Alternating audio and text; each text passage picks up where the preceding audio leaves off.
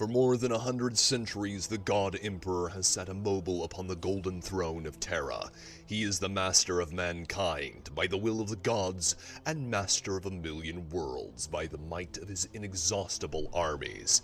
He is a rotting carcass, writhing invisibly with power from the dark age of technology. He is the carrion lord of the Imperium, for whom 1,000 souls are sacrificed every day so that he may never truly die. Yet even in his deathless state, the Emperor continues his eternal vigilance. Mighty battle fleets cross the demon-infested miasma of the warp, the only route between distant stars, their way lit by the light of the Astronomicon, the psychic manifestation of the Emperor's will. Vast armies give battle in his name on uncounted worlds. The greatest amongst his soldiers are the Adeptus Astartes, the Space Marines, bioengineered super warriors. Their comrades in arms are legion. They are the Imperial Guard and countless planetary defense forces, the ever-vigilant Inquisition, and the tech priests of the Adeptus Mechanicus, to name only a few. But for all their multitudes, they are barely enough to hold off the ever-present threat from aliens, heretics, mutants, and worse. To be a man in such times is to be one amongst untold billions. It is to live in the cruelest and most bloody regime imaginable. These are the tales of those times. Forget the power of technology and science, for so much has been forgotten, never to be relearned. Forget the promise of progress and understanding, for in the grim darkness of the far future there is only war. There is no peace amongst the stars, only an eternity of carnage and slaughter, and the laughter of thirsting gods.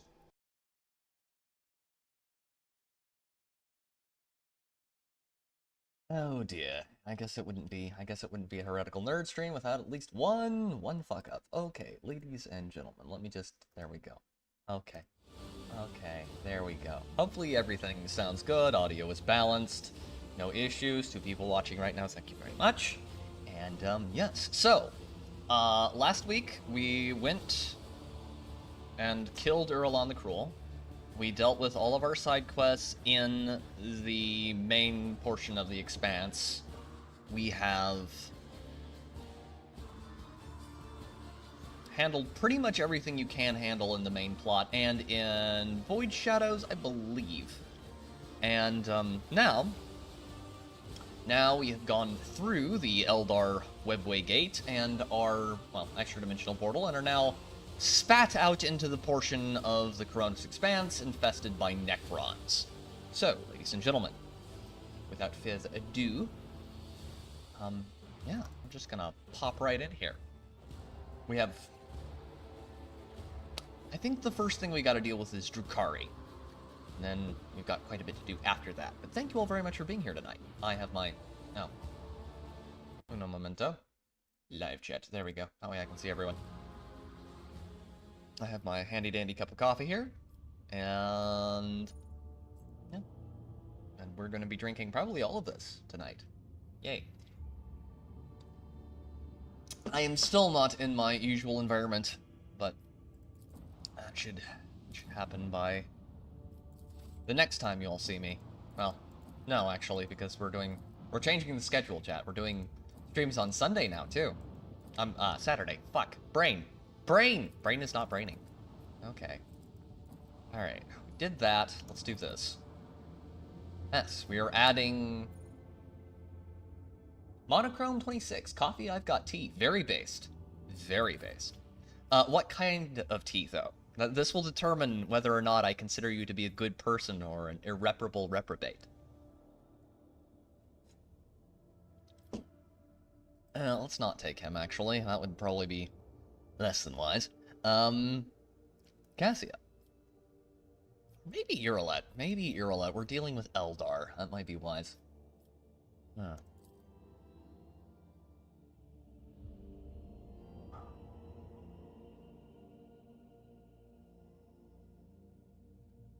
I have some British friends who get very, very particular about their tea.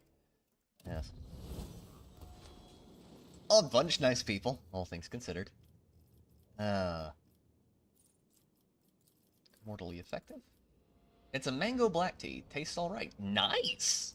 Nice. I generally like most things that are mango flavored. Oh. Agility. Now, it's you. I do need to up his ballistic skill. It's kind of crap. Well, let's give him however many levels worth. Marazai's a weird character. I like him, but he's a weird character. Tech use is terrible. Persuasion is terrible. Logic is definitely going to be terrible. Coercion's actually pretty high. I'll take... Ooh, Carouse. Carouse! Definitely want Carouse. Tougher characters is always better. Martyrdom.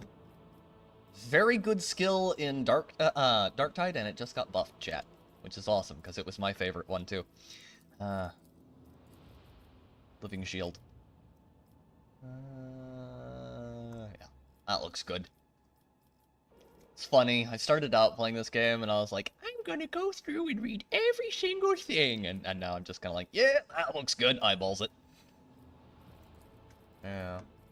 Quote my uncle, you know, it's like when you see the check engine light come on your car, you just turn up the music a little bit, rev up the engine a little bit. What's that knocking noise? Ah, don't worry about it, it's fine, I'm sure.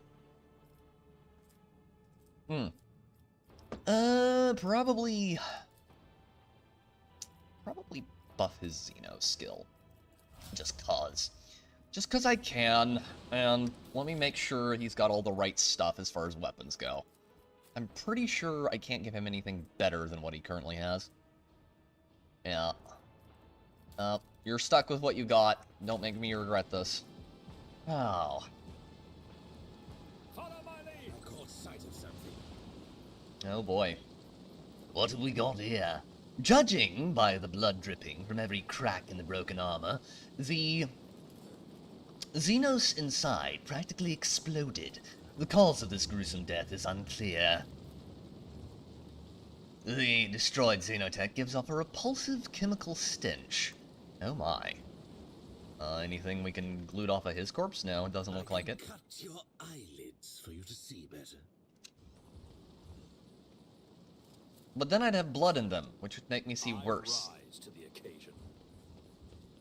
That's a rather nonsensical suggestion there, young man. There is a glistening, gaping wound under the Kabalite's cracked armor. The Xenos was not just killed. His insides were turned into paste as he slowly eviscerated. Oh my. Eviscerations. It's like Bilbo in the Hobbit movies reading the contract. Employer is not responsible for eviscerations, lacerations. Incineration? Can't hide from me. And everyone just nods. They're like, yeah, duh, dragon.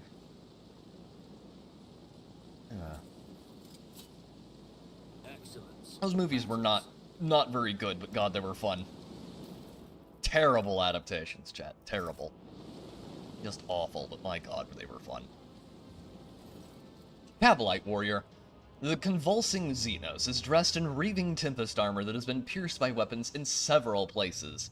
The dying warrior raises his head and stares at you. He sees Marazai and opens his bloody mouth wide. You! The bloodied face twists into a grimace of disgust. Refuse of the arena!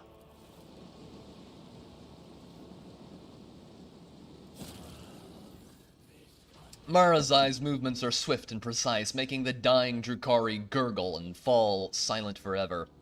The Drakon pensively wipes the blood off his blade. They must be taught to worship me anew. Finish off the Drukhari. Enough!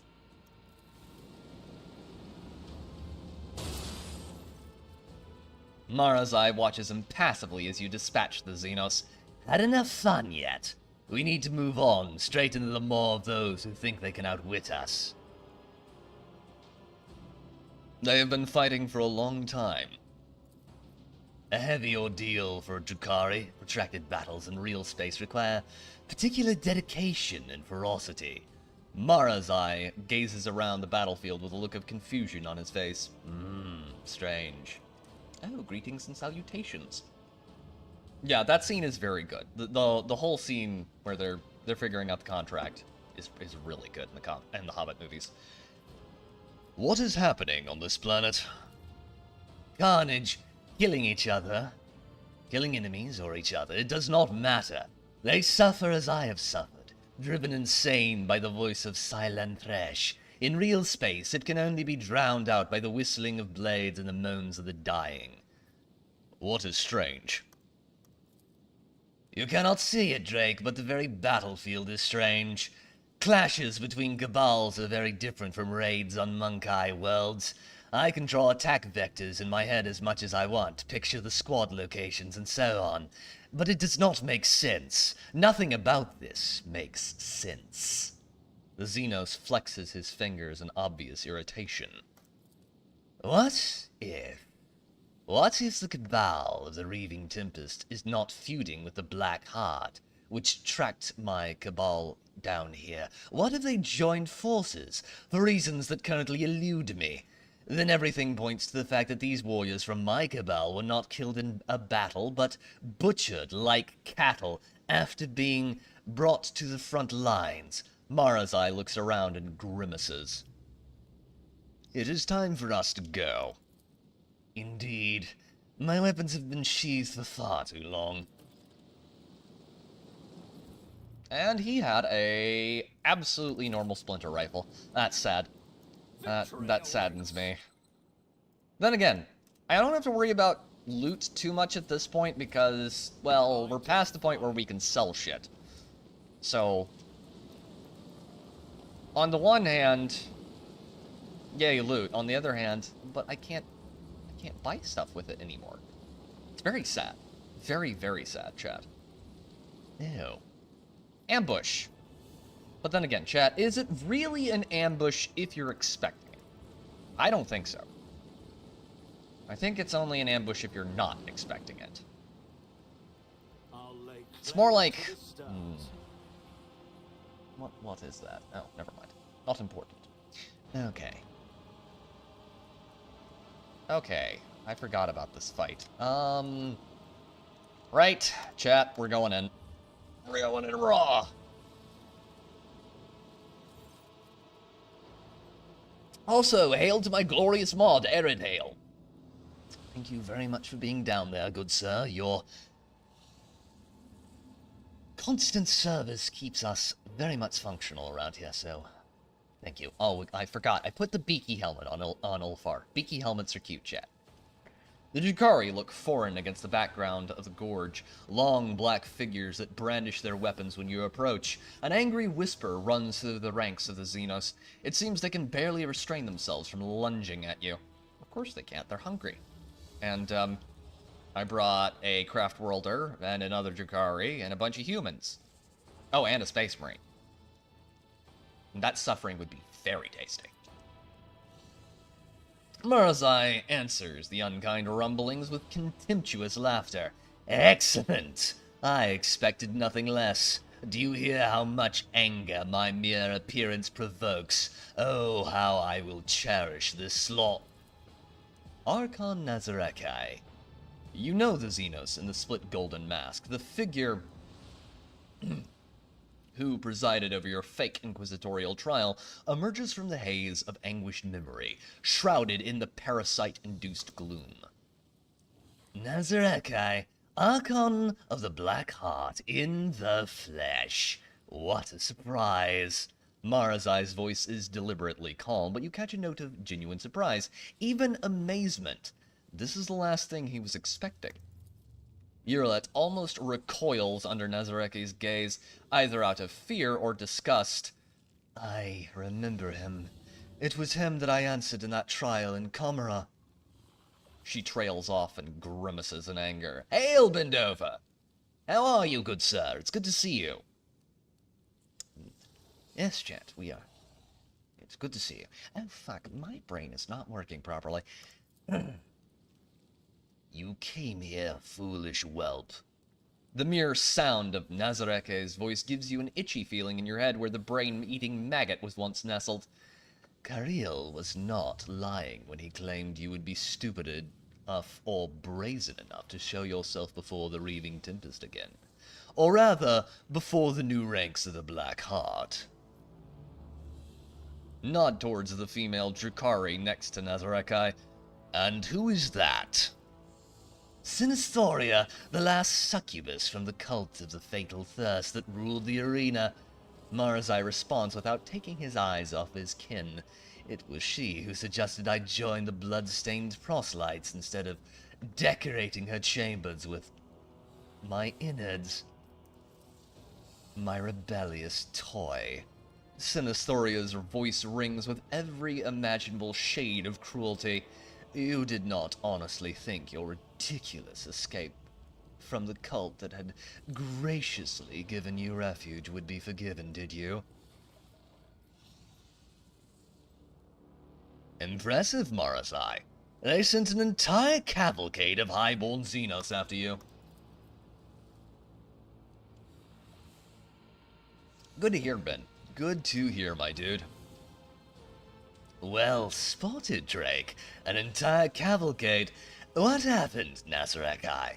What is the reason for this attention? Archon Nazareki is in no need to reply, running a finger along the edge of his blade and gazing intently at Marazai. I have come to teach you a lesson, whelp. To make an example out of you in the presence of the rest of your wretched cabal, which the Black Heart has graciously accepted into its ranks.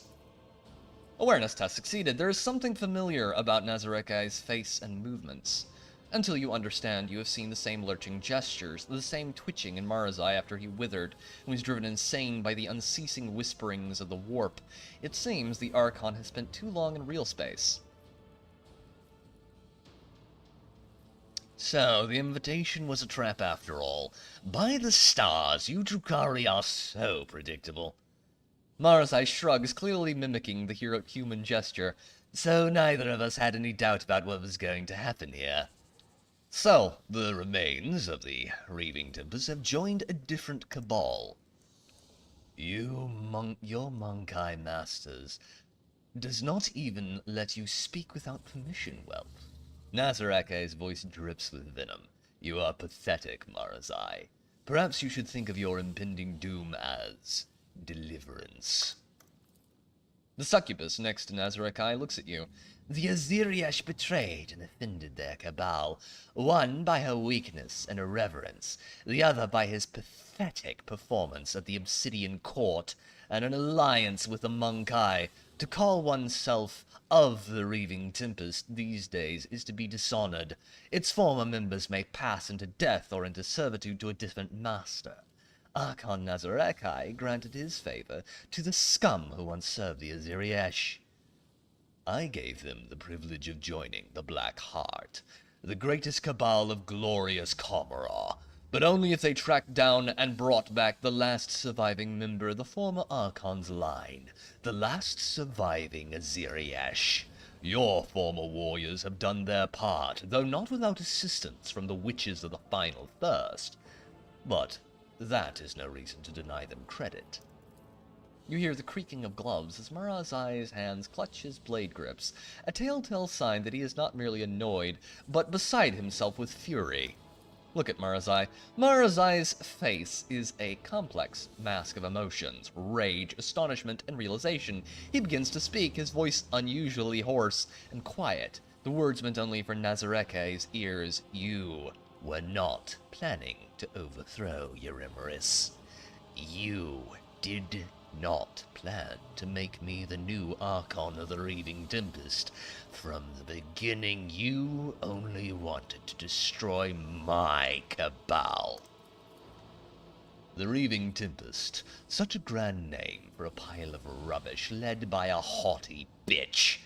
The sniveling wretch thought she could bend the laws of Comorra to extract the cabal from the protection of the Black Heart. No one rejects our favor without consequences. I had just begun planning raids on the Spire when who should come to me? You! The Cabal's Drakon, who longed to regain the favor of the Black Heart. You asked for an alliance to bolster the loyalty of the Reaving Tempest. You pledged your allegiance. I confess, for a moment I even entertained the thought of installing you as Archon.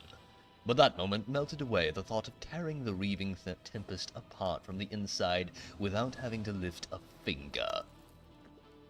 Marazai, you were the one to suggest holding a fake trial for Eurymerus. No matter the outcome, you promised to condemn her in the name of the Black Heart, your voice being second only to that of Azrubael Vecht himself.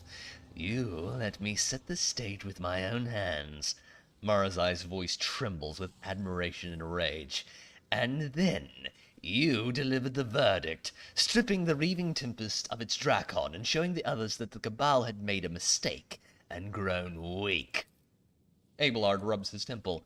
Do I understand correctly that one Xenos gang devoured another Xenos gang just to indulge the maniacal whims of one Xenos ringleader? Yes, Abelard, that would appear to be what has happened. What about Nocturne of Oblivion? What part did he play during the trial? Nazarek gives you an exasperated look, but does not deign to reply. He does not know, Drake. Marazai answers you mockingly. The great Archon of the Black Heart does not have the slightest idea what the Brennan was doing at his little trial. You forget yourself, whelp. For a brief moment, a spark of rage surfaces from under Nazarekai's mask of arrogant tranquility. So, the Reaving Tempest was doomed from the start. The outcome was known long before the story began. One Aziriash brought the wrath of the Black Heart upon her Cabal, the other became the first pillar to fall at my command. And now, the remnants of the Cabalites still loyal to Vecht will put an end to the history of the departed Cabal. They brought me to you, and they will drag you back to Kamara in chains. Kiriel's voice is devoid of any emotion. The Aziriash have lost the right to be considered the first among us. If the Black Heart wills it, we will destroy those who have dishonored the Cabal. Marazai pierces Kiriel with his gaze before shifting it back to Nazarekai. Then why did you serve me so well by bringing my sworn enemy here, Kiriel? Both he and the remnants of the Reaving Tempest will be mine. Marazai slaps the soul trap hanging from his belt and laughs derisively. And I will forever listen to your agony. Kill them. Kill anyone except the whelp. I need him alive. Fight time. Okay. He has 1150 health. So Nestoria has 750. We've got a Rancorous Slith in the back line. Fuck, try saying that name real fast. Swear to God. The British bastards over at GW really need to consider that when making character names, remember that what looks so good on paper is not always the easiest to pronounce in speech. But then again, that could just be me being lazy. After all, my capacity for fucking up the most normal of things is quite high. Okay, that'll help. So what we're gonna try and do with prey, hunt down prey, is hit the enemies that will be alive the longest, or that will take the most damage from it. Basically, we're trying to maximize what we can get out of it. Oh, hello there. I don't mind if I do. There you go. Alright. Now we're gonna want if it serves your cause. That. And that. And then one more. Raid. Add raid. I am not your Xenos pet monkey. Okay.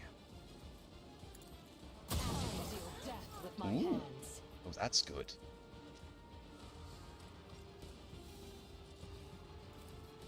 Okay.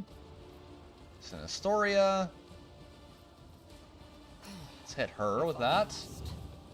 Go. He's gonna move back. He has a... Oh, he's a buffer. I forgot about that. And he has pistols. Well, that's most thoroughly unpleasant, is what that is. Marzai's turn. Okay. So, endure. And then...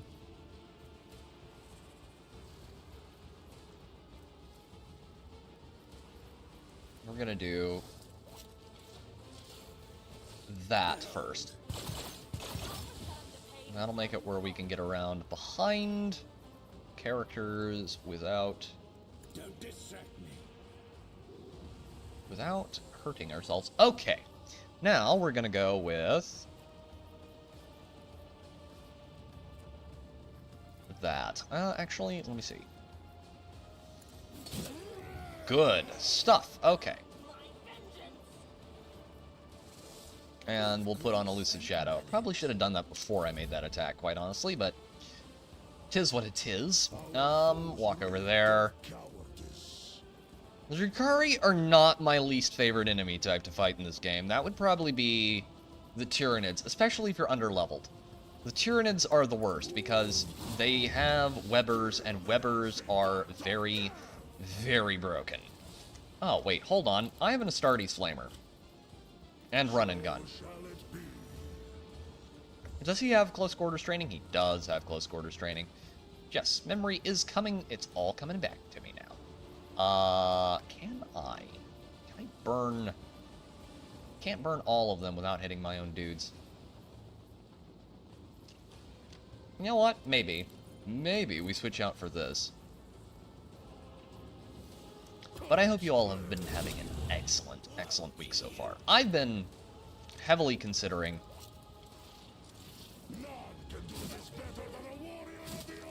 doing a lot more with the channel while I'm still up here, because I'm going to have a lot of free time. But then again, it's also been really nice because this vacation, well, paid vacation, has allowed me to decompress in a way that I have not really been capable of doing in a very, very long time. Which has been nice. It's been very nice. Also, it's tempted the hell out of me. I kind of want a dog again.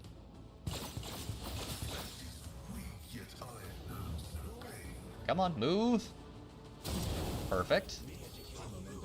Okay, so first things first, melt a gun. Victory is imminent. But yes, chat. Sunday streams are getting rotated to... oh, that's interesting.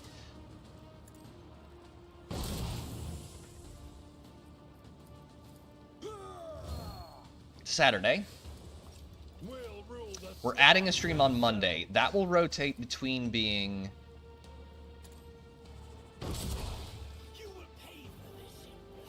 the new podcast, which we'll be doing, and more gaming streams. So it'll be bi-monthly for... there we go. Bi-monthly for the... hello. I can kill a lot of people there.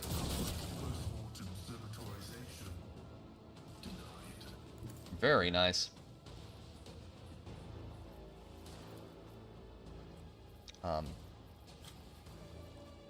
But yeah, Mondays are going to rotate between being... before I do that, let me put that on there, because I'd like to have that extra exploit. And then... wham. Okay, good stuff. Mondays are going to rotate between being the podcast and gaming streams. We're also going to be probably having some videos come out within the next week. I got one, I think, mostly recorded. It's a recommendation video. Hopefully it turns out all right. If it doesn't, I will go back through and redraw things. I'll have to see how it goes when I get it onto the operating table, so to speak. Parry. Ooh. Particle effects from that fire freaked me out there for a second. Okay. So let's first do this, because this will be funny.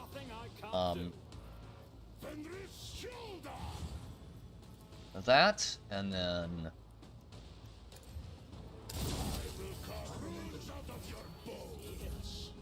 Okay. Kirill. I need to get right here. Okay. And then I'm going to want to have this. And this. Can I have one more of those? Yes, I can have more of those. That. Anything else I should have? Oh, that'll be handy. And this. Give him that.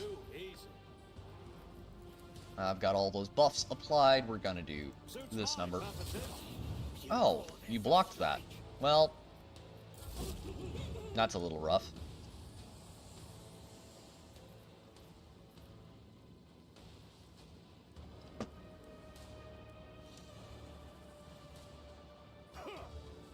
Parry? Guess it's just not doing the animations tonight. Okay. Maybe. Maybe. Video game, I believe in you. I believe in you. Don't spurg out too hard. You'll be okay. There we go.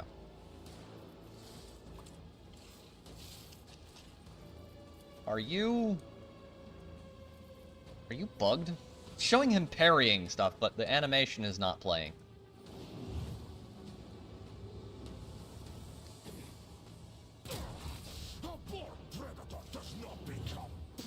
Yes, I know, the game is janky, but it's Slav jank, chat, and Slav jank is cute. Okay. Fiend does Fayball 6. Ow. Oh no, 4 wounds! That's awful. He's gonna need to be buffed again, I think. And probably healed before this fight is over. Forgot how vulnerable he is to Toxin.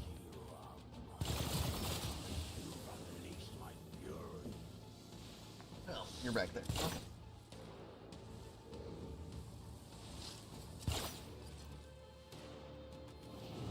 Nobody better be at the door. I'm not getting up. Damn it. My reckoning will be swift. Okay. You have high momentum now. Let's just keep you back here, actually. And then, well, that looks cute. Let's do that. Okay, first. This next. I am not your Xenos pet, monkey. This Snipe. helium is beneath me. Raid. Yes. But yes, chat, I am trying to figure out right now what to stream after Rogue Trader.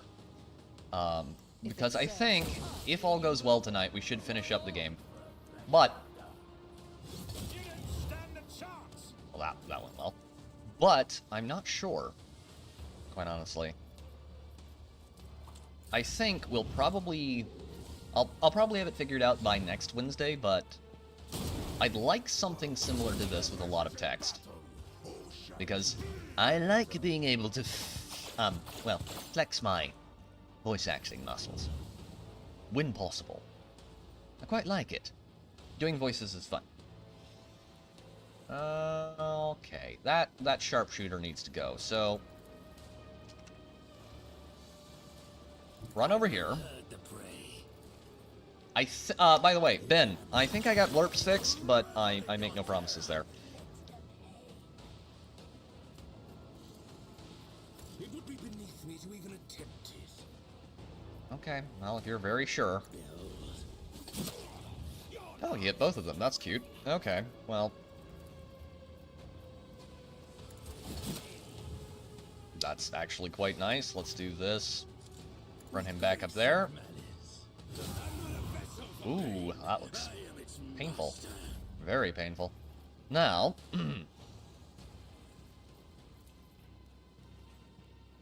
Ulfar.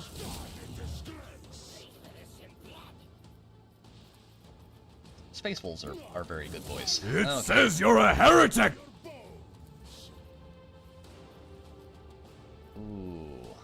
kill... Can I kill both of them? No, I can only kill one at a time. I do that. But, if I were to switch out for the Flamer... No. No, no, Ulfar. Please, cancel. Thank you. No, I'm going to make you pull out the Flamer, and you're gonna fry everything in that general direction. Yes, please.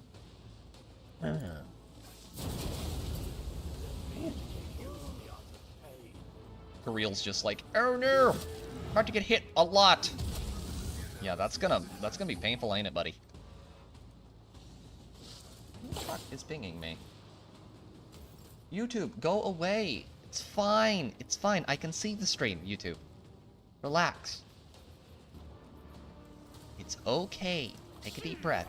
Relax. Occasionally, YouTube has a derpy moment, chat. It's just a thing. It happens. Sinosauria. Oh no. Yeah, we're gonna be able to do this one okay, I think. This fight isn't the worst fight in the game. That's coming up, chat. I will say, this game gives you a final boss fight that is very satisfying. Run over there and poke him, please. Hurt that man.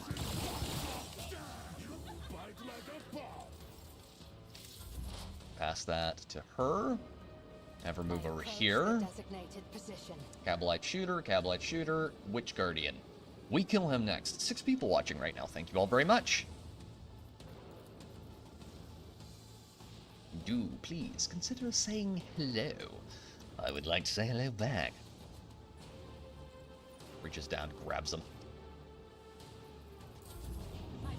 Shakes him vigorously.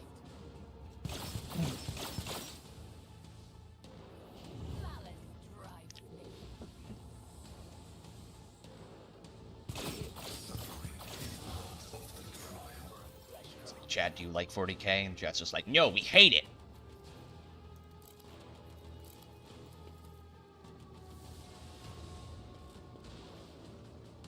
Okay, there we go. Tried and tested tactics are the best ones. Good shit. Okay, wait, which one is that? That's the Archon, that's the Cabalite Specialist. Okay.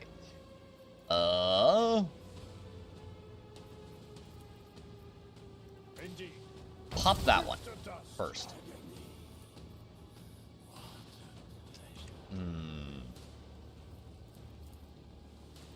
It will be done. Target well struck.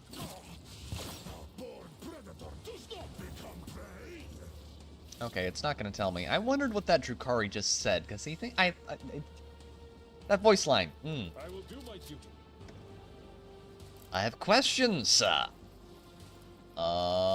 Charge the sleds, please. An exemplary Abelard, one of the best tanks in the game, by the way, chat. If this man was on the bridge of the Vengeful Spirit, the Emperor would still be around. Ooh. And that is how you use a heroic act. Kinda like this is how you use a plasma gun. And they're gone. They're just gone. It's over. It is over. We are screwed. Except I'm gonna be fine, and the Drukhari are kind of fucked. Okay, so that can go there. And then we need to heal him. Not immediately.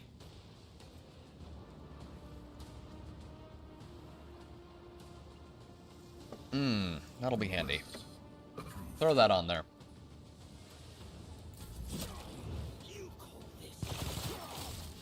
Ouch. Toxic Burst, that's sucky. Very sucky.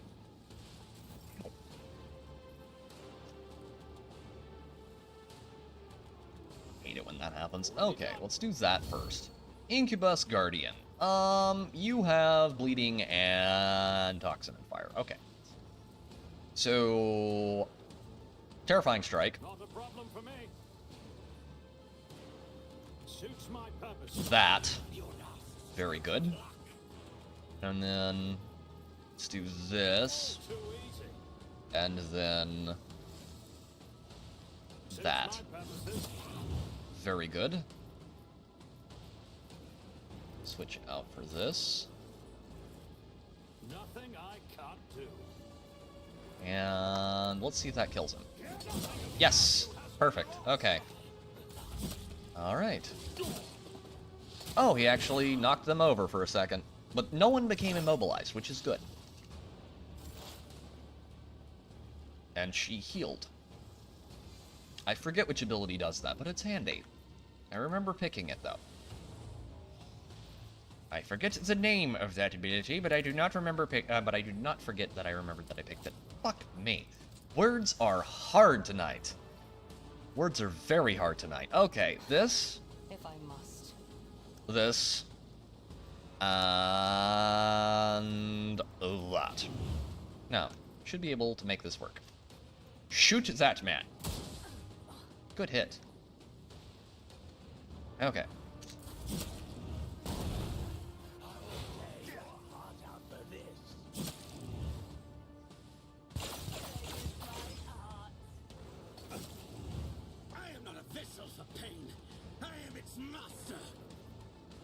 Yeah. Say whatever you need to, buddy, to make yourself feel better. Okay. Slither down, mostly. Can I give him? I did give him this. I always forget that I gave this character one of the most broken and absurd weapons in the game. I gave him a shard cannon. Shard carbine. I stand corrected. It's a shard cannon, chat.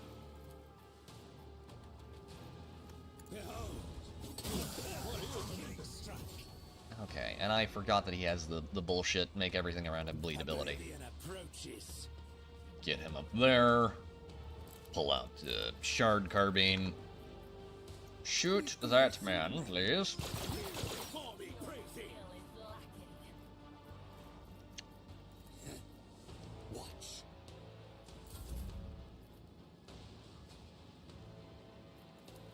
Let's not do more plasma damage for now. Is there anyone else alive? There's this one here, that one up there, and Nezarikai. I bet I can just flat out kill him. Can he move? Thank you. Good boy. Good doggy.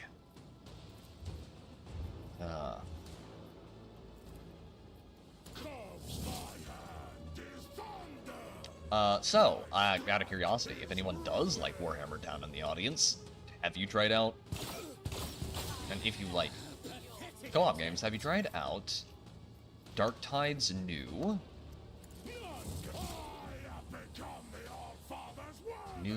Power Falchion and Bolter Marks? They're pretty cool. I like them a lot. I think they're very cool and a lot of fun, and I enjoy them a lot. You have one wound. You're about to have no wounds. Okay, that's one down. Let's go over here. Poke that one. Poke that woman.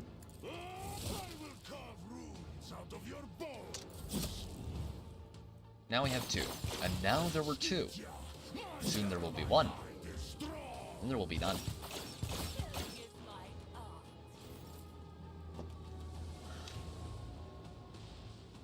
Now, Abelard. Abelard, my man, my brother. Be a good fellow and make that creature die. I wish I could move him closer. I really do. Can I at least... make it here? That's a charge.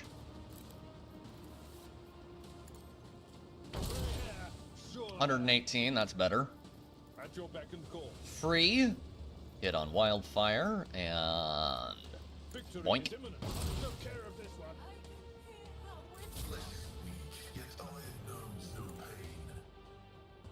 Well, unless it's intelligent metal, and then you're kind of screwed. Well, there's only one of you up here, so I'd like to see you... Okay, there we go. Fight done, chat! Not bad. Marazai looks around the battlefield. Nazarikai is dead. Sinistari is dead, and all those cowards and sycophants are dead. Every last one of them. Does this mean that there is no one left to threaten you? Mandrakes, Nezrikai's followers, the remains of the Reaving Tempest? No, I am still very much in danger. But will they risk hunting me? A Drukhari who lives in real space and destroyed all of his enemies? I doubt it. Do you not regret what has happened?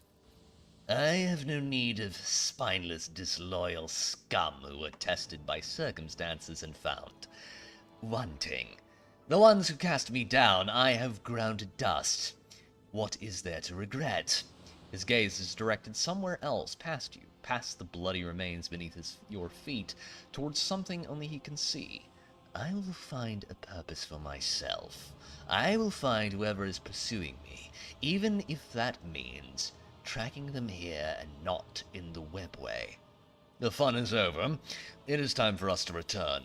Indeed, and once we are back, you and I will have a talk. But for now, let us collect the trophies. Yes, let's. Please, let there be good loot here. So, claves, armor, weapons, capes. Oh, I like those capes.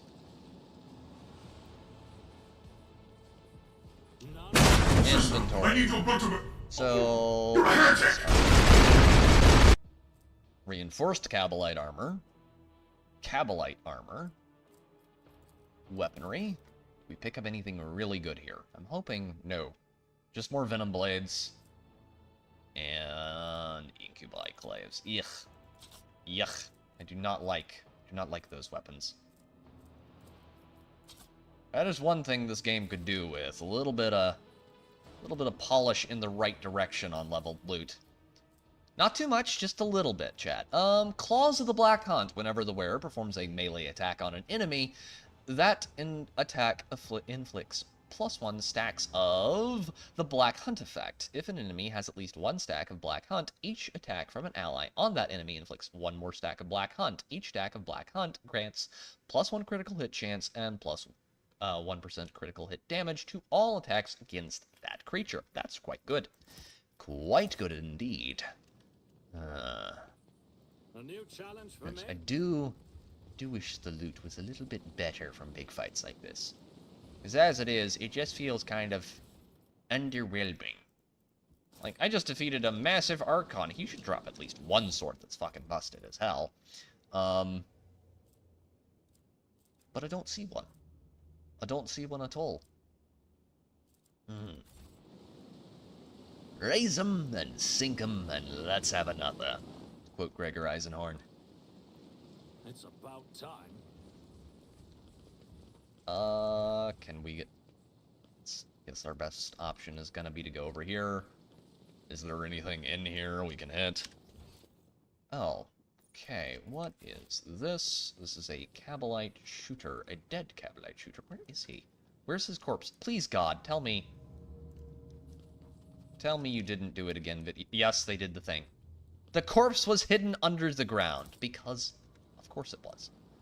I love how that body's just kind of floating there, T-posing. Nope. No, I think we got everything here. Follow my lead. Not a single blasted bloody thing. Not one, chat. Okay, we did get those. Those are cute. Let's go by type. Got some capes. Those are also cute. We should probably give him one of those.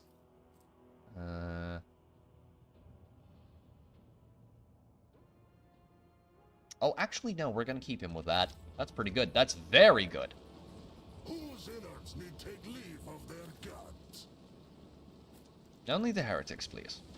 Only the heretics, my good man. I won't tolerate weakness. I tire of violence. Let's move. Let's go. Okay. So, we're gonna want probably invigorating screams. That's actually really good. Basically, every time an enemy is under damage over time effects, they give me +2 wounds. Here. Here we go. There we go. And then Power weapon expert, plasma weapon proficiency, shield mastery, melt weapon proficiency, las weapon proficiency, heavy weapons proficiency, combat master. That would probably come in handy later. Probably will come in handy very soon. I'm gonna grab...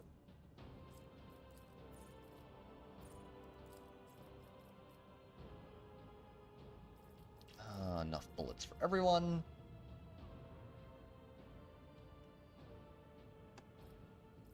Yes, please. Because I'm usually having him take at least 2 weapons. Let's go with... Where is it? Flame weapon expert. That would be very good right about now, because we're going to have him be using flamer weapons a lot. Tide of Excellence. Excellence is good. Invigorating Screams. Invigorating Screams, yes. Make him tankier. Make him much tankier. And then give him... Characteristic training, weapon skill. What is his weapon skill? Pascal, what is your weapon skill, boy? I think it's pretty good. Combat Master probably wouldn't be terrible. Dueling Mastery wouldn't be terrible. Grenadier also wouldn't be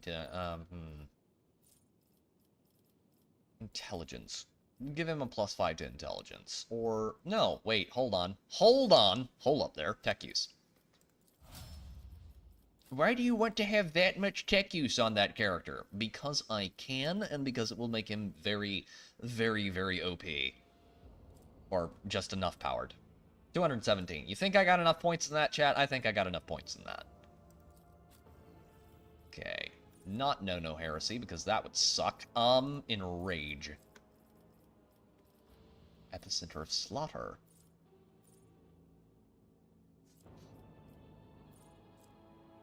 Temp Wounds would be good.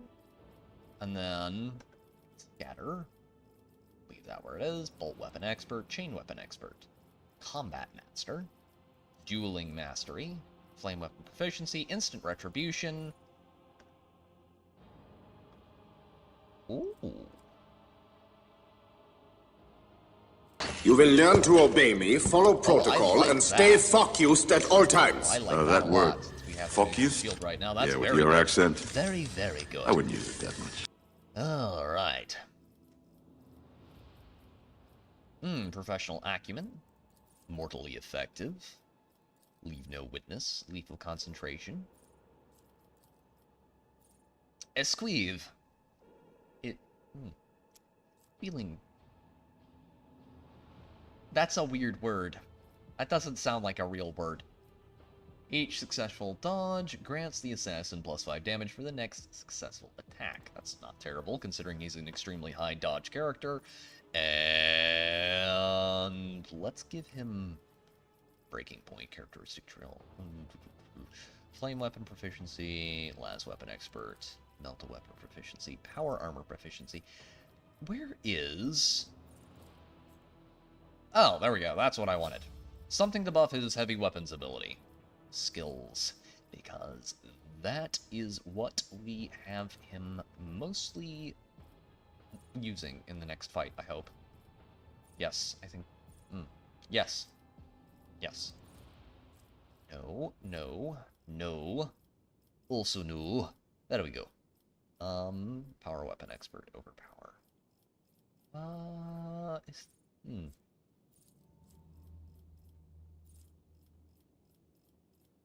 Let's give her dueling mastery, I think. Would probably be best, just to make her a little bit tanky. Hello, I am late, but intentionally so. I was asked to moderate. Nice. Nice. I mean, if you would like to be natty, I will absolutely smack you with a wrench. I will absolutely throw a wrench at you. If you want.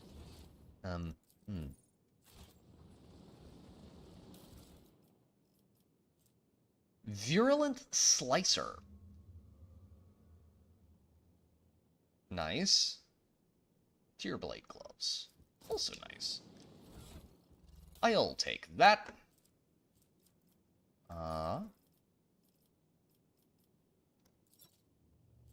But I hope you're having an excellent day, Natty. I hope the moderation for whoever the fine individual was fun. You had a good time. Esquive is French for dodge. Of course it is. If you think a word is just weird, blame the French. French words are like firearms. You know, well, French firearms. They're never used properly, and they sound like they've been dropped in the mud. And, left alone. Okay, you know what? Properties, please, OBS, can you just function, blurps, just for once? Now I can't hear them. God. Okay, fuck it. Fuck it. I'm just turning blurps off. I can't anymore. I'll figure it out sometime within the next week, I'm sure. But I did all the things with blurps.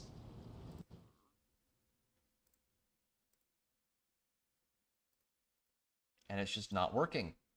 It's just decided it's not gonna work, and fuck me, I guess. I'll figure it out later. Figure it out later, I'll go hunting. I can't. No. No, I can't. Never mind. Sorry about that, Arid Hail. It's just, ugh. It's like, we've got the, I can see the blurps come up on stream, I can just not hear them for some fucking reason. I mean, if y'all can hear them, that would be one thing, but I don't think you can.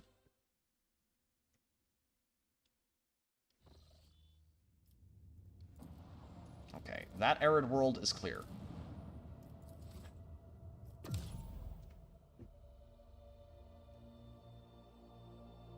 Ugh. Sometimes, chat, OBS drives me a bit postal. This is an Uncharted system. We hear them? Oh, you hear them. Okay. Okay, I will resume them for now. Okay. Let me try this. Okay, now I can hear them. Okay, okay, it's good. It's good. Okay, there we go. There we go. I think I fixed it. Maybe. I fixed it by doing nothing, chat. I am a legend! I fixed it by doing nothing. The one thing the government could probably do to make it to where, you know, things don't suck all the time. But that would require them to not fuck shit up. So, there we go. Warp travel! But this is the real world.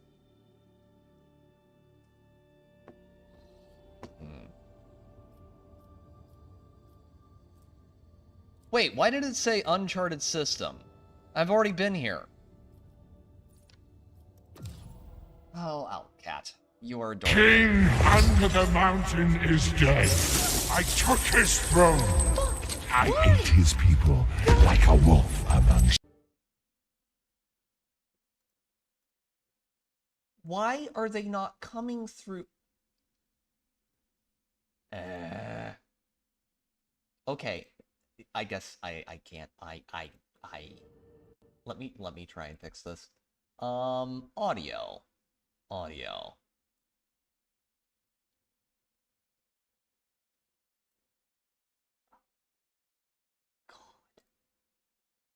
Just set that to... One day. One day I will have everything functional and nothing will be broken.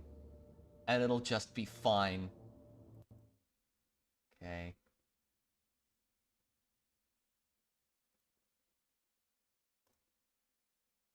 Okay.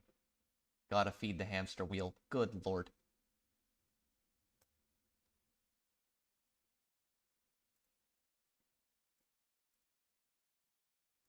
It's literally just gonna break constantly, damn it. Okay. Chat, I'm gonna pause blurps, because I am gonna have to fix this. Damn it. It's like, I got it fixed. I've got it broken. Gotta...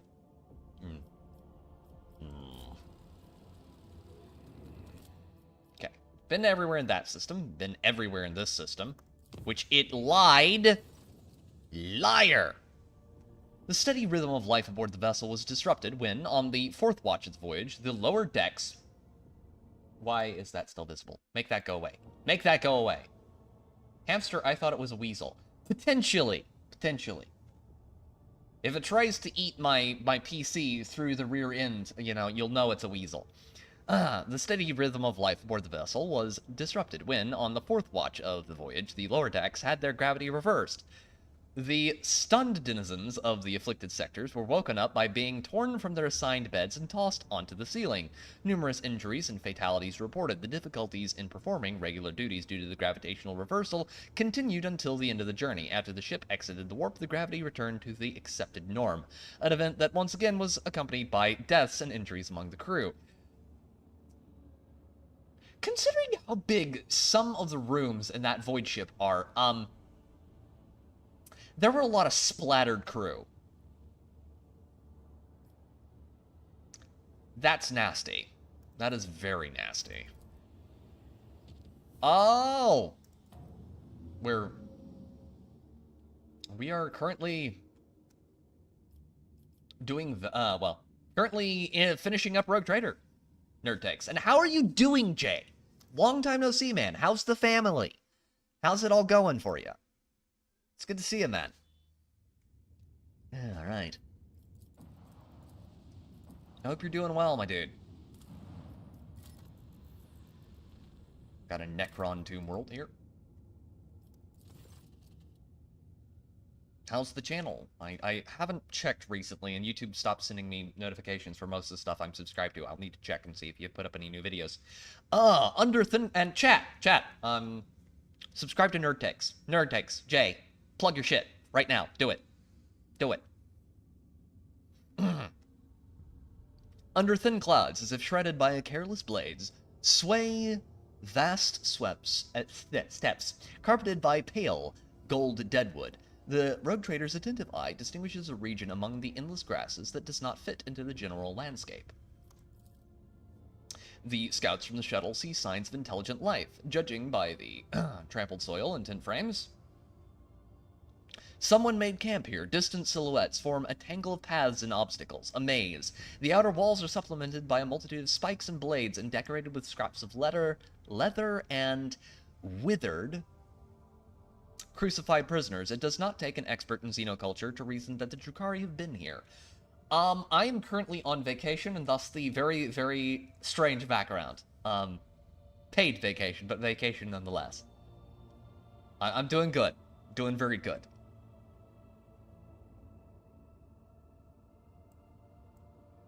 I honestly needed this a lot. Send out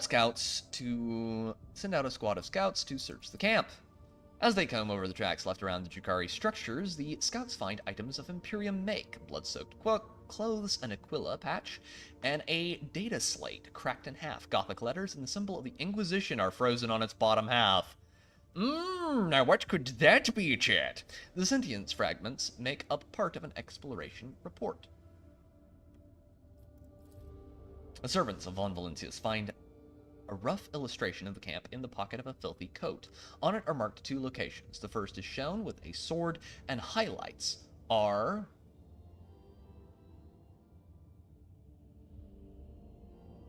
and highlights the area where the items were found. This other is a skull and points to a patch of ground by the maze. Nice, that's awesome. Vacation is always a good time. Yeah, I have one complaint. I underestimated the amount of food I would be consuming. And so I may have to have Aridale either do a grocery run or order something out near the end of said vacation. Yeah, that's probably gonna have to happen, because I have been consuming quite a copious quantity of calories while I have been doing stuff here.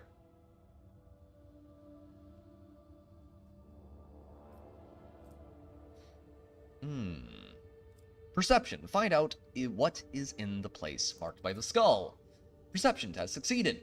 The scouts carefully inspect every piece of land in the marked area and discover a camouflaged pit studded with strong, thin needles. In a niche sunk into the wall of the trap glitters a volumetric flask with an ugly creature that looks like several brains stuck together. Lore Xeno succeeded. Analyze the nature of the creature. The rogue trader's people recognize the grotesque figure as a Drukari Medusae, a parasite capable of registering emotions and transferring them to its masters. This thing was left here as the equivalent of a pict recorder collecting the suffering of the Drukari's victims. Oh, that's pleasant. Destroy the abomination. The flask explodes into shrapnel fragments under a salvo from the scouts' rifles. The remaining liquid is collected into several test tubes to be examined in the ship's laboratorium and put to good use, or destroyed on the orders of the rogue trader. Continue exploring the area. Deep prints belonging to landing legs and a ladder are visible in the grass behind the maze. The relative positions of the recesses correspond to the design of an Imperial shuttle. When the Von Valencia's scouts approach, they find a wax seal bearing the symbol of the Inquisition and a monogram formed from the letters XC. An officer voices the proposition that the initials correspond to the name of the Lord Inquisitor, Xavier Calcazar. Awareness, 100%. God, I'm so glad I fucking buffed all the characters' chief abilities. Search for other objects in the grass. A segment of the dry grass a few meters in front of the prints from the ladder has been cut as if scythed. Among the chopped stems lies a piece of a Drukari trophy, a flap of dark skin stretched out by thin chains. Most of it is covered by a tattoo, a silhouette of a storm or tornado, and a black symbol composed of curved lines and sharp edges. Mastercrafted Hekatari blade, and 16 experience gained. Burn away all trace of Xeno's presence, except... The predatory structures do not burn easily, and it takes quite a long time for them to heat up. When the flames finally gather strength, turquoise explosions flash amid the yellow-orange waves. Whatever was down there was dangerous. Acquired cargo, fuel. Very nice. Tithe grade Aptus Non.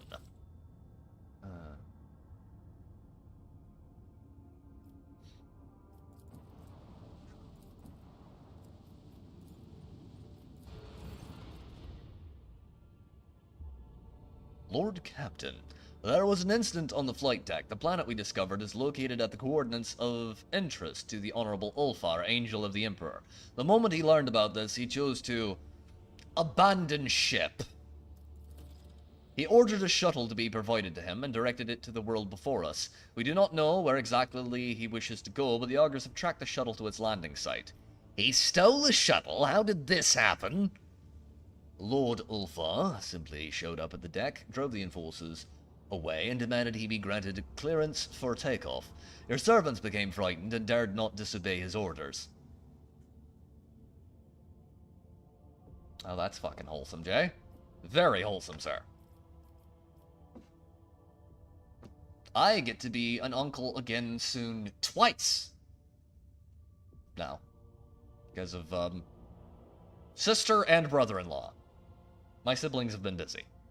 At least I think. I'm confirmed with the... yes.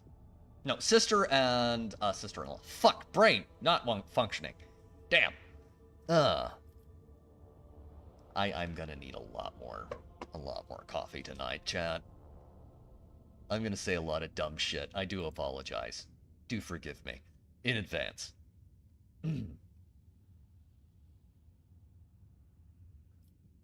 Why was I not notified of his actions right away? He forbade it, and the enforcers did not dare to defy an Angel of the Emperor. I'm very sorry. I see. I apologize for having to bring you this troubling news, Lord Captain. I'm sure you do. I'm sure you do. You know, I'm half tempted to see what would happen if we just left him there. That would be funny.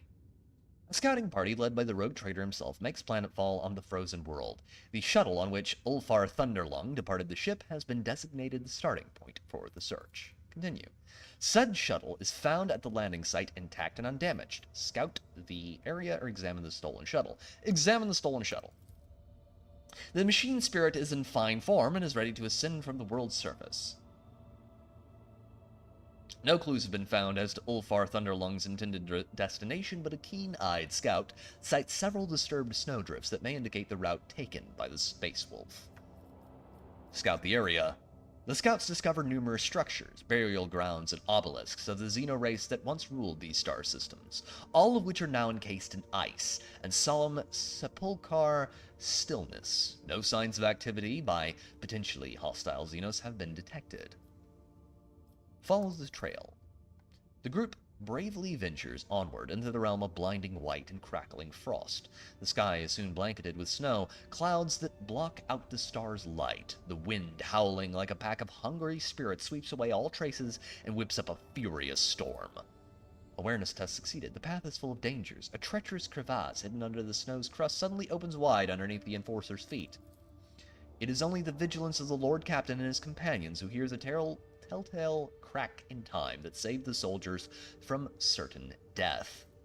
A few hours later, the expedition comes to a plateau. Rising up ahead is the dark hull of an Imperial trading vessel that once landed on the world's surface. Investigate the ship. The ship is identified as the Revelation Granted, the merchant commandeered by the baleful Howl on footfall.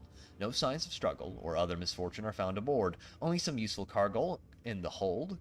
Contrary to expectation, no crew members are found, dead or alive. The ship has been abandoned, and its fuel systems are non-functional. The Promethium has frozen solid and ruptured the tanks and pipes. This world has got to be really cold if it's freezing Promethium solid.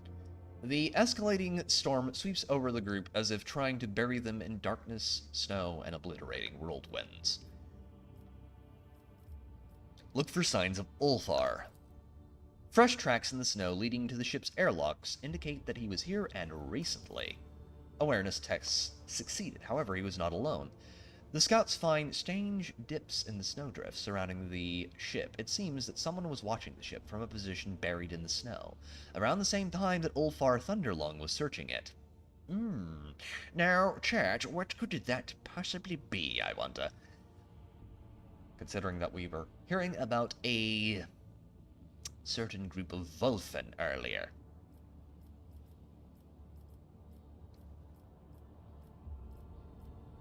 Send scouts to survey the area. The enforcers search the area and return without finding anything of interest. Not all of them return. In fact, several seem to have lost their way and fail to make it back to the ship. Contact the ship in orbit. The raging storm makes it impossible to establish a Vox link with the rogue trader's vessel, leaving the expedition stranded without aid, but probably not for long. The officers on the bridge should have immediately dispatched help as soon as contact with the scouting party was lost. Decide which direction the search will go in next. In a raging blizzard, it is impossible to determine which way the Space Wolf might have gone. A pair of brave trackers strike out on a long-distance scouting run, and still have not returned several hours later. Take shelter in the ship and set up camp. The bone-weary soldiers welcome the chance to rest.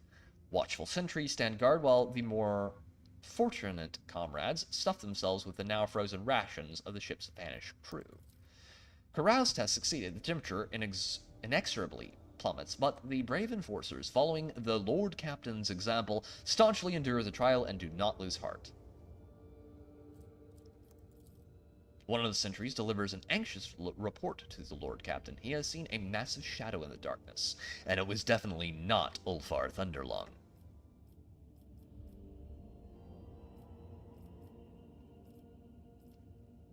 Light a brighter fire. Barrels of frozen promethium are dragged outside. The frozen fuel reluctantly succumbs to the heat of the thermal cutters, and fires kindle around the ship. Even this is not enough to dispel the shadowy darkness, but the people are buoyed up by the additional light and warmth. A messenger rushes to the Lord Captain to report that one of the sentries is missing. Large tracks have been found near the sentry's post, as well as a few drops of blood. Hide in the ship's compartments. The sentries are brought inside and the fire is extinguished. Silence reigns in the ship. The frightened people do not move a muscle, afraid to give themselves away by so much as a whisper. A terrible rumbling cuts through the storm, the clash and clamor of battle. It is followed by a furious, agonized scream. Send the party towards the sounds of battle as soon as possible. Tied together with ropes and bolstering each other with battle cries, the enforcers rush towards the battle in inhuman chains. Unable to see anything ahead in the darkness and swirling snow, they blindly stride towards the source of the battle's monstrous thunder. Coercion skill 55. The Lord Captain will personally rush into the battle against the mysterious foe. Coercion test failed. Damn it! The Lord Captain charges forward, his soldiers rushing after him, and an eerie shadow blocks their path. It is cloaked by the snow and dark, which turn it into a barely discernible silhouette that emanates the promise of death. A bolt of lightning strikes the rogue trader before he can act to avoid it. The Lord Captain collapses insensate in the snow, and only the intervention of the enforcers, who rush fearlessly to the defense of their lord, force the malevolent foe to retreat. Ulfar has been found lying in the blood-soaked snow. There are signs of a terrible battle all around, and the Space Wolf's body is covered in grievous wounds. The expeditious healer doubts that even an angel of the Emperor will last long with such injuries. With great care, the insensate body of Ulfar, Thunderlung, is borne to the shuttles and, wasting no time, brought back aboard to the ship for urgent treatment. Despite the healer's prognosis, the Space Wolf spirit clings on, and he drags himself out of Mordecai's jaws. Oh, well, that's not good.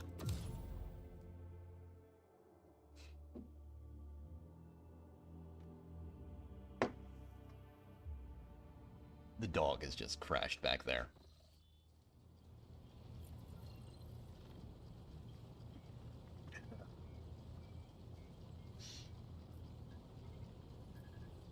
Alright, let's go find Ulfar.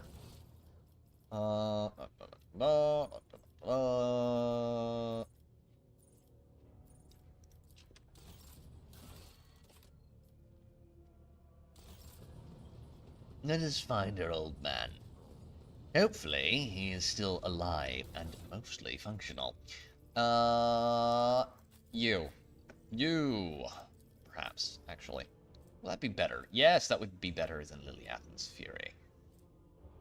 By a lot, actually. An awful lot. Let's give her that. It's also a knife, chat.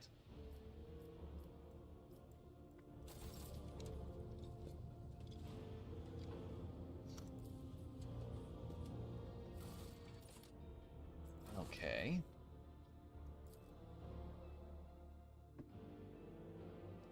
Hopefully this gets us where we need to go. No, that doesn't get us where we need to go at all. Where is the road to the way to Ulfar? We need to find Ulfar. Where is he? Remind me where to find him. There's High-Pack Totem, Cronus Expanse Map, Lord Captain's Quarters, Jocasta, Cogitator, Nomos, Talisman Revor,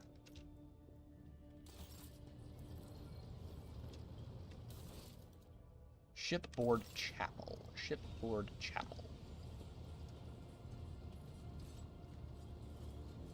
Vigdis, a word, please.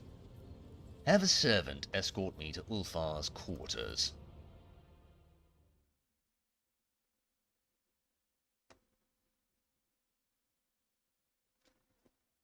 Yeah. Okay. This is one of the coolest rooms in the game. I like it a lot. He's got probably one of the best views on the ship. Even I don't have a view this good. Like, look at that, chat. That's awesome. I love it. A lot. It's very cool. Good God. The dog, chat, is right back there, and he started to snore. Don't know if you can hear that. Hopefully not. Oh, God. Oh, dear. Ulfar's dark figure towers over you. His head is lowered, his hair hanging in a curtain across his face. His fair skin is cross-hatched with broad crimson scars held together by metal staples and covered with black spiked runes for physical healing. Could an ordinary mortal have survived such injuries? Unlikely.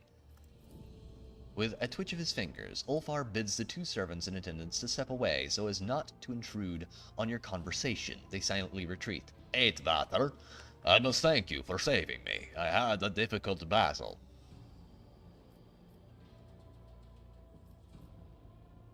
I thank the Emperor that he did not take you from us to join his heavenly host, my lord.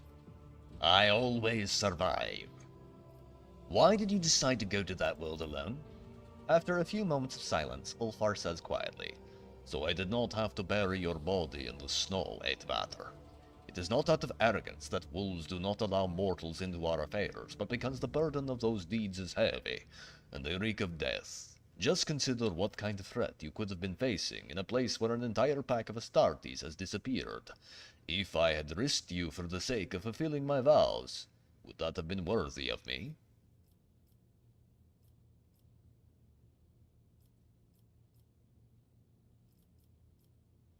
I appreciate your concern. We fight together. I don't want to be rude. I like Ulfar, though. We fight together. Do not forget that I am your Eitvater. Ulfar heaves a sigh, which seems to hang in the air between you. You and I are different. Your way is to rule and build, while mine is to destroy and chase down prey. Such is the Allfather's plan, and in that plan, my death on the battlefield is an expected and joyous event, while your death would be premature, sorrowful, and damaging to many other lives. Did you find any trace of your brothers? The vessel I found, the revelation granted, that was them. Inside, there were signs that wolf scouts leave for their brothers. The baleful howl landed the ship on the surface and left, and the rest of the crew disappeared. I followed my brother's trail until an unknown foe blocked my path and battle ensued. A lie.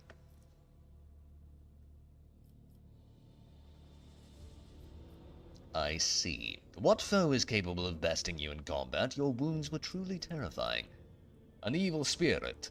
It attacked me from behind and wounded me instantly. Ulfar points to a particularly gruesome scar on his chest. This strike.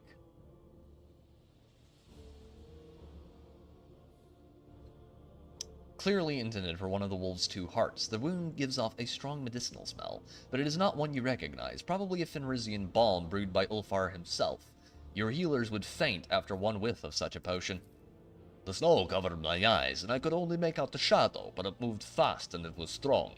If the Allfather's gifts had not knitted my ribs into a hard carapace, that blow would have been my last. The wolf says these words with chilling nonchalance. I see. Ulfar nods in agreement, his face grim. You're not your usual self. You seem more somber. By bitter paths come wisdom, in wake of bloody losses and shattered dreams. Every thought's weighing on its broad shoulders, it enters unbidden and takes a seat by your hearth. Have you been thinking about your life? About the future? Have you ever wondered what it means to be an Astartes, to know no other family but your brothers in battle, to know no other feast but the joy of slaying your enemies and extolling your fallen comrades, to know with certainty that your death will be terrible, brutal, and agonizing, for time holds no sway over us, and no warrior of the Allfather has breathed his last in a soft bed. Death holds no fear for us, Eitvater. We have been eating at the same table since day one.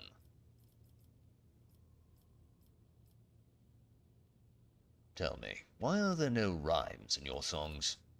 Rhymes are empty frippery. A saga must be alive. If the words happen to fall into a rhyme, well, then that is grand. But to make your whole story fit neatly into such a pattern, you must either twist the truth in the service of beauty, or live your life for the sake of a rhyme. Neither is to a wolf's liking.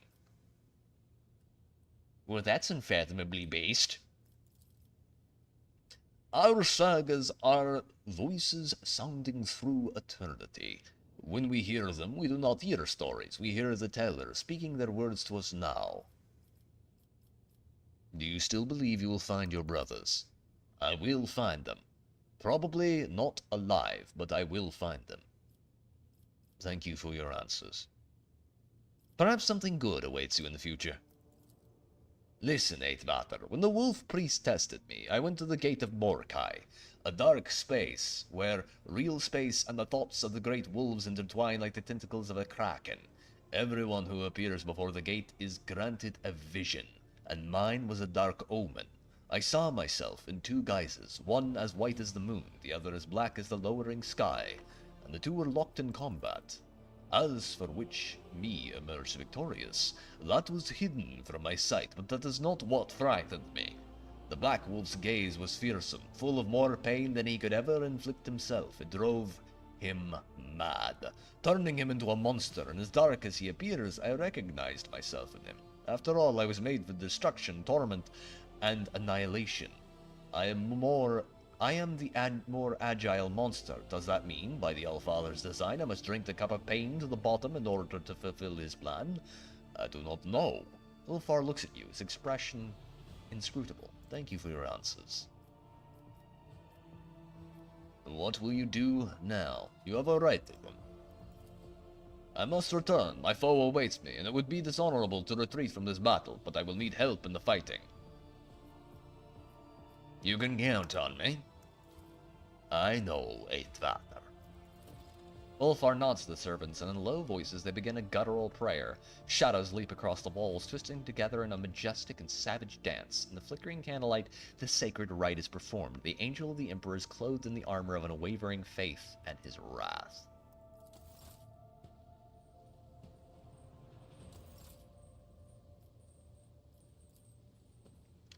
Ulfar is standing on a dais beneath the gilded vaults, resembles a cast metal statue of a space marine as seen adorning many temples. All that is missing is the armor. Sensing a task not yet complete, mechadendrite tentacles descend from the ceiling towards the wolf, preparing to begin the sacrament of vesting.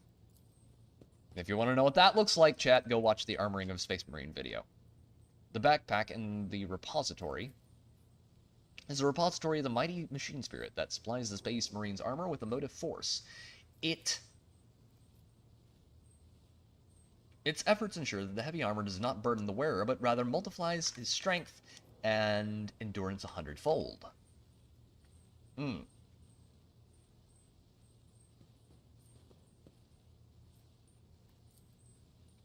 resplendent armor of the Emperor's Angel, which has seen more than one battle and taken more than one ferocious blow in its centuries of service.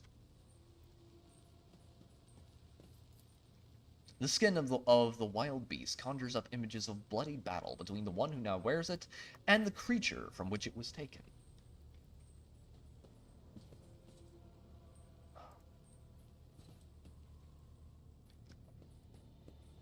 Ulfar is very much a tragic hero.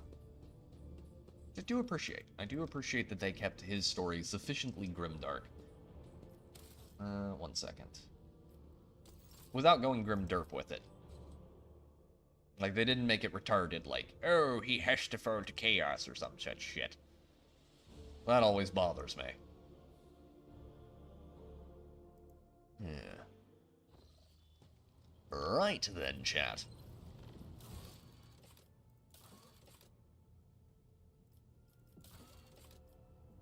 Okay, let's go have a word with Marazai real quick.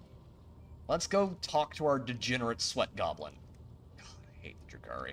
As a species, they would be something the galaxy could lose and no one would miss them. No one would miss their absence at all. Where the hell is he? Oh, he's up here. Dahoy hoy. Over here, Marazai. A word, please.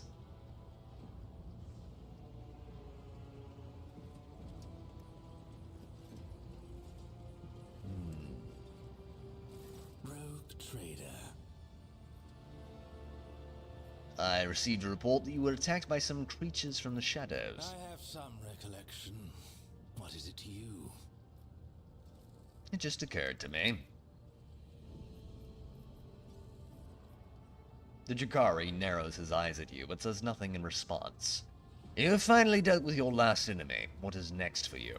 The Cabal is as good as dead, and Everyone who wanted me dead has perished along with it. Now that I'm no longer being hunted by assassins, I'm free to choose my next steps. It is a strange feeling. I will grapple with that later, but for now, new blood and fresh suffering awaits us. I would hate to miss all the fun. You know, if I was a sane character in this setting, I'd probably just gank him. And what do you plan to do next? To present myself at the meeting place with what remains of the Reaving Tempest. I'm overcome with curiosity. Is it a trap? Or are my former vassals so desperate that they are really Oh, I failed that playing quest. open? We will see. Or did I? I must take my leave. Then go.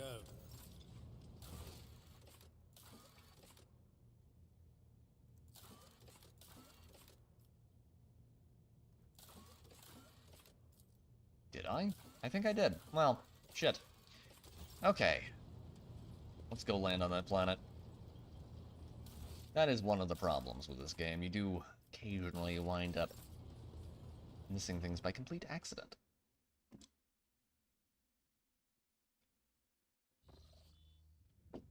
Well, I pride myself on a rather meticulous nature. I occasionally don't quite make it correctly. The right decisions do, on the odd occasion, evade me. I want Henrik's for this. No, actually, well, yeah, actually, yes. Take Henrik's for this.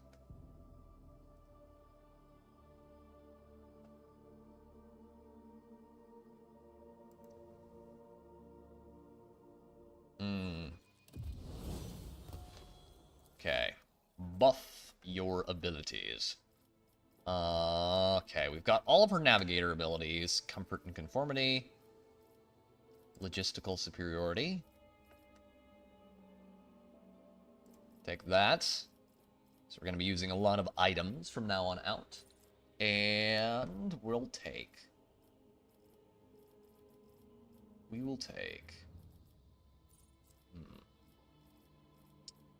Power weapon expert.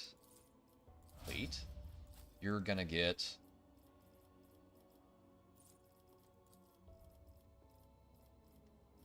Enforce reality. Psyker... Okay, we've got Psyker Terminus. That's the max you can get for Psyker. Deterioration. Does he have other... Eternal Glory, Blade of Light, Second Sight. Second Sight. Here we go. Whole gang. Oh, Necron Tomb World. Chat. Very pretty. I do like the Necron's aesthetic, and I do think that the changes made to them, the bodies of uniformed Imperial Scouts have been scattered around by a detonated mine. I do think that some of the changes made to them were actually quite good. I would very much suggest the Scout's body discovered here. The Scouts discovered Ulfar's lifeless body here. I would very much suggest checking out The Infinite and the Divine. It's a really good book. Halt! I noticed something. The tracks of the mysterious enemy that defeated the Space Wolf have almost been hidden in the snow. Let's get that knocked down. Centuries of service about and time. practice.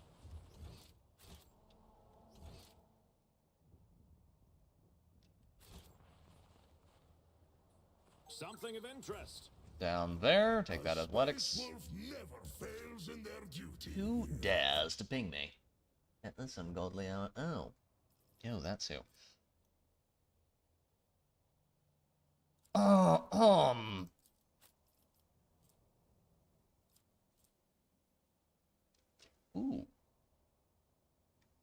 Ooh.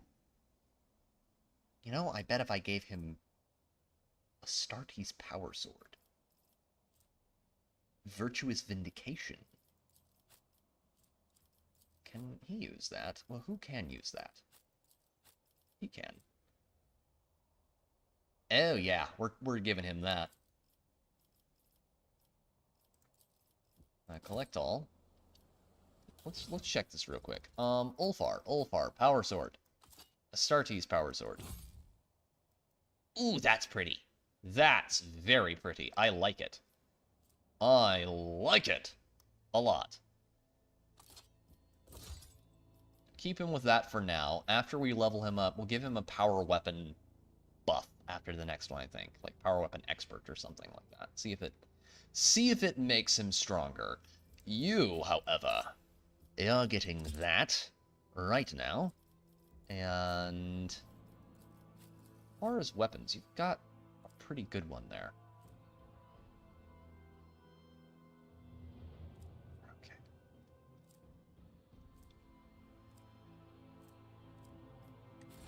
Poor dog is so tired. Both strong and wise is I won't tolerate weakness. He's usually not the most bouncy fella in the world, but I made sure to wear him out before stream. I threw the toy around a lot, and he went and caught it. He was very happy for about 30 minutes.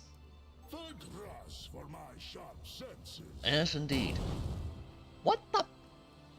Why, video game, would you do that? Follow my lead. What is that? So many. Why is it not letting me touch those? It's not letting me disarm the traps. That's a little weird. A little weird. Very, very strange. Okay.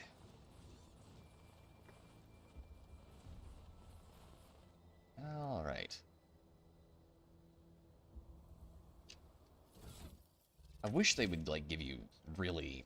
They need to start in Dark Heresy. Later in the game, they need to give you... They need to make sure that the good loot, the special loot, like that Astartes power sword, are way more powerful. Oh!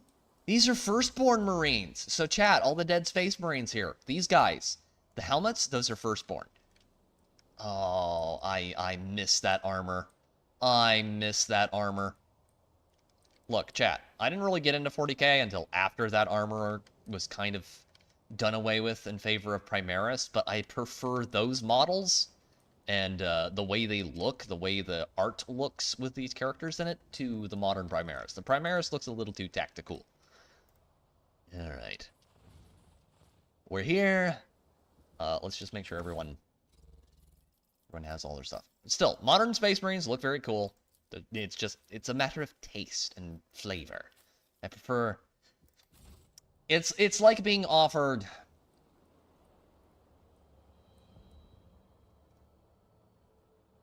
cheddar or, like, I'll lay claim to the stars. or Gouda. It depends on what you prefer.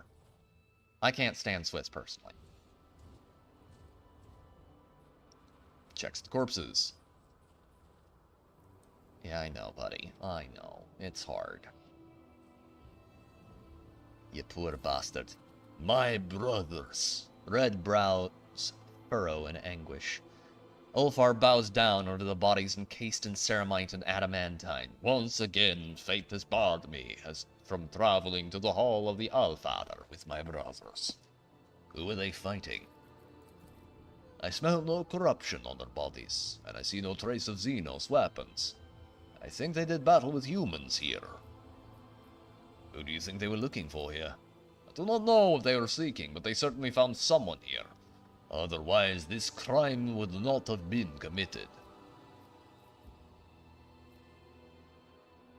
Look around. Snow-covered battlefield reveals little, but it is clear that the wolves gave furious battle one last time. The rocks are pitted from bolter strikes, and here and there you see scorch marks left by plasma charges. I am sorry they died. Do not be sorry, Eighvater. They died with honor, as the Allfather's warriors should. In the hall of Valhalla, their horns will be full to the brim with heady mjod. Ulfar gnashes his teeth in anguish. Heaving a deep breath, Ulfar mutters, I sense evil in their deaths. The souls of the baleful Howl are not at rest, but to remain here on the battlefield. They are not with the Allfather. I must escort them to him. Will you bear witness to the last honor given to my brothers? I shall bear witness to their final honor. Ulfar produces a knife inscribed with scarlet runes. Picking up a rock from the ground, he begins to scratch the rock's sharp edge across the blade, etching a name. His powerful voice rumbles. Hear now the saga of the baleful Howl Pack, proud warriors of Fenris, Vilka Finreka. The verses weave together, recounting the deeds of each of Ulfar's dead brothers. With incredible precision in every detail, the wolf lists the accomplishments of his comrades, the enemies they slew, and the sacrifices they made. The saga continues at length, and the relentless rhythm sends you into a trance. With a grinding screech, the rock is drawn across the knife blade again and again, inscribing one name after another. On the cold world they gave battle, the pack's fierce name never disgracing. So ends the saga of the baleful Howl, and the void thunders with echoes unending. Fenris Yolda! And Ulfar is silent for a long time. The etched knife blade slices across his huge palm, and scarlet drops paint the snow. His weary voice rasps, Hear my oath, Allfather Jega Suara Agjaiva. With his bloodied hand, the wolf removes the rune-covered horn from his belt, and from a flask pours something dark and sharp-smelling into it. Let us drink to my brothers. 8 water, and then we will build the pyre.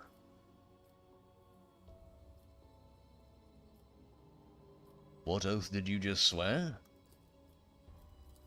It is the oldest oath on Fenris.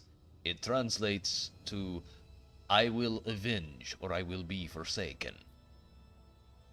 Accept the horn and sip. Feast well, wolves.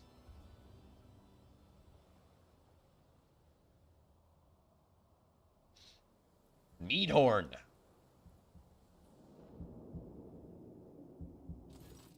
The astringent liquid burns your throat, and a fog immediately descends over your vision. The sky darkens, and the rising wind whistles in your ears. Through it comes the high-pitched cawing of a bird. Ulfar nods approvingly. It is a sign. Fate walks behind us. Skull! Taking back his horn, the wolf takes a mighty swallow of the stuff. Majestic shadows rise in the snowy haze around you, the figures of warriors clad in indestructible armor, bearing an emblem of 2 black fangs piercing the yellow of the sun. They are looking at you.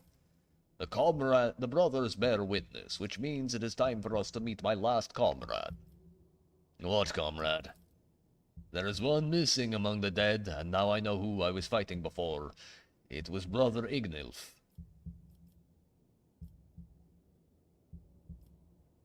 What will happen? What happened to this Ignilf? He went mad with grief over the bodies of his brothers, and the curse of the Wulfen prevailed over his valiant heart. He became a beast. I see.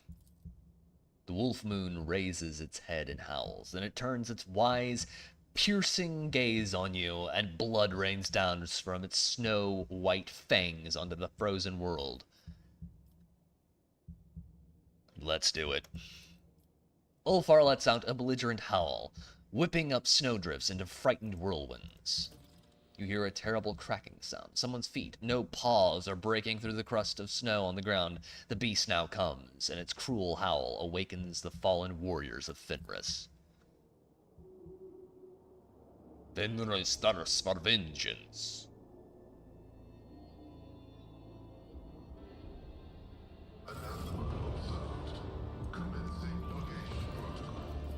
Okay.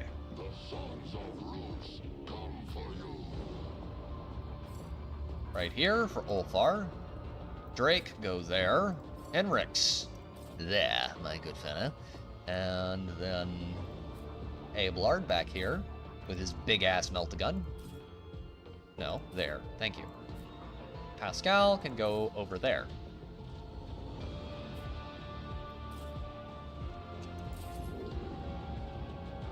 Eagle-eyed Ghost Wolf. Dodge from Wolfar. When Fenris is in battle, oceans bleed. I think getting a Blood Angels ally would be cool. Shit, I forgot about this fight. This one is very hard. Okay, first things first. Heal, please.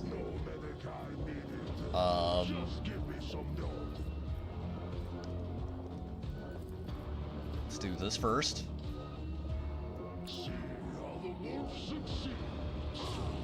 First that. Then that. That's a good one.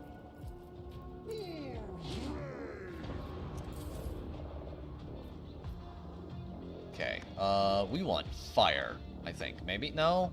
Held in my gaze would be better. If I may. I wish we could get that.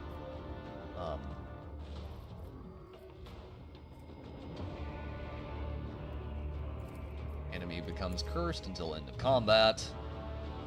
Curse that one.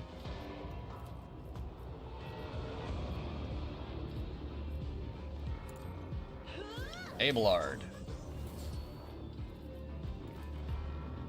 It will be done.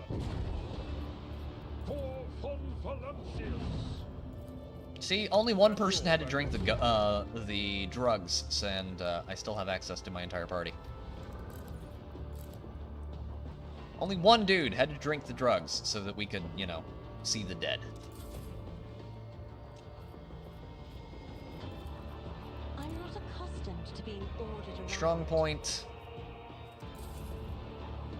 Abelard. I want you to... Okay, we've got that one is friendly. Those are all enemies. Melta weaponry. 19 people watching right now. Thank you all very much. It is greatly appreciated. If you could be bothered to please hit the like button, it would be greatly appreciated if you're enjoying the stream. If you're enjoying it. Only if you're enjoying it. If you're not, I understand.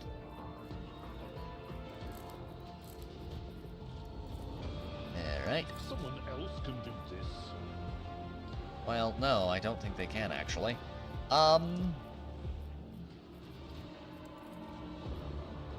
There we go. That side. Victory is imminent. Pascal. Go over here. And I wouldn't mind hearing from you. It would be nice if some of you would actually say hi. Speak. Know that I am a kind and generous god. Okay.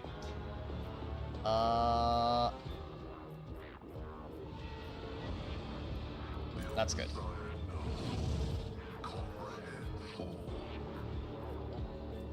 That is not as great. Okay, can we get all of them? We can, maybe. If I'm really careful about how I use this. That right there looks good. That gets us at least 2. Okay, so Eagle-eyed Ghost Wolf. I want...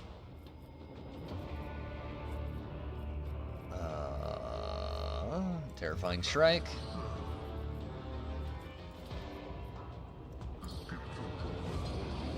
Good stuff there. And then he's wearing power armor. I don't think this will do much, if anything, but maybe it'll, like, give him a debuff. Alright, Inferno Pistol. I would like to see the Inferno Pistol added to Dark Tide. It's very good in Space Marine 2 and in this game. I think it works very well. It's extremely short range, so you could have it work pretty well, I think. All things considered. That, for now. Bulwark.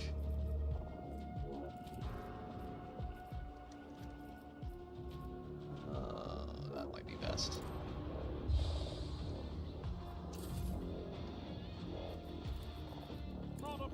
for me. That heroic act would be the best one for him to have right now. That's good, and now kick him. That should probably kill him if it hits. Yes. It does hit. Good stuff. None can do this better than a warrior of the All-Father.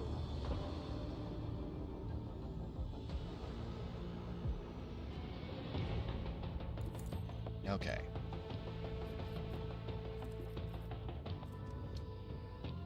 So, Gift of Torment, Terrifying Strike, Already done.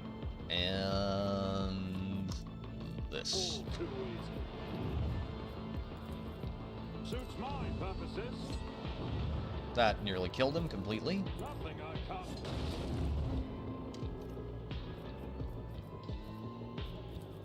Already done.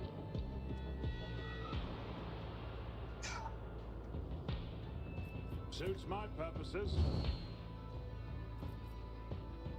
Don't worry, chat. After, I think we're going to be adding a lot more stuff that is not 40k related with the new streams. I may wind up playing through... Whoa. Okay. Okay, so as we kill off guys, these dudes become active. Got it.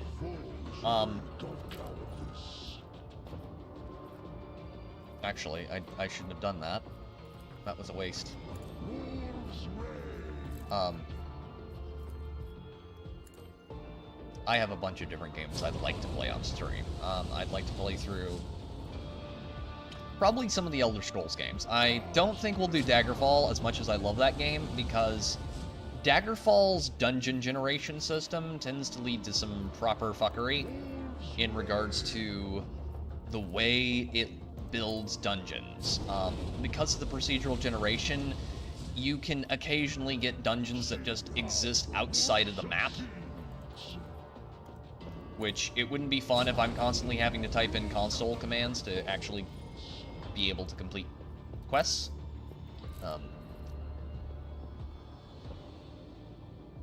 Which is something you wind up doing in Daggerfall and Daggerfall Unity quite a lot. Ice Blade, Ghost Wolf. Ow. Parry. Endure. Endure. Okay,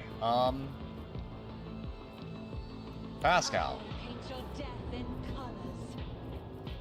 So he's on fire. You can probably kill him in a hit or two.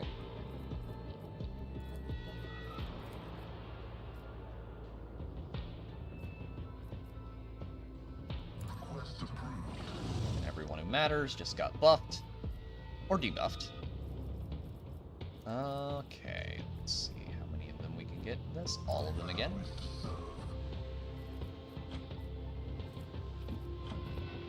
I'd like to add a couple of games I've seen to Rotation 2.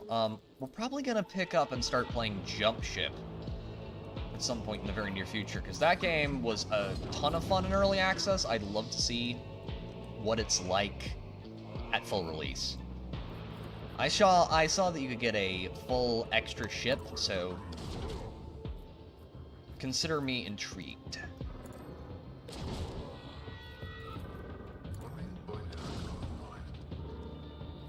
Very, very intrigued.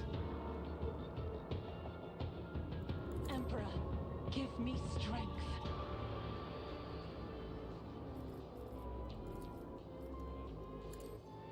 Burn that one. Give him an extra If you insist, set of Lord movement there. Captain.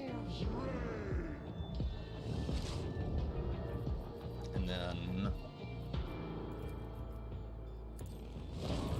it's gone. Okay.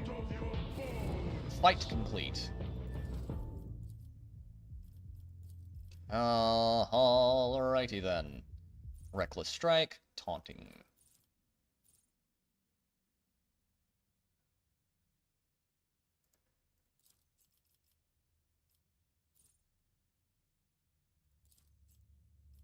Reckless Abandon, or should we go for Reckless Strike? Reckless Strike would probably be better. Willpower. What is our willpower like? 65. Strength, toughness,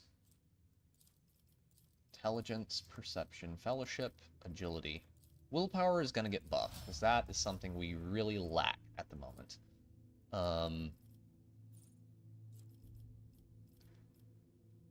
Gonna avoid giving him sniper abilities. He doesn't really need them. Reckless Abandon for him, and then...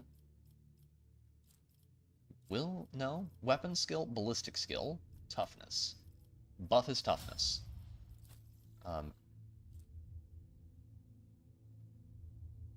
Overexerted. Duration, 1 round. Forceful Strike for him. And then give him a toughness. And then Ulfar have that, because we're having him use a ton of AoE abilities.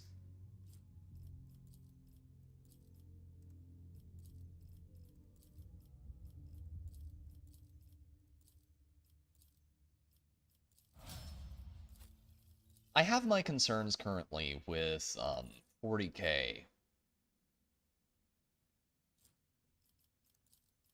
The way it is currently going as a franchise. But I will say the games for now are very high quality and very good. Now, I don't think that's necessarily Games Workshop's fault, because I think that it is more the actions of people within video game companies who really love the franchise.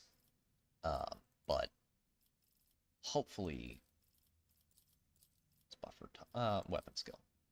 Hopefully, they continue to give it out to people who actually like the franchise and don't hate it.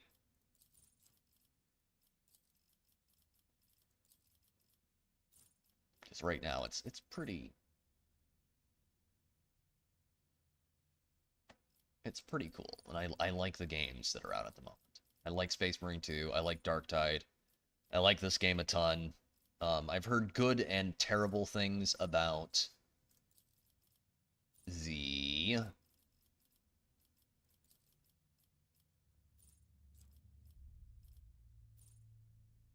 I've heard good and terrible things about the new Dawn of War game, but hopefully it's good when it comes out, and I hope that... Don't think it's come out yet. And I've heard interesting things about the Definitive Edition. I believe the Definitive Edition was the one I saw that guy streaming. Skill, ballistic skill, strength, toughness. Toughness buff. Henrix is a good dude. A new challenge for me?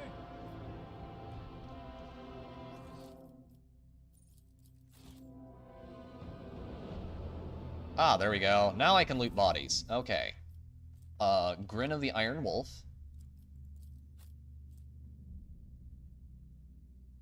$30 to $45. Melee. The sword is literally called melee. Mazoa pattern Astartes bolt pistol. Okay. Let's get this one. Axe. Grin of the Iron Wolf. Grin of the Iron Wolf. Massive Astartes plasma pistol. Mazoa pattern Astartes bolt pistol. Melee. It's gonna be weird if that's just their name for things.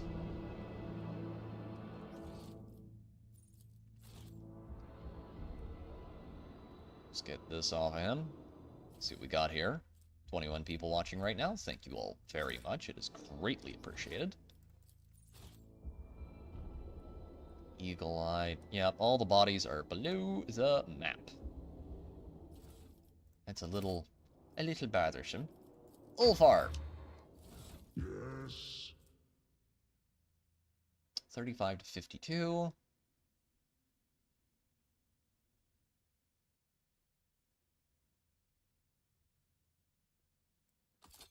Ooh, it is better. A lot better. Grin of the Iron Wolf X7. Hi, bud. How you doing? Good boy. Good boy. Crashes out right next to me. Okay. Alright. Anything else here I need to be worried about? No. Looks like I've got all the stuff off the corpses. Forge a path through the sagas. It's about time. Are we supposed to burn those? Is there anything I'm supposed to do here?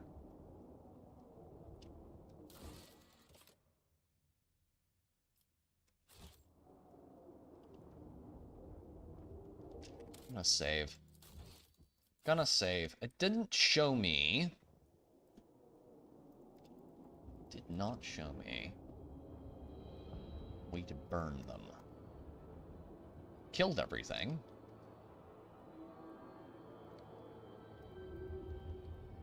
Victory awaits. Hopefully, I'm not... The tracks of the mysterious enemy that defeated the Space Wolves have almost been hidden in the snow. Okay, found that before. Okay, we found that before. Walk this way. Rot this way. Rot this way. Let's see what we get here. Weakness. Did I just fuck something up majorly?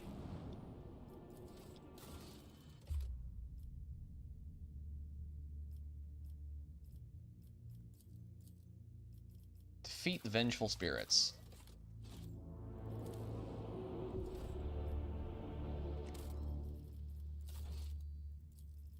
Yeah, I'm gonna reload that save. I should not. Obviously, something's not done yet. Something lies undone, unfinished. Follow my lead.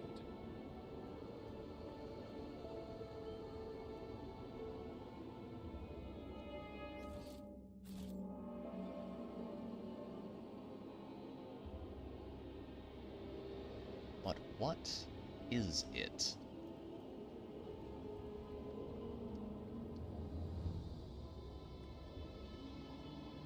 What is undone?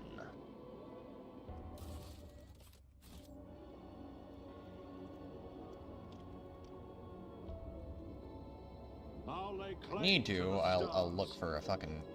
Okay, the tracks of the mysterious enemy that defeated the Space Wolf have almost been hidden by the snow. Is there something down here I need to find? No. This is where the scouts found Ulfar's lifeless body.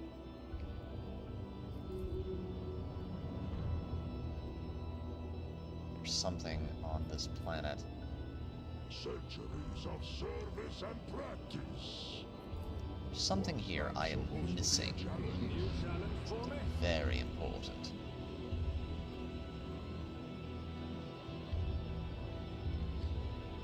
Don't think it's that way.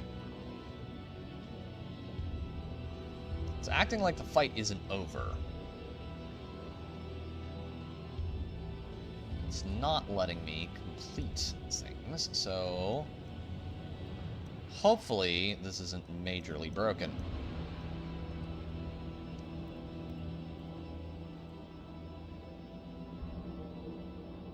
Save your jests about fur, fleas, and marked territory.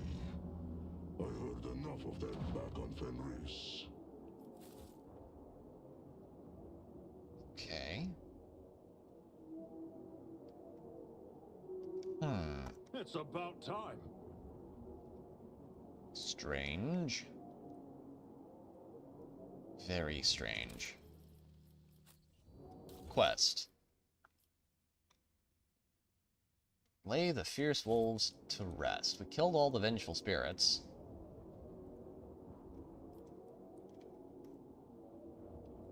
So, who's still pissed off? Okay.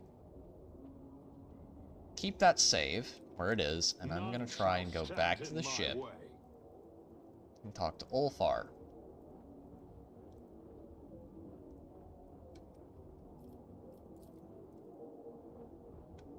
You know what? Actually, before we do that, let me just... Can you blow that up, please? I think that's destructible. Okay, maybe not. What lies ahead? An enemy, I hope. But this might be.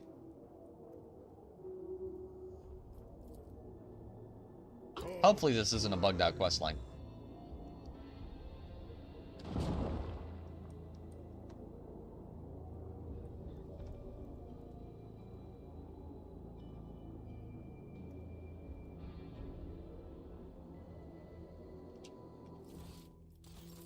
Okay, everyone just group up. Let's see. Hopefully we don't have a broken game here.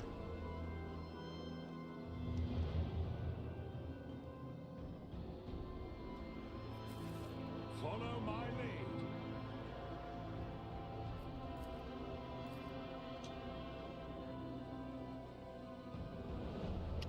Radius Dominium. Okay, back to the bridge.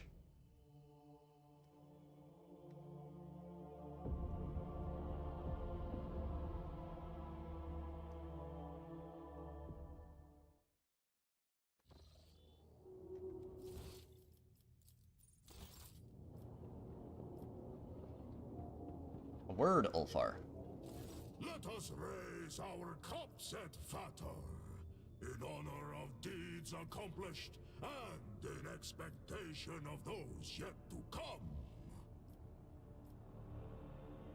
We have picked up the trail of your pack in this region. See at Vatar. The All-Father wants us to know that the threads of our weirds are intertwined. It was not by chance that he drew your path and mine together. It was not by chance that he led us to one and the same place. So, come with me when the time is right to seek out my brothers. Fenris Hjoda.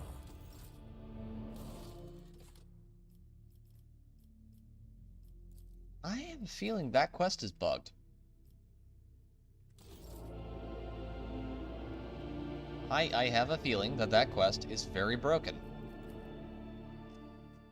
Very, very, very broken. Okay, let's scan the rest of the planets. That one's been scanned. Let's see this one. What do we got here? Again, scan. Plasteel. 7 plasteel. Unknown ships. Oh shit, no. No, I'm gonna have to reload there. I forgot something important. Something very important, chat. I don't have all of my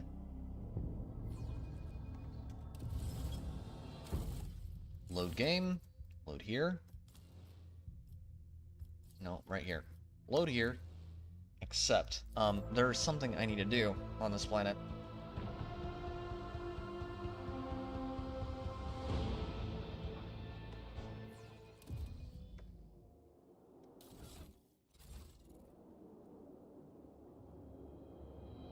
Everyone huddle up. One real quick. Ulfar.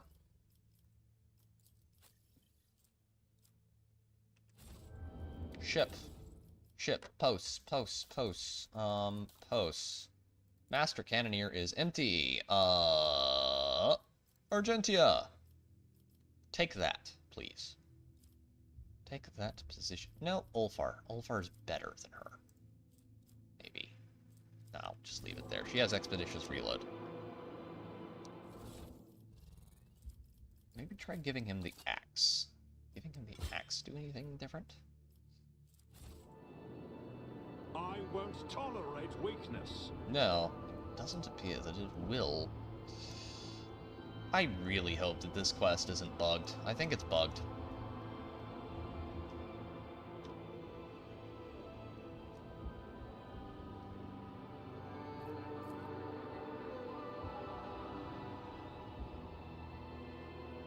See, there's no way to get in there, and there's no way to get there. One second, chat. I'm gonna check something.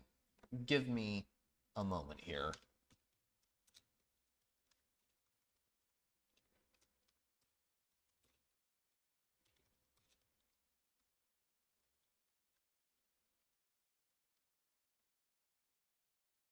Yep.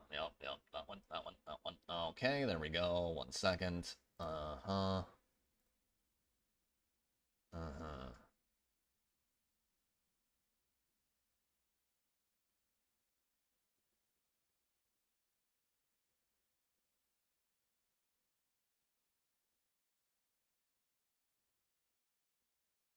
Oh.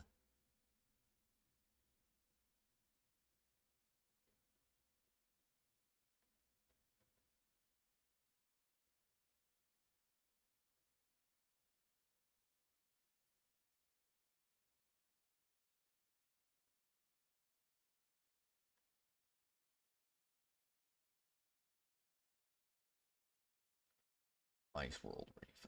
Ulfar, yes.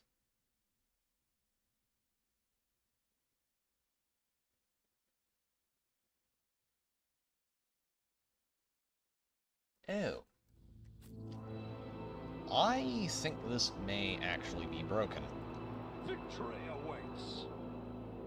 Which I really hope isn't A space wolf true. I'm always in ready. their duty.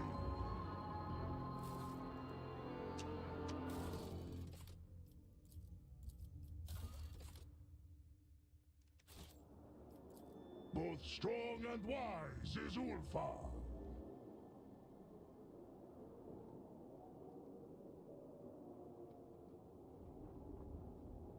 Yeah, there should have been something I'll here. lay claim to the There was not stars. something here. That's a problem.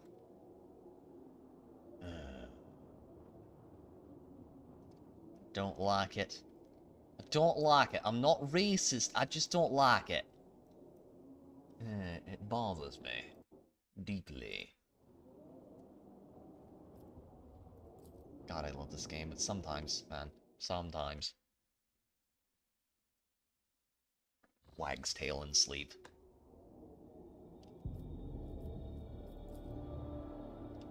Oh yeah, this is hardcore broken. See, you got the wood chip bridge. Yeah, you've got the mead after effects still on.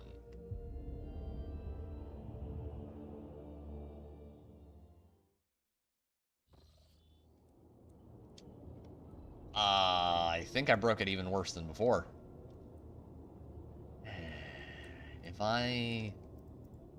If I have to reload this video game,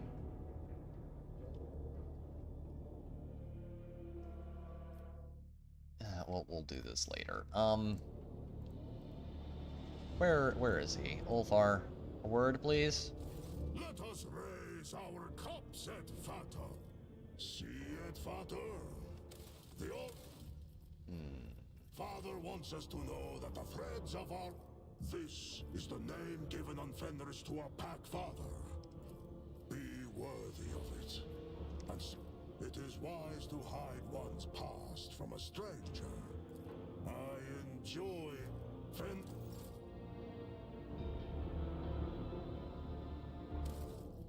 When was our last save? We had the one there. Okay. It's 1-4. Okay. We have this one. So if we absolutely can't, let me try this. This was an autosave. I think it was after the fight with the Drukhari. Okay. Okay, he's actually in his armor this time. Let's try this again. Let's try this again, take it from the top this time. Oh, I don't know what the fuck I did to break the game, but, I broke the game again, chat. Look, it just happens. It's not my fault. I swear to God, I do try. Save. Because we're not overwriting an old save. Shouldn't be breaking anything. J, quest, friend Hyolda. Talk to Marazai. On the ship's bridge, real quick, first. I don't know why. RPGs always have something like this. Like, it doesn't matter what game it is. You're always gonna wind up with something. Just some random bullshit. Hey, Sandy! You're gonna get to watch us do the Space Wolf final quest all the way through, again. Yeah, it's a thing. How are you doing? Hopefully it's not too late and you're not too tired. Hope you're doing well.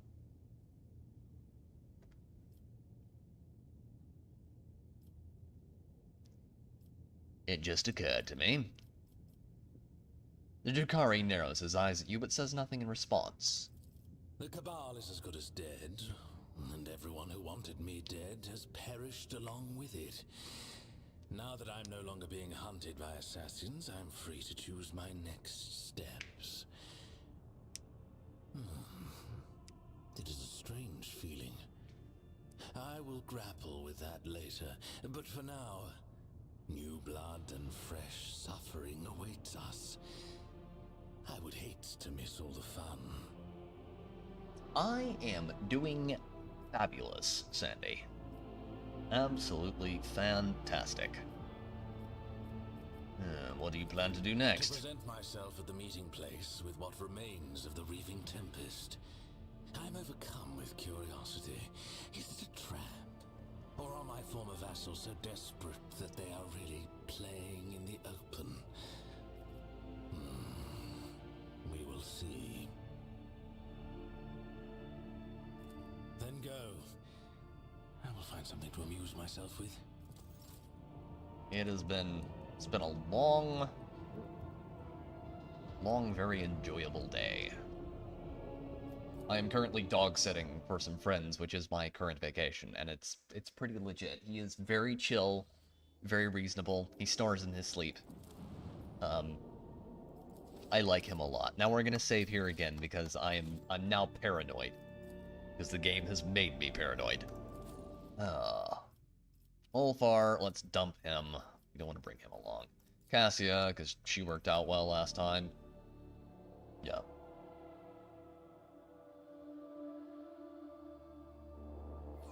I wish it were Friday, too. For many, many reasons. First, you, heal. What did we take last time? I don't remember.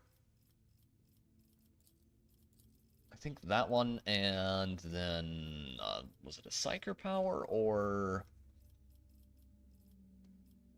I think it was a Psyker Power.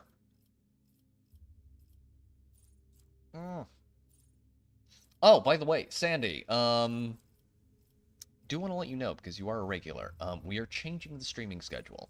It is getting switched around from Sunday afternoons to Saturday afternoons for that specific stream, and then we're adding a stream on Monday evenings, and that'll rotate between the bi-monthly, like, podcast / just talk show, and then gaming streams the other two weeks.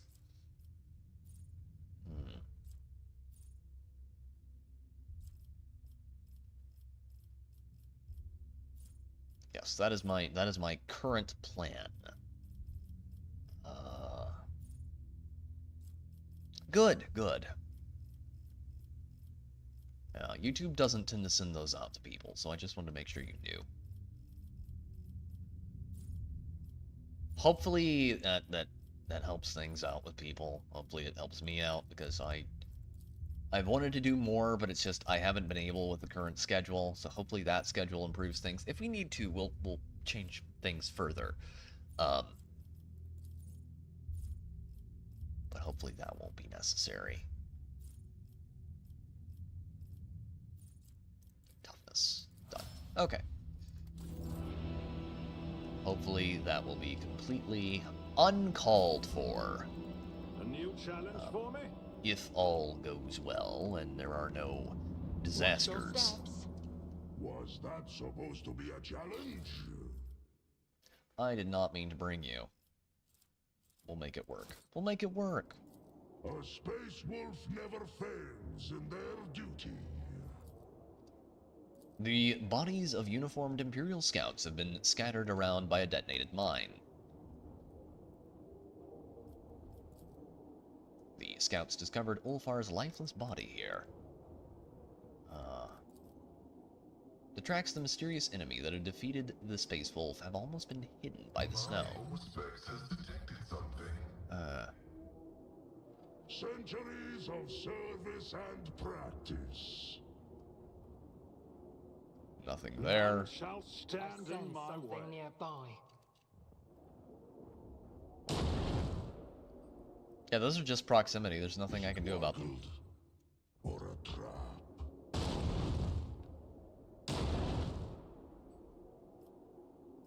Yeah. Yeah, that's a little bit special.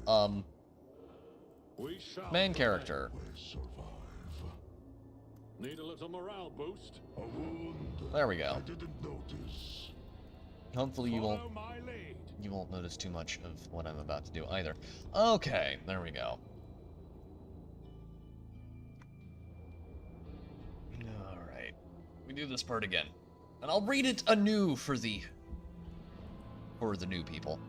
My brothers. Red brows furrow in anguish. Ulfar bows down over the bodies encased in ceramite and adamantine. Once again, fate has barred me from traveling to the hall of the Allfather with my brothers. Look around. The snow-covered battlefield reveals little, but it is clear that the wolves gave furious battle one last time. The rocks are pitted from bolter strikes, and here and there you see scorch marks left by plasma charges. What do you think they were looking for here? I do not know what they were seeking. They certainly found someone here, otherwise this crime would not have been committed. Who are they fighting? I smell no corruption on their bodies, and I see no traces of Xenos weapons. I think they did battle with humans here. They met their doom with honor, as befits true warriors. True enough. No one would dare say that the baleful howl stared into the eyes of Mordecai with anything but joyful awe and fire in their hearts. Heaving a breath, Ulfar mutters, I sense evil in their deaths. The souls of the baleful howl are not at rest, but remain here on the battlefield. They are not with the Allfather. I must escort them to him. Will you bear witness to the last honor given to my brothers? What are you going to do? I will sing their sagas so that the world will remember who they were. Then the flames will take their bodies, and we will drink to the memory of my pack to ease their march to Valhalla. I will bear witness to their final honor.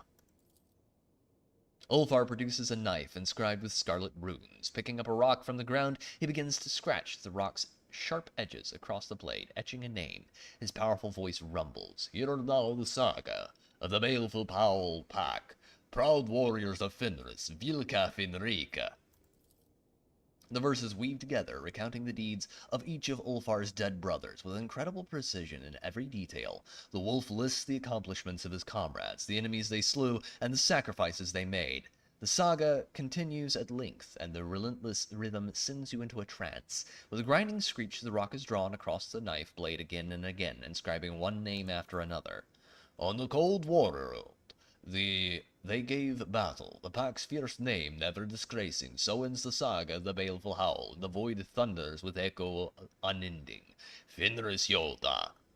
Ulfar is silent for a time. The etched knife blade slices across his huge palm, and scarlet drops paint the snow.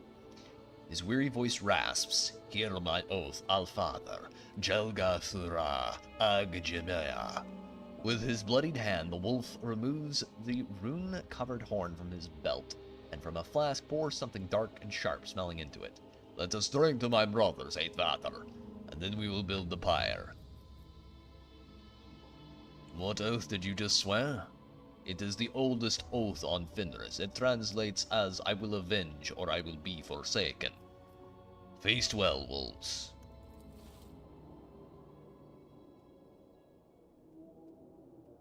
I love how he's drinking the booze through the helmet.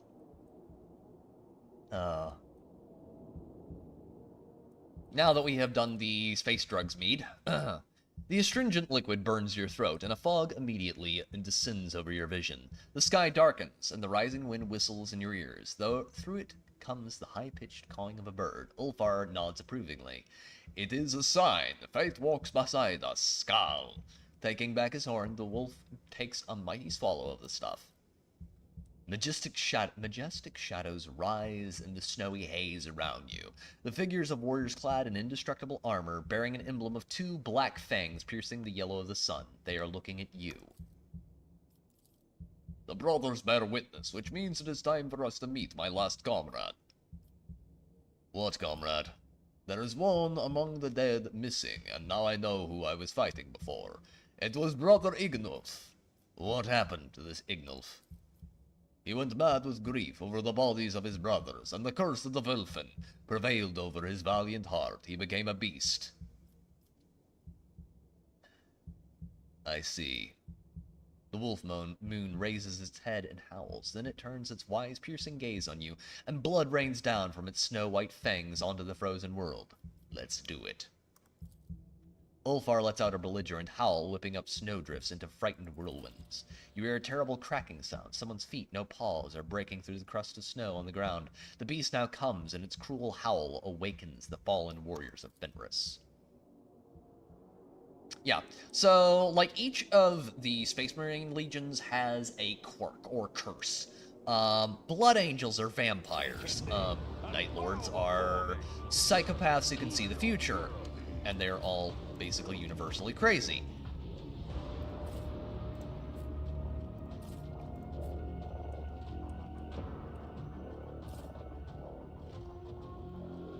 The Emperor's Children are all perfectionists to an excessive degree. Yes, there's a reason I use that word. I did not mean to do that, but fuck it, we'll make it work.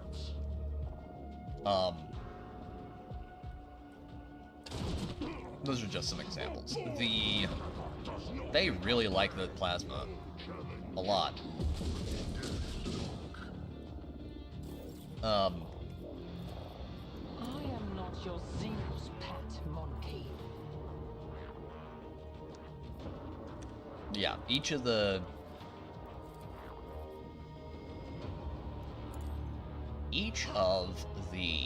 original Space Marine legions had a quirk. Gilliman's is actually one of the only legions that doesn't really have a really strong curse to balance out their blessing, so to speak.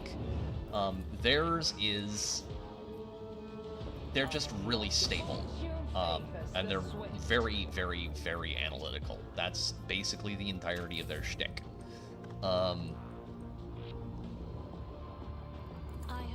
The Raven Guard have the ability to shadow walk. They can turn... well, they can't turn, like... they can turn invisible, basically, is their big thing.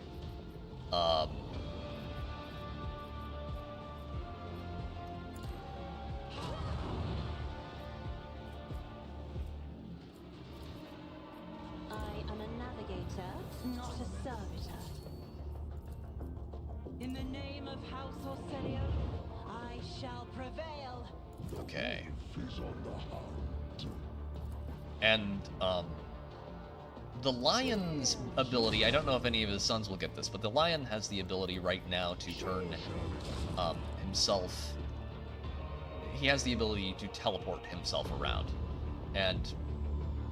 sort of kind of become a ghost-like thingy. It's weird. The returned Primarch has some odd abilities, is all I'm going to say on that note.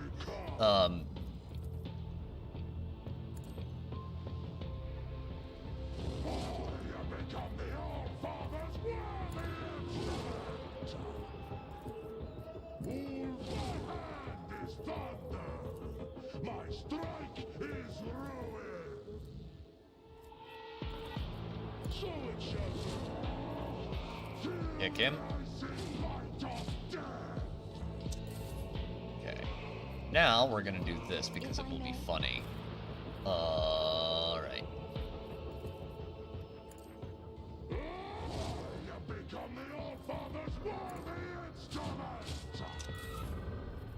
Okay, and then strong I'm not point. accustomed to being ordered around. And just hold there for a moment. Pascal.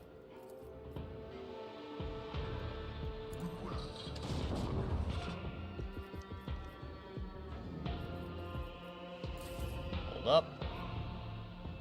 And then put that right on that one. We're gonna go with that first. Oh, actually, hold up, 1 second, chat. Sword, charge, kill. Oh, that's terrible. That's almost like that hurt there for like a quarter of a second. Shoot him. It will be done. That's a good hit. Endure. Switch back weapon sets.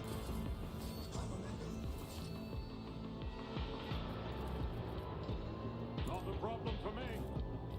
By the wolf side, badass.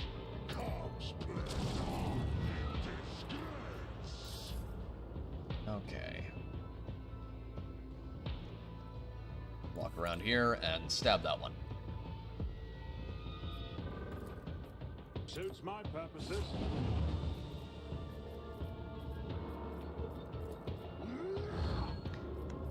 I do, and of course, space wolves get the wolfen. That's their curse, a la blessing kind of thingamajiggy.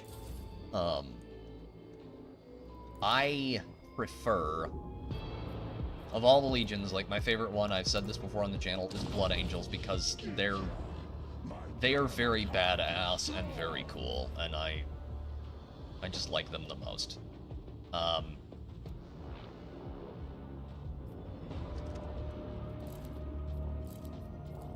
Also, because Sanguinius is really cool as a character. Properly interesting, too.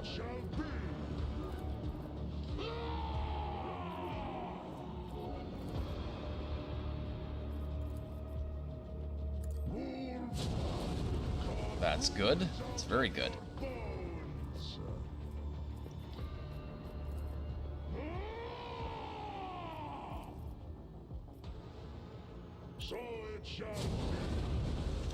Okay, now that we got burning procced on both of those guys.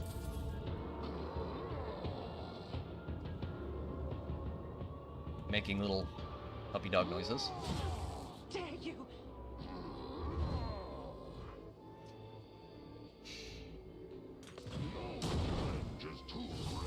Parry. Pascal. Good stuff, good stuff. Okay. Let's do this first. And then I don't want that. If I must.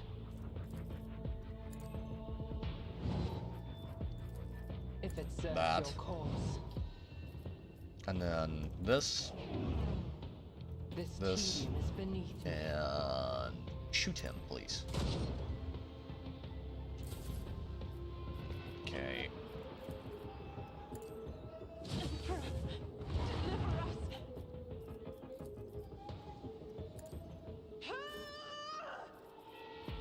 Okay, Ulfar. Big sword time. Run over there and hit that man. And chat, for the people who are just listening right now, we do have a Discord where you can come and hang out, and we're going to be doing some fun watch-throughs of things near the end of the month. We will also, that will give you access to the VC for the community streams, if you would like to join in. It's not required, but you absolutely can, if you want to. My strike is ruined.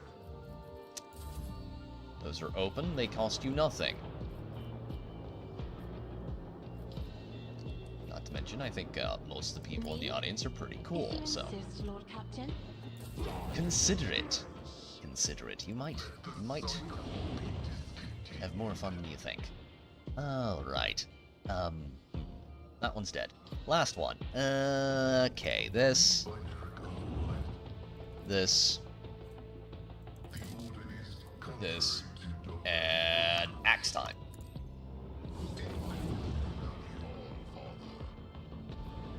Alright, region classified. This is what we should have gotten last time. Region classified, location classified, material, oral retelling of On Ulfar and His Brothers, The Baleful Howl Saga, and On the Last Wolf Verse. Recorded by Arch Chronicler Olkert Memistat.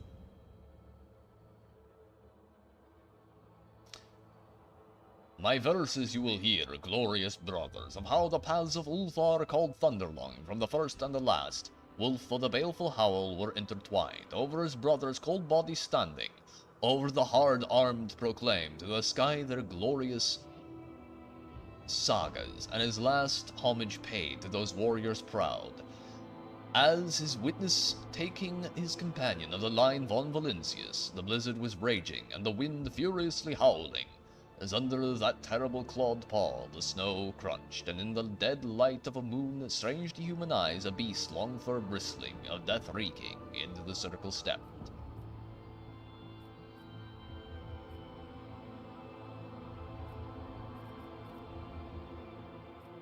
The Allfather's call, two summoned to battle against the beast. You did not fear to meet me, perfidious spirit, who the name Doppelgrendel claims. I see you have not learned from the last battle, though you have paid for it with gouged eye.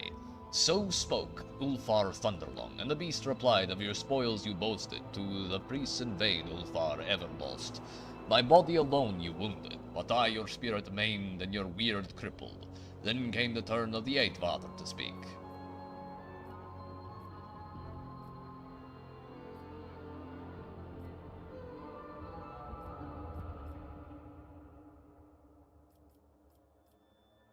But enough had already been said, the power of words spewed from the beast's mouth grinning, the cry of the wild hunt, and the embittered souls hearkened. Out of snow went wind, wolf bodies were woven. For the warriors who died an unclean death, the unavenged evil never forgetting, their ice fangs gnashing, they approached into the rolling sky howling. The first brother by Ulfar was vanquished. Toughness 100. With the second, he clashed. Then with laugh booming, the heavens were split by the formidable Ulfar, his battle friends guarding. With a mighty wrench the wolf's jaw he tore, opened them wide, the evil charms banished. With dignity was met each brutal strike, and with savagery was slain each deadly foe. The pack was defeated, but the beast was not yet vanquished. Roaring, he threw his body into the fray, like a mighty spear thrust, howling. His claws cut through the adamantine, the warriors fought, a river of blood spilling, Ulfar Thunderlong, his battle song singing, the black curse, his vicious rival echoing. The warriors were clashing, when the cunning Eighth Vather.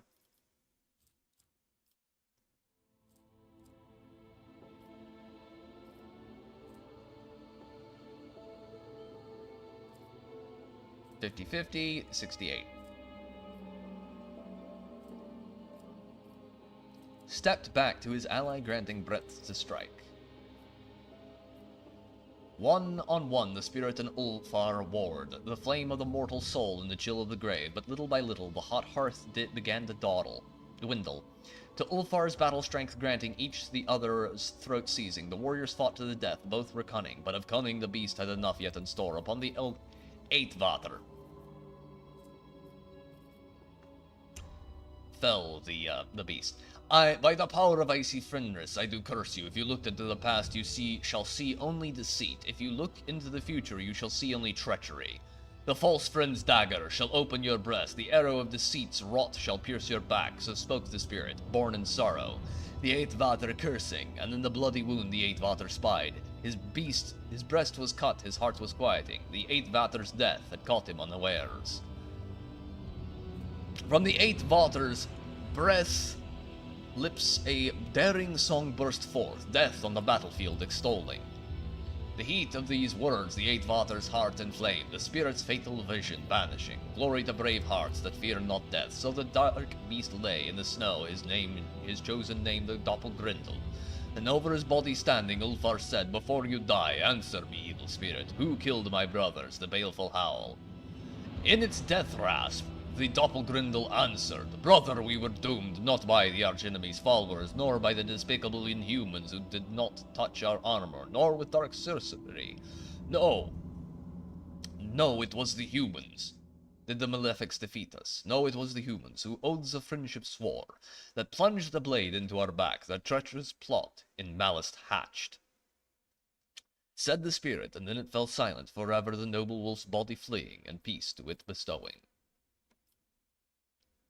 The pair stood together over the prostrate body, the body not of a beast, but of a brave fallen brother. The fearsome Ulfar declared an oath of vengeance, and the mighty wolves to Kahala went charging.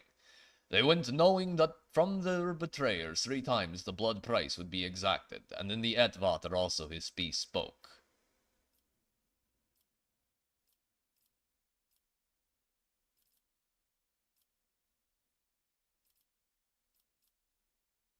Now the last of the pack remains, Ulfar the Avenger.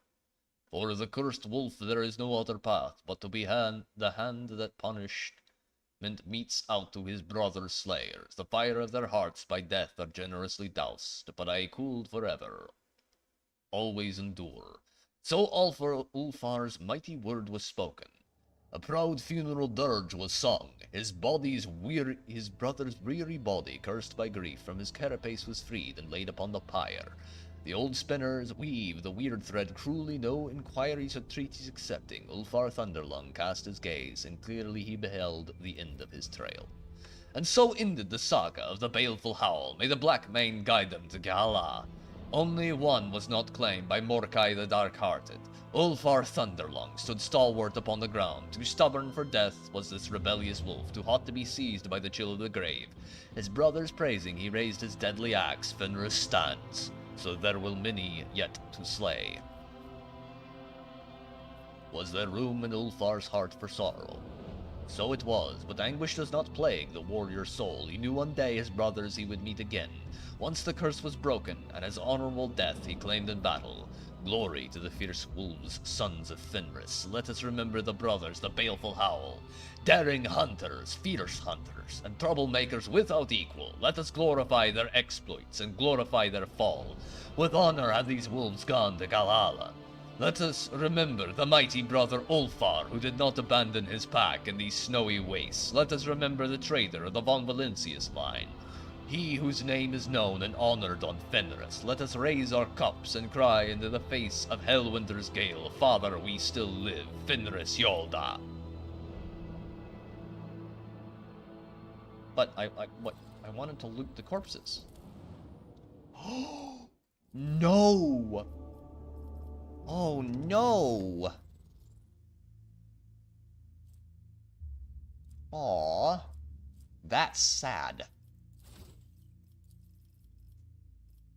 Rebel and Slaughter. Concentrated Fire. Weapon skill. You okay down there, buddy? Yeah, he's cool. He's cool. Okay. Everyone's leveled. Okay. Back. Not the one I wanted. Not the one I wanted. We want... No, damn it. Unselect. Unselect. There we go, Reckless Strike.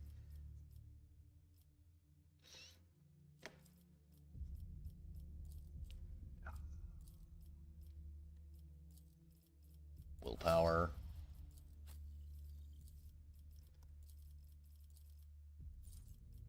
Reckless Abandon. Ballistic Skill. Toughness, because he's getting hurt a lot.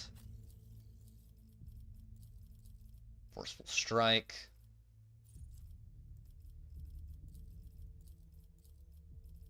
Toughness.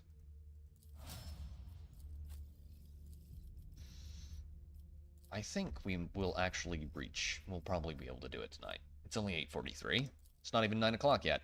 However, before we do that, I need to finish this. I need to finish this. And I will need to go grab some water and I don't know. tad peckish. But I ate supper, so...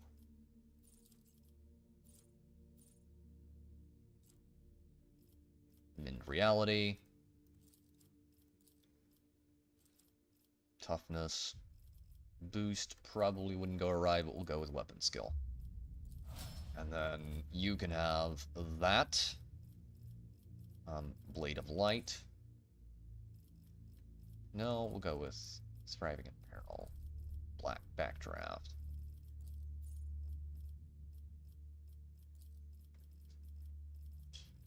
Or... that wouldn't hurt. Okay.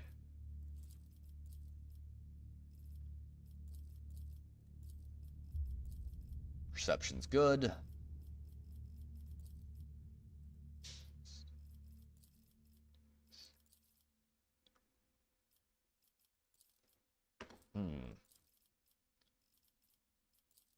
Or Imperium. And Contagion. Go to... Melting Armor. Better to die for the Emperor. I am not nearly as Xenos friendly as I was last playthrough. Notice that. Like, I've done a lot of all their quests, but they've not been my focus as far as characters I like, actually, this time around. Which is very, very nice. I don't feel like I've really missed out. Dominate. And then... Toughness. Okay. We're gonna give her Integrity.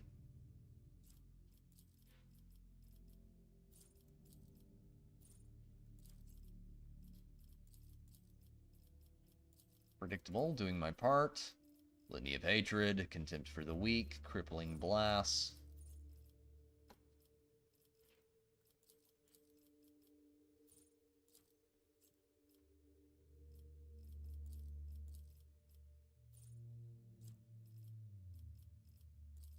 Entrench, and then Ballistic, Toughness, Strength, Ballistic Skill.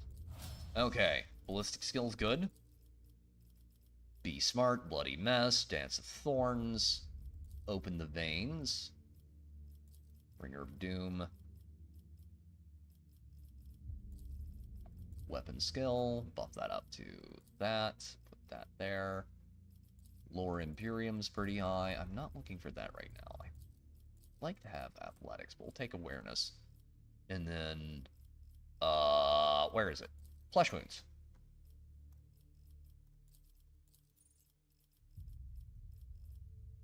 And that's good. Good, okay.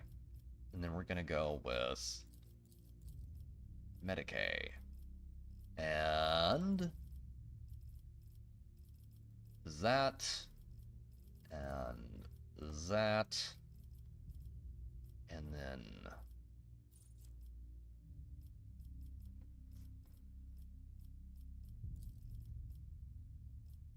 that's very expensive wounds-wise, but it could be useful.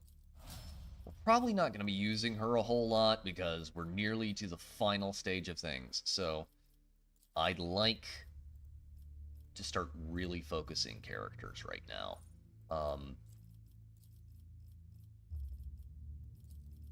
There is a couple of things I really want to make sure that they happen, and that will mostly be a requirement of not having to deal with too much in the way of... yeah, that's fine.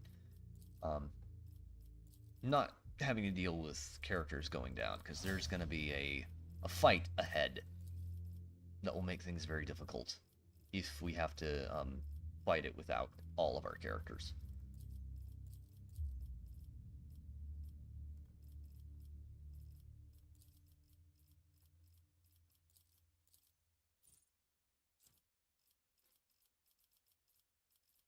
Defensive maneuver, flame weapon proficiency, retribution, characteristic training, intelligence, perception, agility.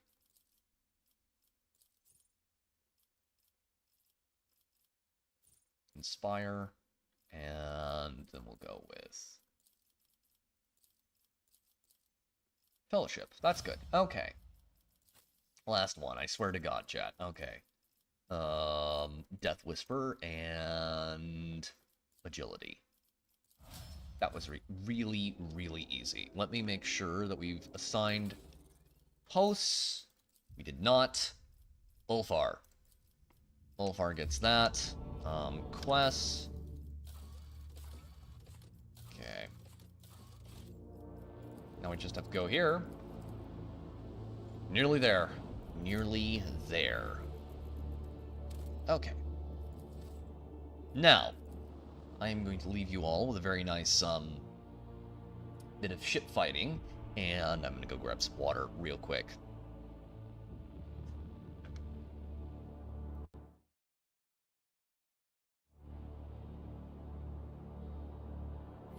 Order to the crew. Deliver me victory.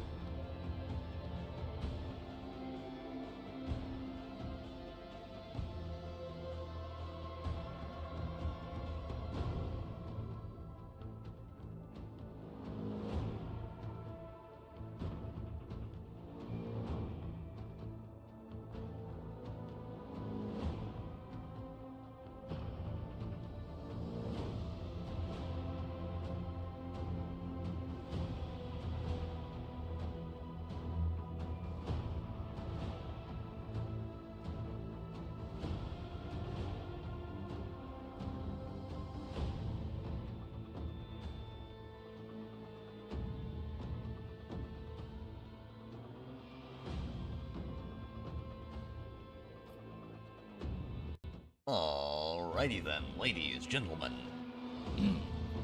Feckless irrelevancies, and we'll need to subscribe to downvote. You know who you are, and we're good. Thankfully, I only have like one of those, and he's very retarded. So yeah. If a man can truly be judged by the quality of his enemies, I'm fucked. Let's go here. We got Necrons. A whole 3S frickin' Necrons. Okay. You guys can...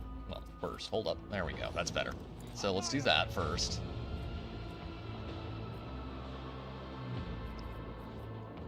And then... Cam... Oh, yes, Aerodale, thank you for reminding me, you absolute giga-chat. That's greatly appreciated there, brother. Alright. I have water. Which is important. Very, very important. And I do apologize, chat.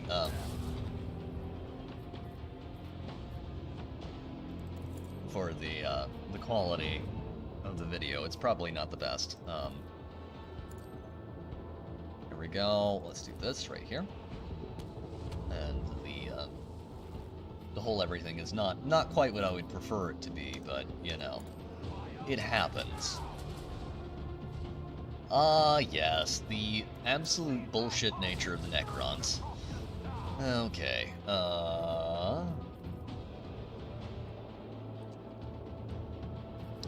can we have... No, they're not gonna let me use warp powers, and they're not gonna let me use my captain's ability, either. That's sad. That's very sad. Thank you for reminding me to turn that on, Aerodale. See? Chat, he is there to catch me when I do retarded shit.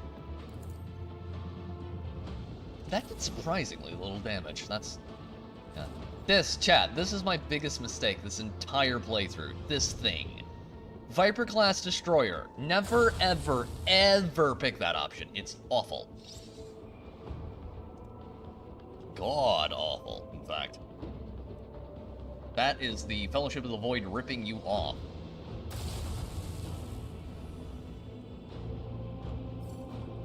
Okay.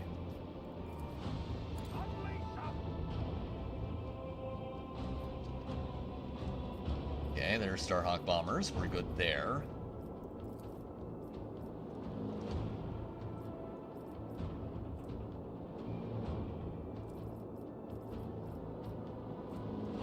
Let's turn him. Get rotated, idiot. Alright, that's good. This on this one. Good. Okay.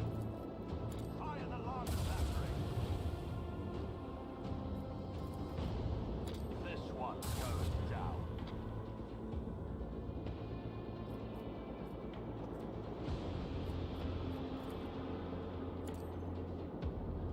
Absorption potential exceeded.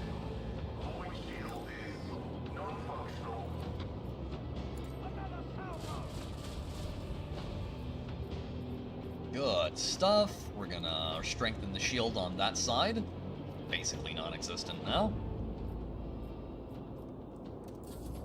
Okay, Starhawk Bomber Wing. Right here, please. Fire a full broadside. Now I just have that voice line from 1602 AD rolling around in the back of my head. Fire a broadside. Get back there, and then hit him with bombers.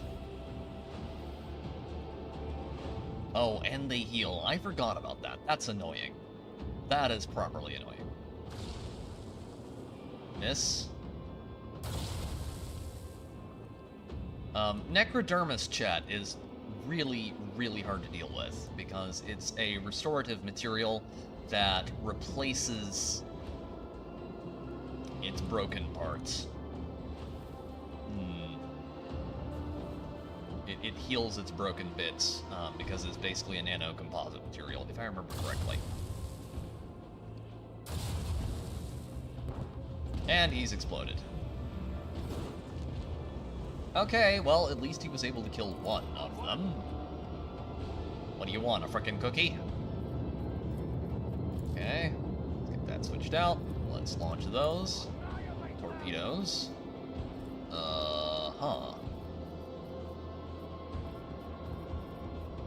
Let's go with shield recharge.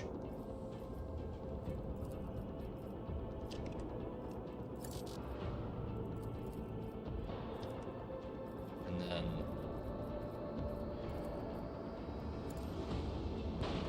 popped it. Good. Okay. Put that right there. Set those up as kind of skirmisher units. I know he's gonna have to move back towards me to attack, so that should put him in range of both of those, if I set them up correctly, which I think I did, yes. I don't think he can move anymore. Good stuff, okay. Alright. Time has come. I may not even need the torpedoes, or anything else for that matter, but we want to make sure that we have that available. Okay, that's better. That's much better. Okay, we've got one. They're gonna return to hangar. Rebirthed, and then this will just kill this probably instantly. What? No, I get that turn. Thank you very much. I get that turn. What? Oh, crap! I put it in front of the ship. Damn it. Well, you know, 2 out of 3 ain't bad.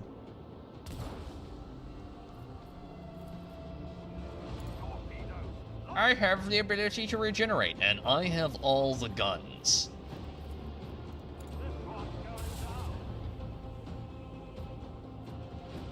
Don't you just mean you have some guns? No, I have all the guns. All of them. Thank you! I am amazed that we prevailed. Death Sphere. Archaeotech Plasma Battery. 39 damage per shot. Ooh. And Living Metal Specimens. So we got a bunch of scarabs. Yay! We should repair the ship, because we're going to be fighting a lot of Necrons going forward. And I mean, a lot of Necrons. An obscene amount of Necrons, as a matter of fact. Okay, begin scan. Is this the planet? Yes, this is the planet. A puzzled augur operator reports that an expeditionary shuttle belonging to the Von Valancius dynasty was detected on the planet's surface. Furthermore, according to its markings, it is assigned to your vessel. The operator also states the entrance to a system of tunnels was spotted next to the shuttle. But I've never been here before. Now, chat, who could that be? Oh, right, it's probably Theodora. She's been here before. Request a full report on the shuttle. In the registry, the expeditionary shuttle number 712 has been designated as irretrievably lost for many years. Information about the circumstances of its disappearance are suspiciously sparse, as if someone deliberately erased it. From the crumbs of information that remain, you gather that it was sent to explore some object on an unknown world on the order of Lord Captain Theodora and never returned. Explore the tunnels. After disembarking, you notice that the shuttle is buried halfway in sand, and the Von Valancius coat of arms is practically erased from its side. This shuttle has clearly been here for a very long time. Next to the shuttle, you find crates of archaeological equipment on which one can just barely make out the emblem of the explorators. Most of these crates are lying next to massive black doors of Xeno's origin, the entrance to the tunnels. The descent into the depths takes several hours. You make your way through cramped corridors, giving way to huge black halls where a dim emerald glow from no discernible source brings forth the silhouettes of equipment abandoned by the tech priest. The suffocating, oppressive silence that accompanies you during the descent is broken only by the echo of your footsteps, deafening, and yet so insignificant against the background of the Cyclopean arches. Okay, we're gonna bring, not you, Henrix. Argentia. No, Henrix, Cassia, Ulfar, and Pascal. Pascal's a good idea. Xeno's Crypt. We're going into the heart of a Necron tomb world.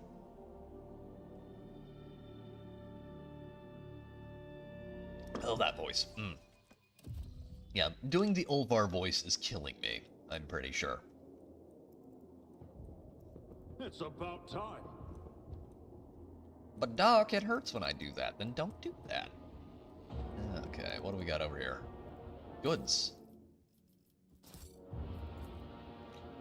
All but buried under a thick layer of dust, these crates contain equipment still in prime condition. It is as though even in the face of death, the tech priests would not dare offend the machine spirit by handling the equipment with anything less than reverence. Oh dear. Oh dear.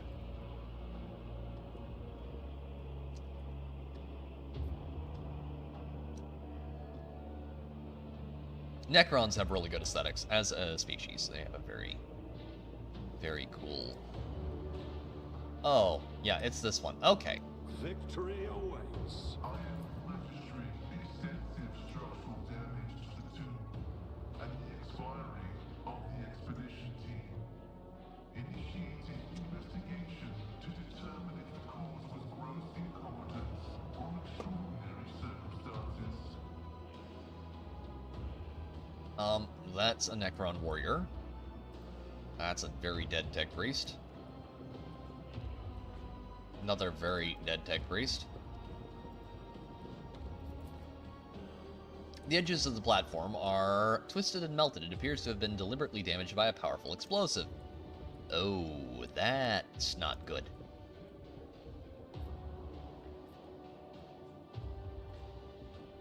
I won't tolerate weakness. Let's get up here. What did he have on his corpse? The invasion has come to pass as foreseen. The impudent perpetrator must be destroyed. Rise, ye who have known slumber, and exact your punishment. I have never read that before because I didn't actually decrypt the Necron language before. So this is all new, chat. We now understand the language of the oldest species in the galaxy. Well, Eldar were made during the War in Heaven, so yes, I guess. Oldest species in the galaxy? I challenge you, damn gets. So, Around the time of the War in Heaven?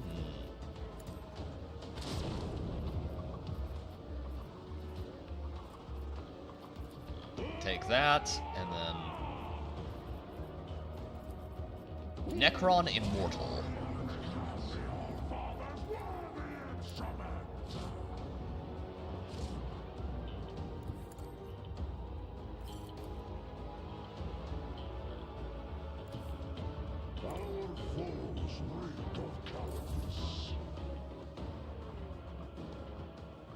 I will say, the Necron designs are very good. They're very well made, they're very pretty, I like them a lot. I really do.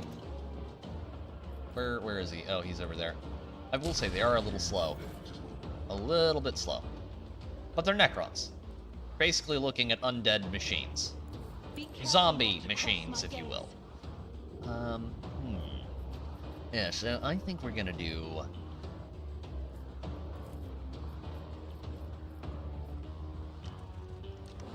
I think we're gonna do this. First. Okay, that gets him warp burn. Pascal. It's your time to shine, son. Okay, let's go with... I want to see what this will do. If I remember correctly, it's really strong on Necrons. Not really strong, but it's pretty strong. Take it. I'll take it!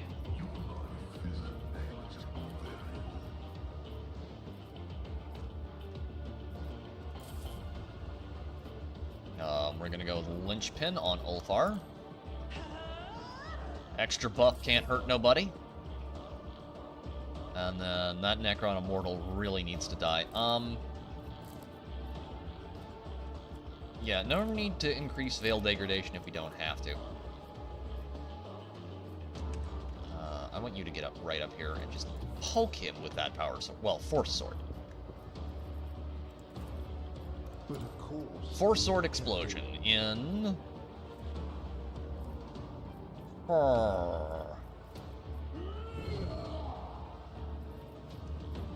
Bro, your Force Blade leaves much to be desired. Point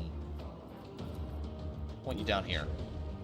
And then you're gonna do this to everyone on our team who actually uses melee attacks.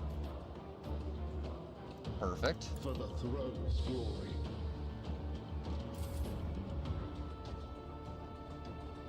I've seen worse battles than this in my time. I have a feeling killing the Immortal is just one part of it, so we're gonna go up here and we're gonna activate that. And he's gonna pull out that sword. First things, this devastating attack, reckless strike, parry this, you filthy creature, An exemplary strike. and then shield badge. Indeed, target well struck.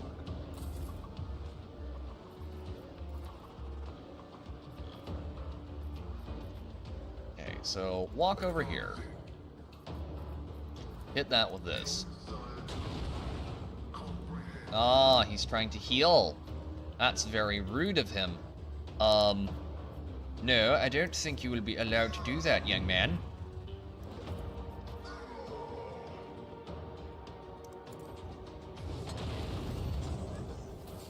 There we go.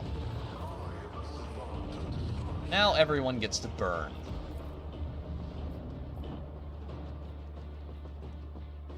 Okay, stairway there is open. Stairway there is open. And I have a single plasma round I may now use. Good stuff. I'd like to see more marks of the plasma rifle in Darktide. Give us one that does the big AoE pull splash. Like, really short range, but it just does a giant plasma lob. That would be cute. Come on, chat. You think that would be cute, don't you? I think it would be adorable.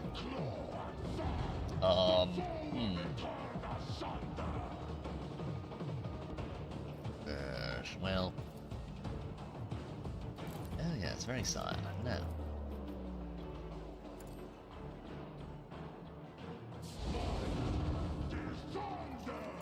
Knew that was gonna happen. Okay. Who's... There's one there, and are there any up here? Not yet. They start teleporting guys in pretty soon, if I remember correctly. Gonna push him all the way up here. Okay, those are Necron Immortals. This. Switch swords. We're gonna get the big power sword. Power Claymore. That would be cute, but it's already kind of has... It already kind of has its position filled in Darktide. Space Marine 2 doesn't really have any two-handed weapons for Space Marines except for the Thunderhammer. I think that could be interesting if you were to add like a giant Force Claymore for a Space Marine. We know they use them.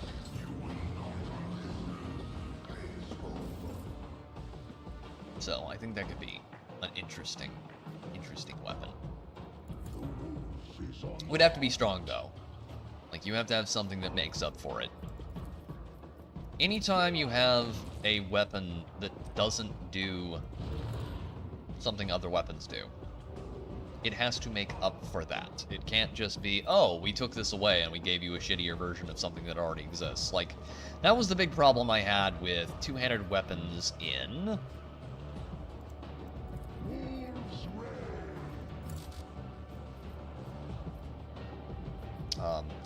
with dual wielding in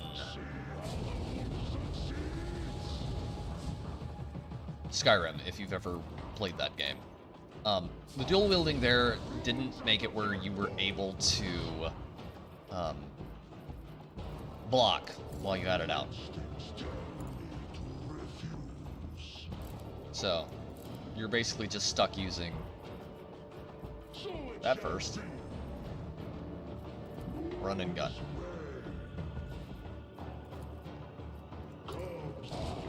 That's good. Let's have that. So it completely made blocking not a thing. Which I don't think was very smart. But then again, it did kind of make up for it in that you could do really high damage, but it was weird and somewhat limited because the way the dual wielding worked in there, depending on the weapon combinations you used, it was either really good or horrifically unviable. It got really bad in later levels because if you used anything other than a sword and dagger combo, you just got absolutely eaten by everything. It was very strange. Not a big fan of that. Okay. Not a big fan of that at all. Okay. You can get that, please. That's 34, and then that'll kill him. Probably. No, it did not kill him, because fucking Necron. Okay. That, so he has deflection against Gauss shots. Necron Gauss weaponry is very weird. Very, very weird. When I think Gauss, I tend to think of, like, rail guns and that kind of thing, but that's not really what they seem to use. They seem to use more energy-based weaponry, which is a little strange. A little bit strange. Okay. It will be done. Ugh.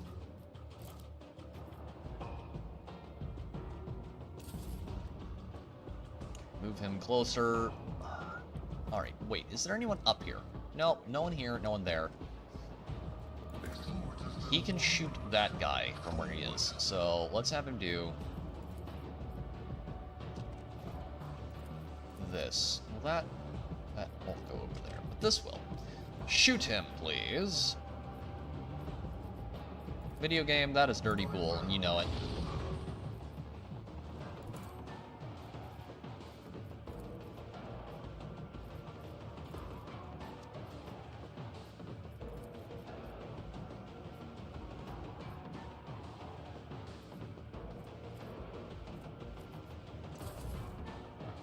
Oh, that is very dirty pool video game.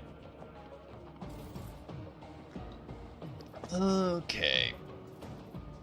Sword. Good stuff there. Charge down and hit this guy. And then endure. And hold.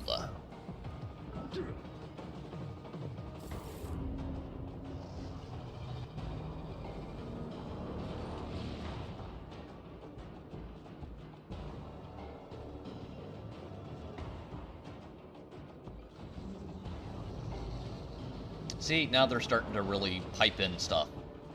The tomb is waking up, chat. The tomb world is awakening.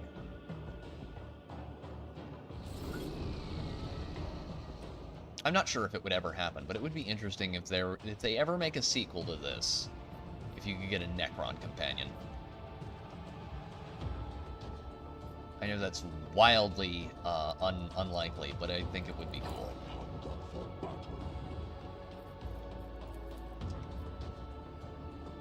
Okay, he has that. He has that. Let's do this.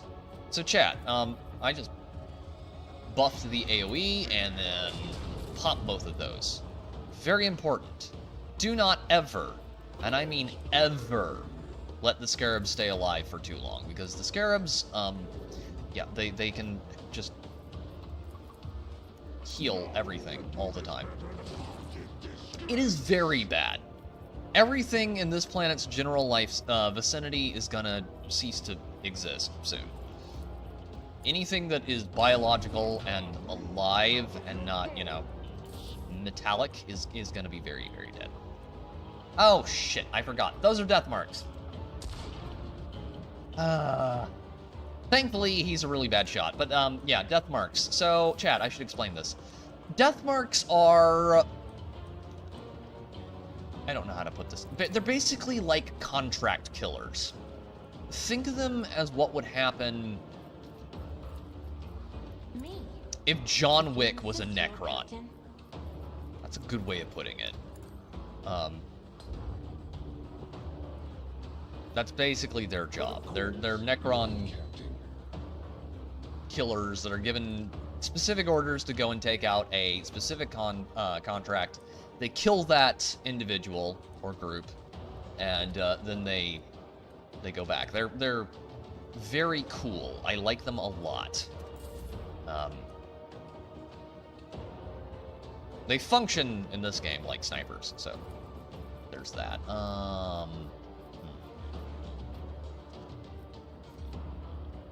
Can we kill him? Isn't this a job for the serfs? There's a episode, I believe, Pariah Nexus, that involves one of them. A couple episodes.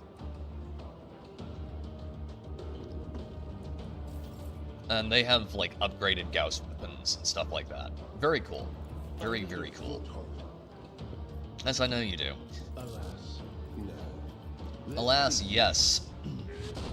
Now make that damn alien mechanical bug explode. Thank you! Holy terror, smite your enemies. Take that, and then shoot them again. So the last thing we want is those to have a long shelf life, because they'll just go around and repair shit, which is not fun. Healing enemies is not a good mechanic, despite what anyone might tell you. It's just not, it's not a fun mechanic to have to deal with. I don't like it. I don't enjoy it.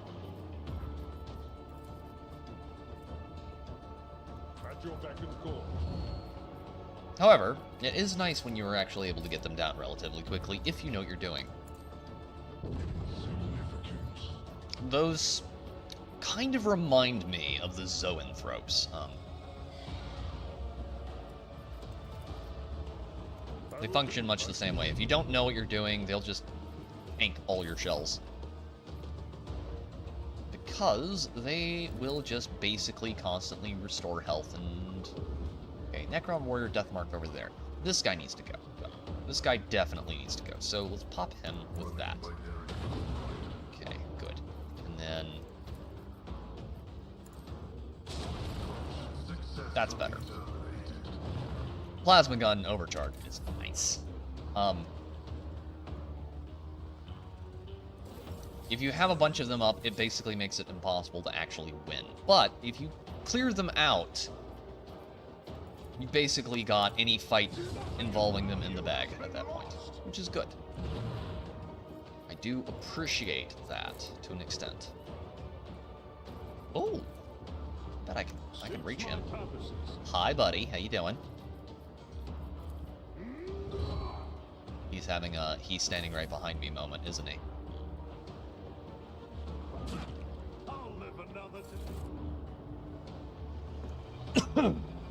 Excuse me there. The blood of that water went down the wrong pipe. Okay. Another death mark and a bunch of scarabs. That's great.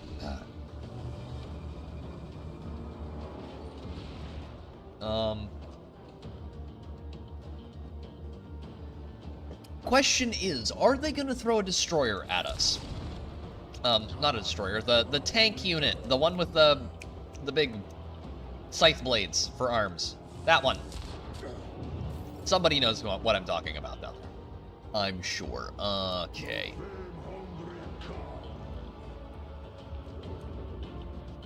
You just stay right where you're at, son.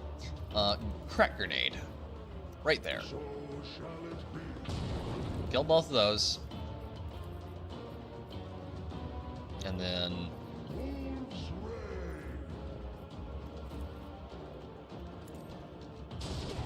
They'll kill those. That's good. That's very good. Then we're gonna go beat the crap out of that poor little death mark. Hi, buddy. How you doing? You can only teleport so long, son. I forgot about that. They're also teleporters, because why not? That is a special ability. It's very broken, the ability to teleport. In this game, especially, because of how MP works, your movement points are very restrictive, especially if you haven't been obsessively upgrading it like I have. Alright, let's give him that. However, because I am an obsessive autist about this kind of thing, I am not hurting nearly as badly as I would be if I had not used that earlier. Good. Can I hit Ulfar? I can hit Ulfar. Oh, that poor little death mark. He's about to have a really bad time. So, we're gonna go with that. Flamer. Brother, get the flamer. The heavy flamer.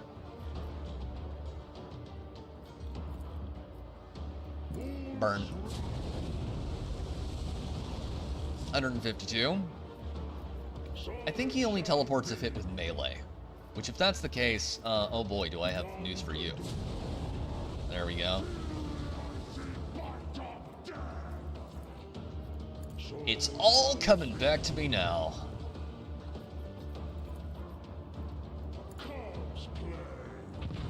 Have a crack grenade. When the crack grenade doesn't do the job, that's it. There you go. Oh, you good little Necron. Okay. Cassia, just stay right there. Necron Warrior.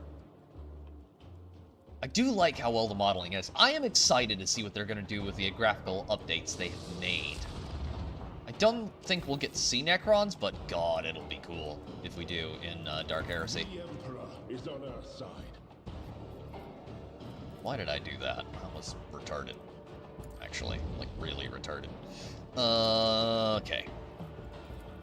Pop goes the Weasel, and then we'll go with Endure. I think that's the first time I've used one of his major, like, psychic abilities. That thing, this fight. No, I used it earlier. Stand corrected. So, let's do this. Oh.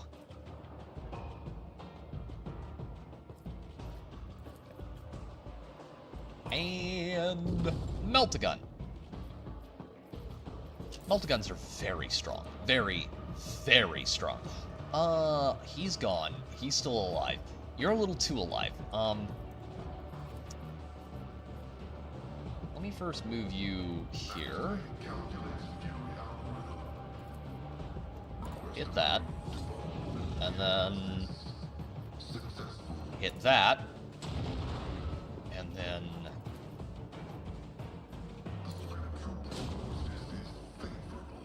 good. Oh, yeah, this tomb is definitely waking up. At least it's not, it doesn't, like, it wasn't woken up the way a lot of tomb worlds are being woken up right now, which is by a certain ancient king going around and, vigorously fondling the resident tomb lord and telling him, hey, dummy, these organics are corrupting your home. Make them go away. Nothing I can't do. Shoots off into the void. Is he gonna teleport? Please tell me he's not gonna teleport. No, he's just gonna try and shoot at Abelard and fail miserably. Means he's not just that good.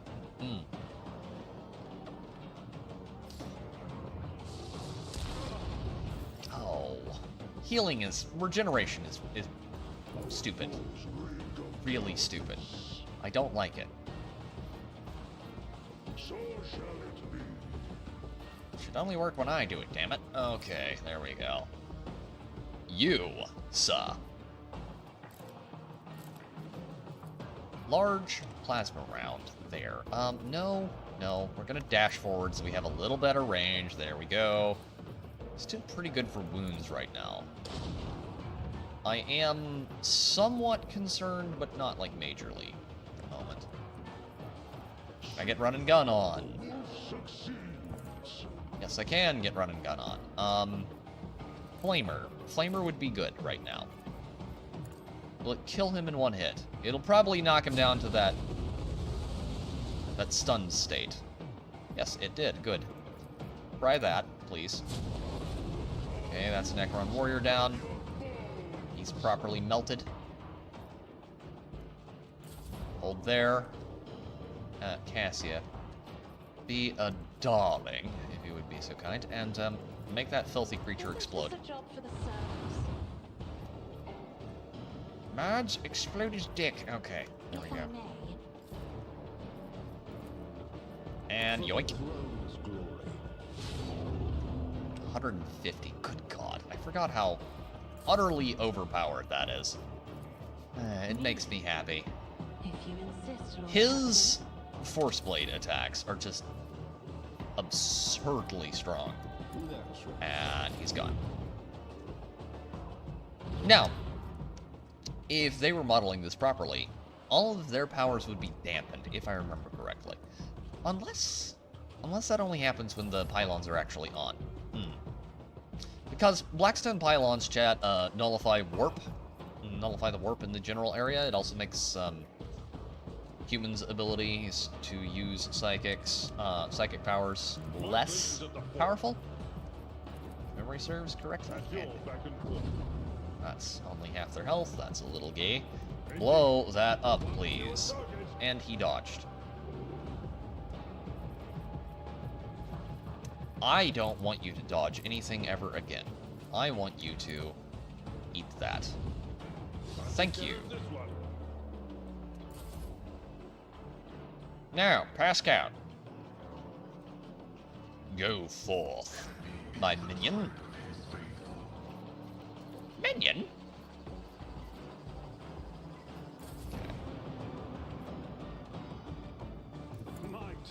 You're gonna have a shorter shelf life than... well... than your average dictator in a country that's down to oil. Okay. Let's see, can we get him over there? Probably not. Probably not. But we can get him closer. Closer being the keyword there. There's only 2 Necrons left, so...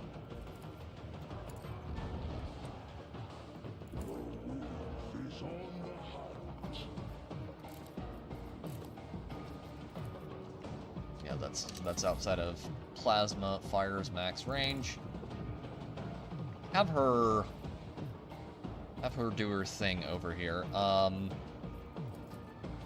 Burn him. That's 49. Give him that. Abelard. Abelard. Make that man die. If I may. Get me a target. Working on getting you a target, aye.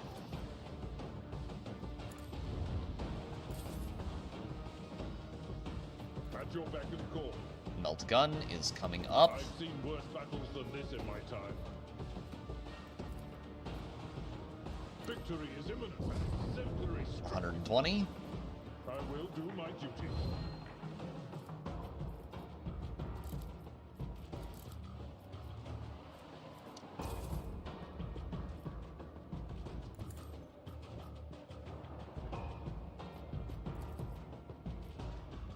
Okay, let's go with Merciless Verdict.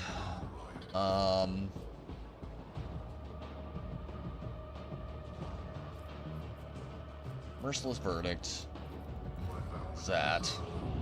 And...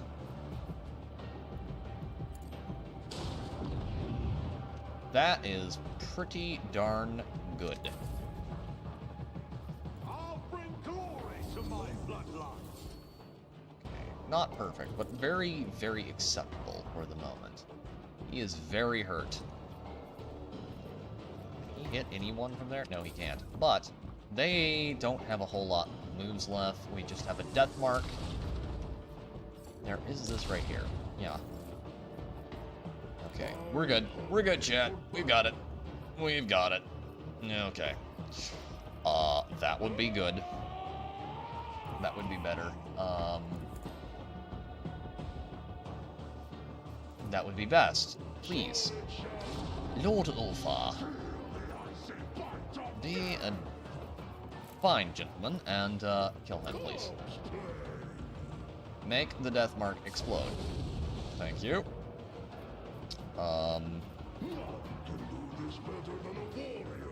Let's move right over here. And then we're gonna use that. And her splat.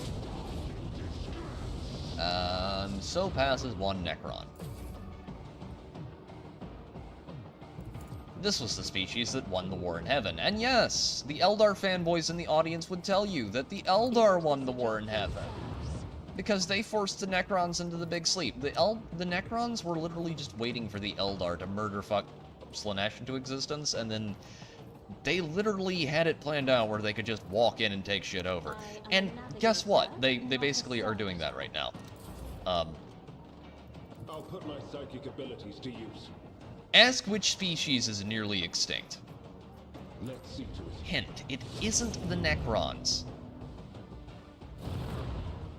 Like, the Necrons aren't just god tier or anything right now, but they're...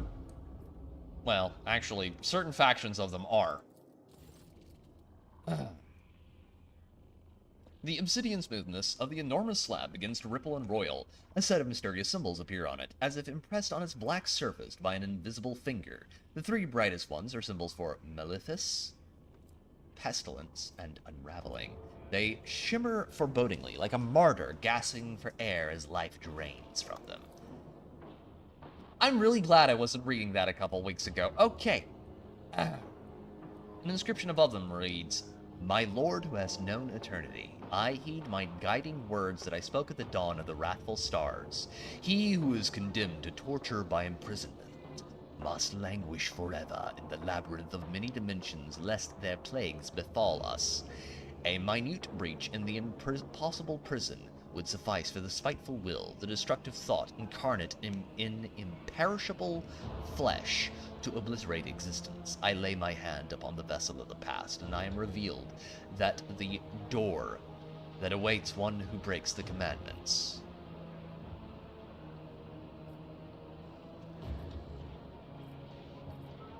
Place your palm on the unraveling symbol.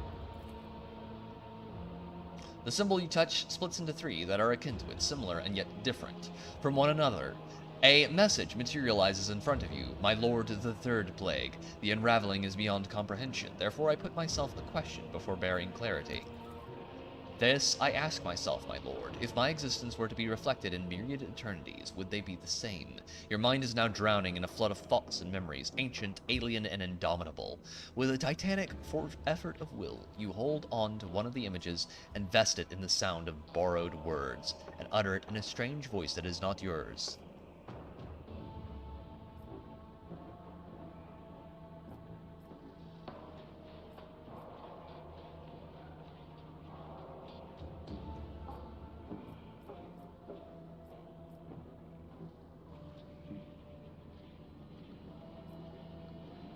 No, for every mirror has its own defect that flaws the resemblance.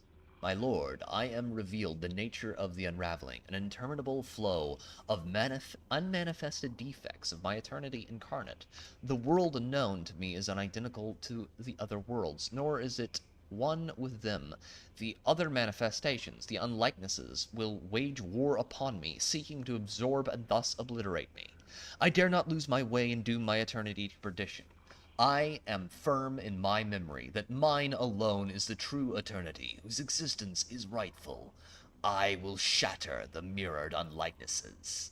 It seems that the enigmatic text speaks of some distortions of causality, resorting in multiple alternate versions of existence. It also suggests that these versions are hostile to one another.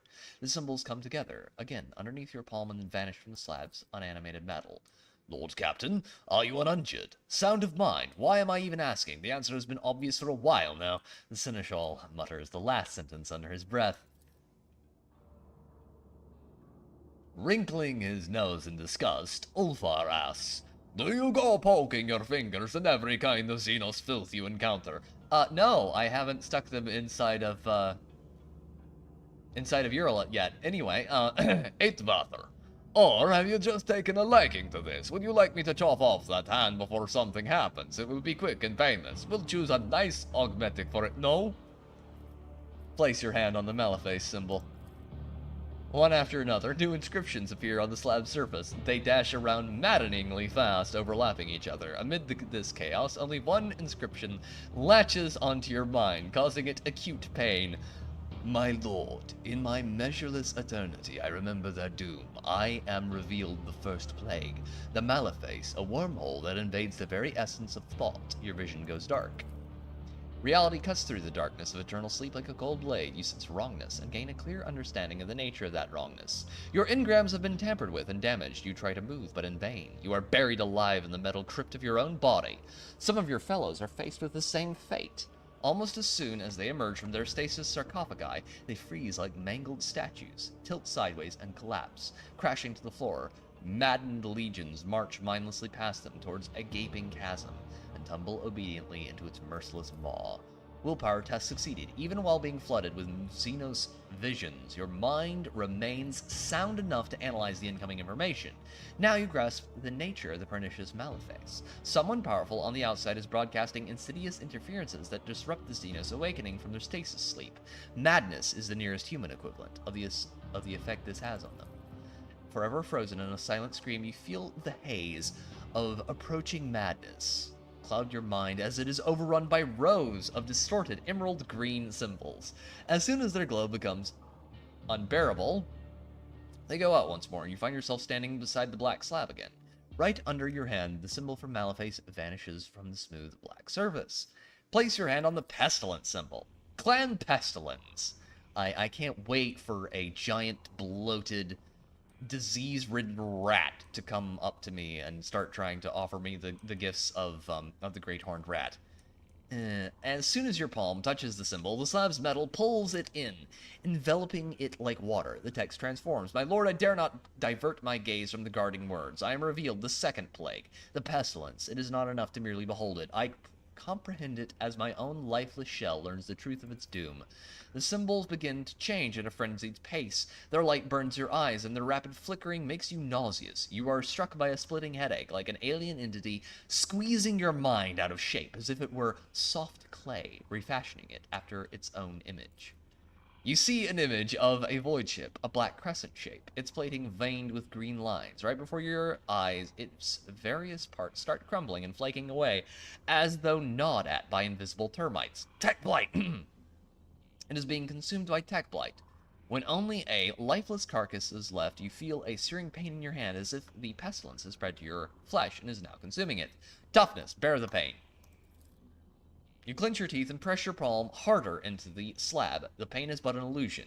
You overcome it and let the second vision into your mind. A cyclopean pyramid comes crashing down on the rocky ground. It seems intent on preserving its shape, but tech blight twists it and eats away at it. An enormous hand cuts short the fortress death throes as it crumples the pyramid into a shapeless lump and tosses it away. The shining metal giant lifts its little finger and points at a cohort of mechanical warriors. They are turned into puddles of black metal. The giant clenches its fist, and the soldier's remains merge into an enormous tentacle that lashes and sweeps at everything around it. Rays of wrath radiate from the giant's face. The vision of the vengeful deity ends. The pain subsides at once, and the metal releases your hand unscathed.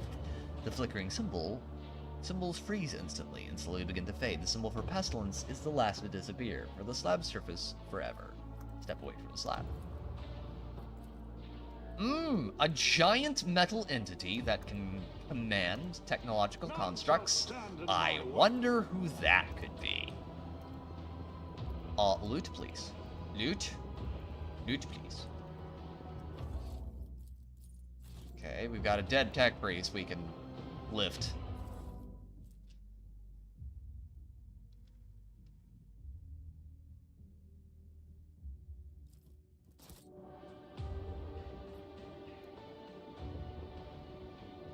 I think they realized how badly they screwed up before the end. Judging by the debris, the passage was blocked on purpose. Very smart. Do not ever leave.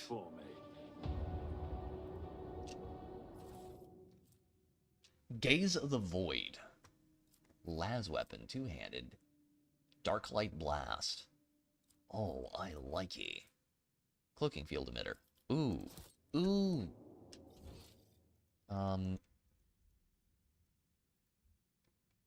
The tech priest fucked around and found out the hard way. With a Necron tomb. That is not ideal by any stretch of the imagination. I would imagine. Like, can you imagine if you're just some tech priest?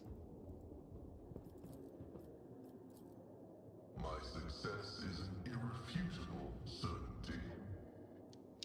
And you're just doing your thing, plundering alien tombs, and then you manage to unleash something that is so horrific to you because it eats away your true flesh and basically all of your important bits, and just leaves you slowly dying out, like dying on the ground, because all of those organs you thought you'd never need again, yeah, they were kind of important, and by ripping them out and replacing them with metal, you made yourself very vulnerable to this kind of shit. Tech Blight is fucking scary, chat. In a setting where nearly everyone has some sort of form of augment, Tech Blight is horrific.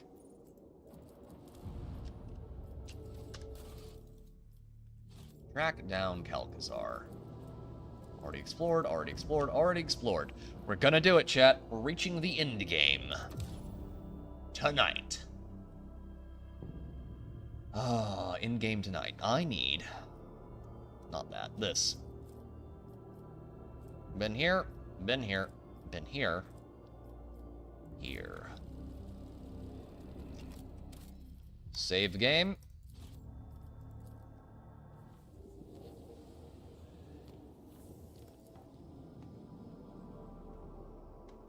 There is nowhere else to go. The final path is upon us. It is now the dawn of my last sunrise. Okay, dead stars. That's a good sign. That's always a good sign. Begin scan. It seems that all color has died from this world. Gray masses of rocks give way only to brownish sand and black voids of gorges. The team barely notices a strange detail amid the drab landscape, an extensive area where the land is smooth. As they approach, the area turns out to be a lake of moving metal, in the center of which burn green arc discharges. On its shores lie the ruins of pyramidal constructs. Through magnoculars, it is determined that the remains of the pyramids are slowly melting, creating flows that dump new metal into the lake. The smoothness of the lake is slightly rippled by currents, trying to extinguish the flames in the center.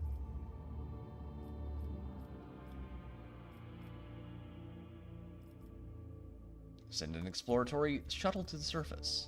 Specially equipped servitors of the first to disembark on the shores of the metallic lake. To the explorers' surprise, they return unharmed with samples of the anomalous substance. The squad sets out to study the lake and the Xenos construction. Acolytes of the Adeptus Mechanicus determine that the lake contains the same substance from which the pyramids are made, necrodermis. The behavior of the metal particles indicates that the constructs made from the metal are capable of regeneration, just like living matter, albeit incomparably faster. However, the pyramids filling the lake by transmitting the metal through built-in portals cannot surmount the destructive force of the arc discharges in the lake's center. Logic! Find out what happened to the pyramids. One of the pyramids lining the lake shore is more damaged than the rest. However, no significant conclusions can be drawn from its condition. Awareness test, 82%. Analyze the movement of the metal. Awareness test failed. Endless flows of metal pour from the portals of every monolith. Only the flows seem weaker. One of the flows seem weaker than the rest, yet another unsolved riddle on this planet.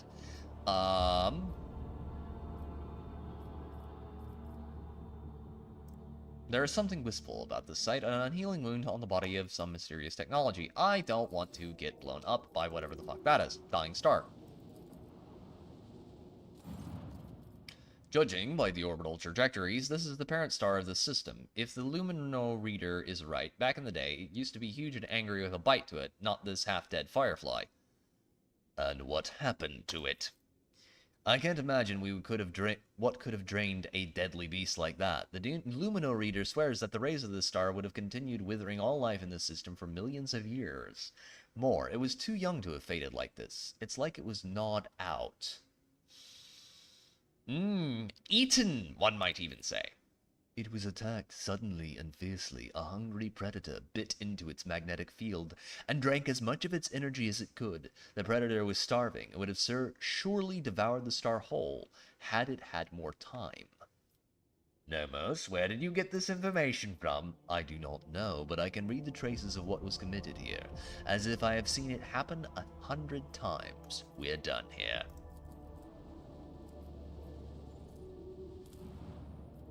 Begin scan. A shuttle of Imperial make is detected among the rocky gorges of the planet, alongside 2 nearby Xeno artifacts, monolithic structures embedded into the landscape. When scanned, the objects distort the signal, but no signs of enemy activity nor signals from the shuttle are found. Disembark and examine the shuttle and xenostructures. Drake von Valencius wishes to personally explore the enigmatic monoliths. The von Valencius shuttle overcomes the turbulence zone with an alarming rumble, after which the connection to the void ship becomes tenuous. Despite a rough landing on rocky terrain, the flight ends successfully. Henrix. Yeah, that's good. Take our standard loadout. Abandoned landing site. Yeah, it's this one. We're so close, chat. We're so close. We can do it. We can do it tonight. Oh, tonight. It's about time. Here. That's not good. When I was a child, I was once initiated into some of the mysteries of tech ministry. I still have questions that you might be able to answer, Nakos. The imparting of knowledge to laity who lack the proper initiation is an unfortunate necessity, not a sign of trust. I am not at liberty to divulge the mysteries granted to me when I received my rank. You're gonna need to change the way that file works. I don't know how to do it. Figure it out. But you could help. I don't wanna. Scarabs. Necron Immortal. Oh yeah, he's a scary boy. And... I'll wipe you from the face of the galaxy. Submit and die. no thank you. Submission is not really something I'm interested in. Death is also not something I'm really interested in. Death sucks. Death is generally painful and violent, and there's a lot of blood and gore and, well, crushed gray matter, and I just don't like it. So no, I'm gonna turn down on that offer.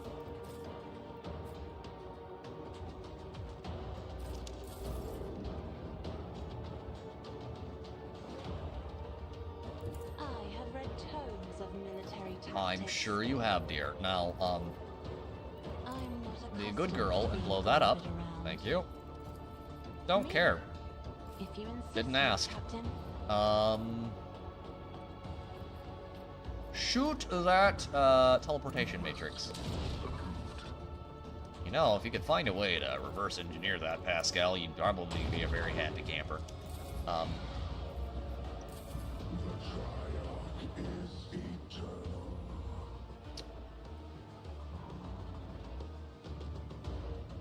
Time for our return.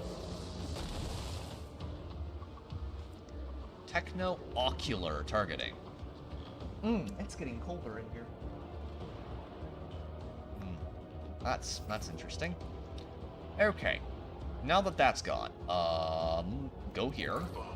He can kill those. All by his lonesome. First things first, pop those. No repairs for you.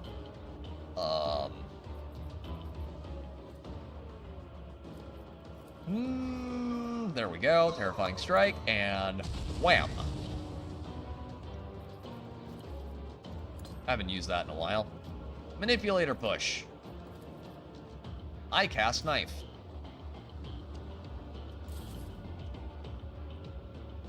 Okay. So, Canoptic Scarabs. At your beck and call. Poke. Used to dust.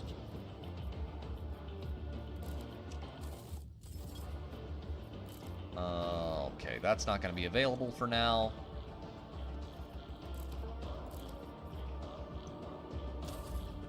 Remind me, chat, when we get out of this fight to, if I don't remember to do it, put... I won't object. Put grenades in his, Let's see to it. his keeping. Back in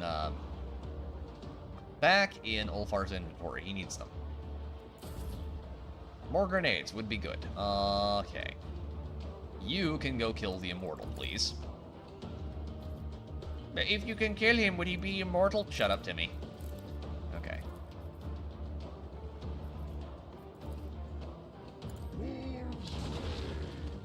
Okay, no reinforcements for you. Time to go back to sleep permanently. You know, I am going to put you to sleep, and you're gonna have a very long, very comfortable nap, and you're never gonna hurt anyone ever again. You understand me? Good boy.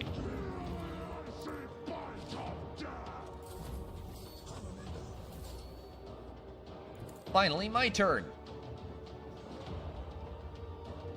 So, enjoy.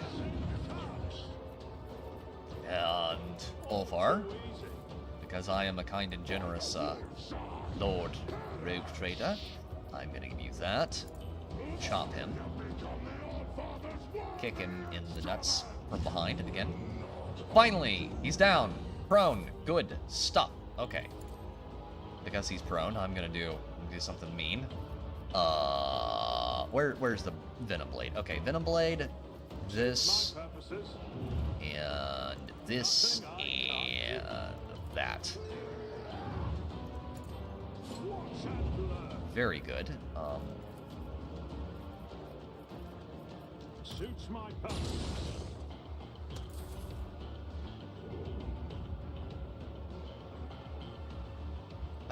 Yeah. I think we're gonna try to avoid taking anyone outside of, like, the core team at this point. I think we have a good core built. We have extra turns.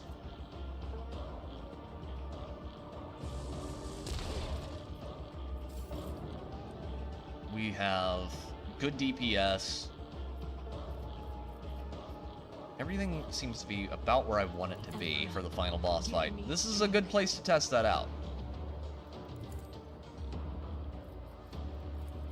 If you're gonna try and take on the big bad, you need to have all your stuff together. Fire! Isn't this a job Go for there. serfs? And take that.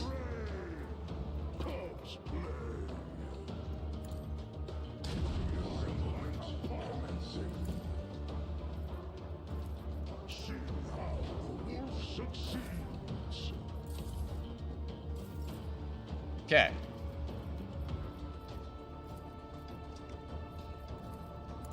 Do the needful there, and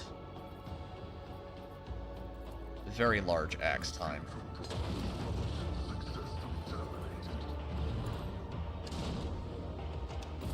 Yeah, that seems a little off to me too. Okay.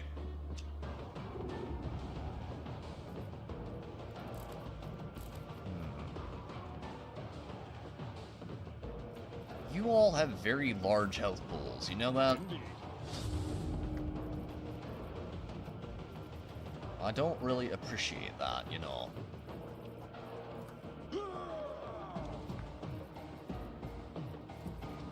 Victory is imminent. It will be done. 30. Good stuff. I will do my duty. Okay. So, Henrix Van Calox of the God Emperor's Most Holy Inquisition. I want you to...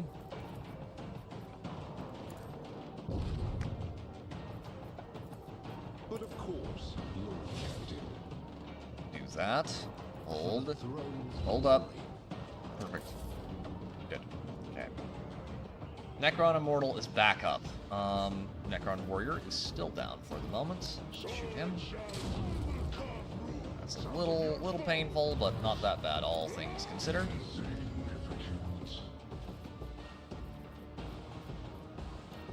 That.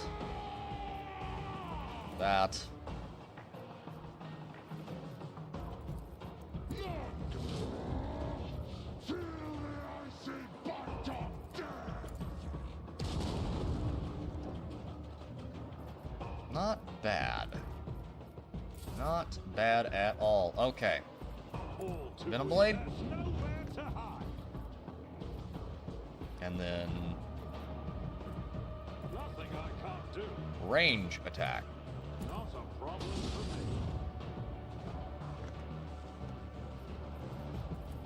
me.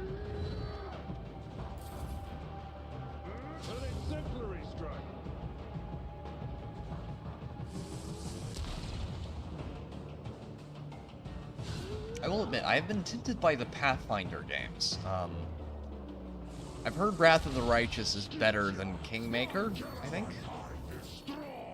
I'll show you why navigators are I would like to check those out at some point.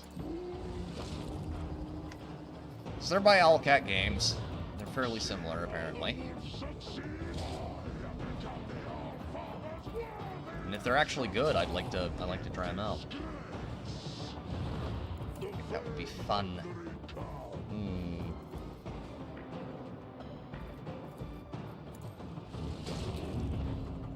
Alright. That's a fight complete. I rise to the occasion. Drawing upon your patchy knowledge of the Xenos, you guess that these monoliths were once part of a mighty transport ship capable of transforming into ground-based structures. Yes, this is a Necron pyramid monolith. None shall stand in my way. The broken body has been smashed into the ground with such force that there are cracks radiating out from under it. That would be that immortal we saw earlier. You can still recognize the Von Valencia's coat of arms and the half-braided emblem. On the side of the shuttle, parts of the hull and equipment look as if something vaporized the ship's components one layer after another. Oh, that's nice. Fury Incarnate. Whenever the wearer is under the effect of Reckless Rush, all of the wearer's attacks gain plus 50% critical hit chance. The wearer gains plus 50% critical hit damage. All attacks against the wearer gain plus... Oh, so it gives the enemy the same there. That makes sense.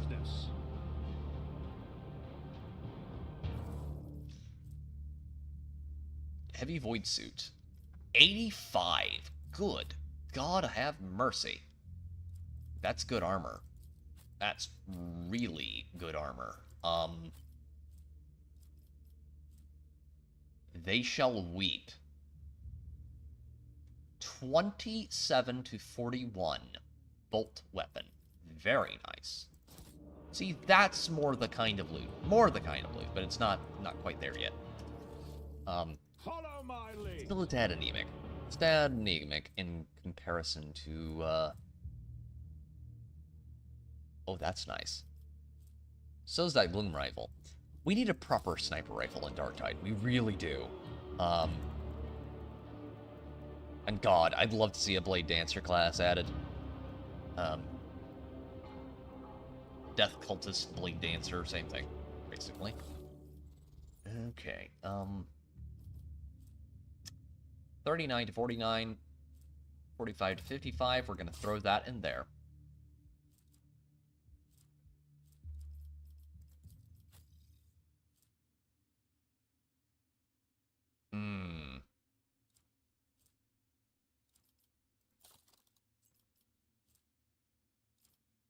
He is so utterly done back there. Okay, Abelard, I want you to have this. I think you will look good in it.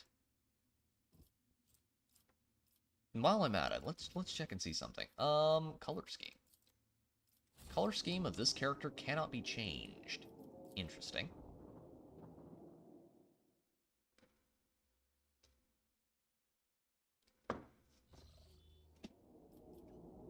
The dog snoring is just an interesting, interesting background sound. Dead Star. Those things, I've never seen anything like them before, but the panels of the ship's tech priest lumino readers say that the stars are just star corpses. Not just corpses, they called them stellocoid victims. What did the lumino readers mean?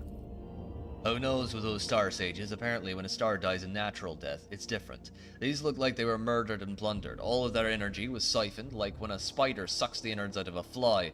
And witnessing these husks, if you don't mind me saying, scared the lumino readers so much they wet their metal trousers. Don't you think we are observing far too many stars here? I agree, Lord Captain. The stellar trajectories also suggest that most of these stars didn't used to be here. Someone was hoarding them in the system.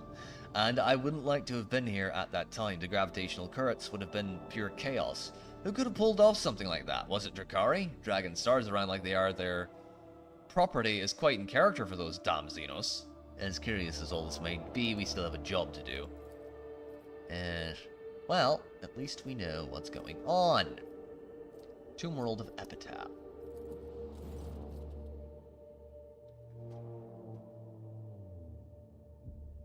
Lord Captain, a Xeno squadron is on an intercept course. It's the same abominations as before.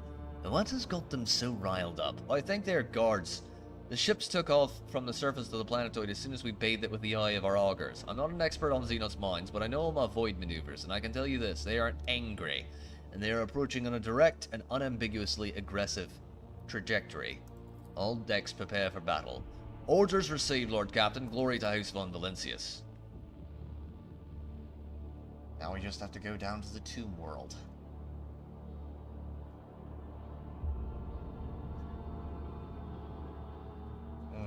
Heavy armor proficiency. Fight the foes of the rogue traitor.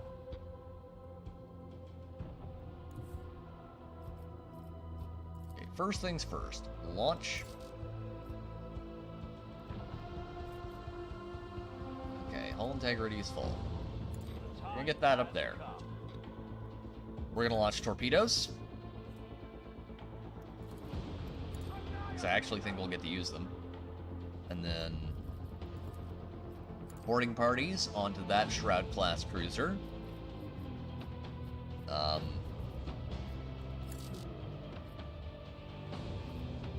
that's troublesome.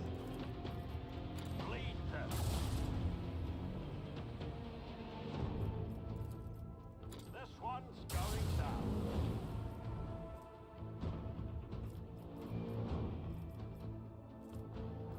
Let's get right up in their grill.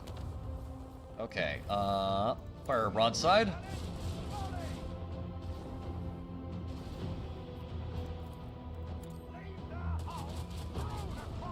Should have equipped those better cannons we got, but I just didn't think of it in time.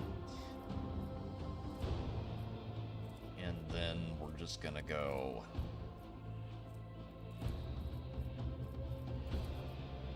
use that on that one. Turn him away from us. Launching torpedoes.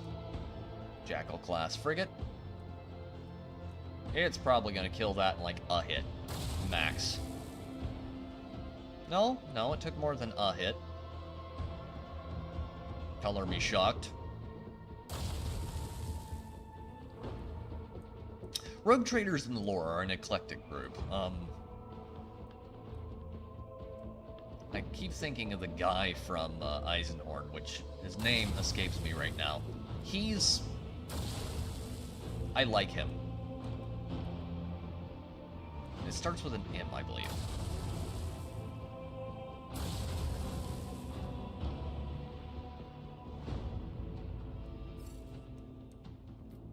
Okay.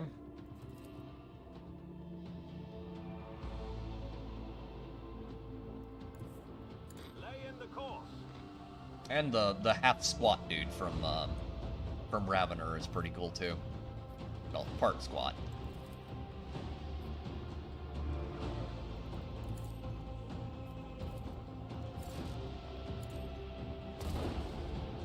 Good hits, good hits. Fire the last batteries. Okay, reanimation protocols are not going to save you. Welcome back, Natty. We're very close. Very, very close right now. We have to complete this orbital fight. There is a fight when you enter the tomb. And once you're done with that, there is a potential fight. It's not that much of a boss fight, but it does give you some last minute better gear, and then there's the big bad, which, in case you haven't figured it out, chat, yeah, we're gonna go kill a god. So yes, this is very, very similar to a JRPG, I guess.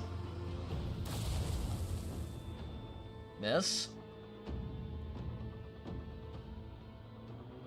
So, space fight, and then we go kill a god. That's the plan. Oh, I didn't even see that out there. That's pretty cool. That's pretty adorable, actually. And they really want him gone. And he's gone. Tube fight. Oh, right into the pile of asteroids. That's got to hurt, don't it? Short burning plasma torpedoes. Explode, of course, immediately. Launch Starhawks, but only when we get close. There. That looks good to me.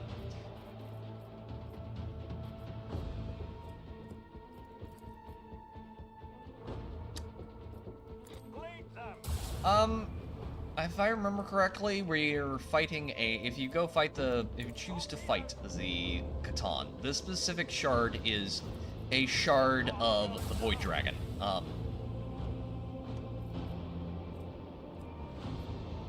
The Void Dragon is a very interesting Catan, because he is the same Catan shard. There is the same god has a Catan shard under Mars, and that is why the Adeptus Mechanicus is so good with technology. They literally had the Whispers of a Dreaming Catan shard in their back of the heads for several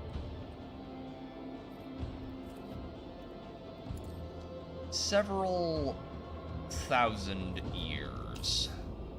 Okay, Starhawks. We're gonna just keep working on him, actually.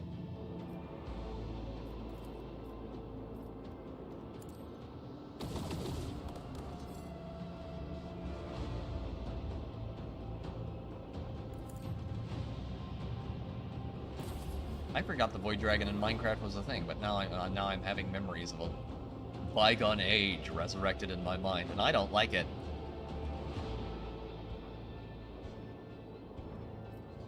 Those are not happy memories. Ugh.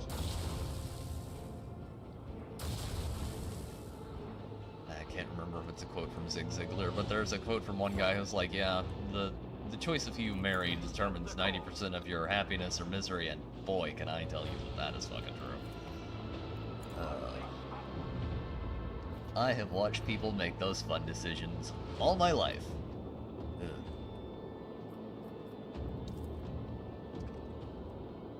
And now I'm just thinking about someone I haven't thought about in a long time. Ugh.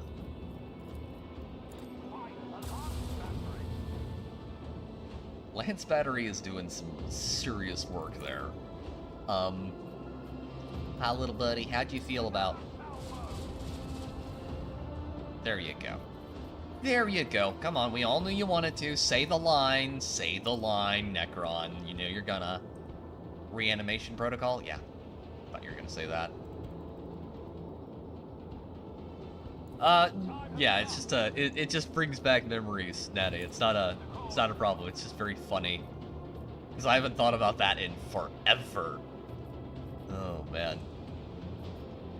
Good lord. Fuck, I did that, yeah. No, not gonna do that. Not gonna have a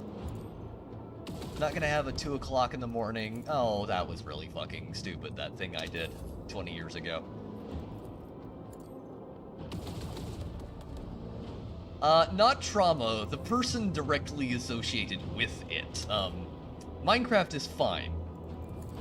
The person who is the reason I wound up getting Minecraft when I was very young was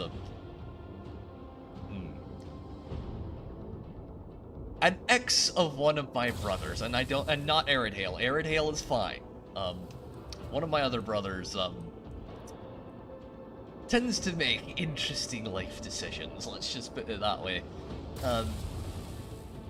Yeah, the person in question, an interesting piece of work, shall we say. Fury Intercept, no, Wraiths. Wraith Starfighters. God, that was hilarious. Also, that was an odd time in my life when just weird, wacky, wild, off-the-wall shit happened all the time, so yeah, no. funny stuff.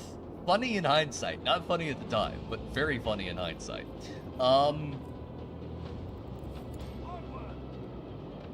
Yep, no, not gonna do that. Not gonna do that. Okay. Oh, those were the days. I probably gave that person PTSD now that I'm thinking about it. Oh. Oh, hell.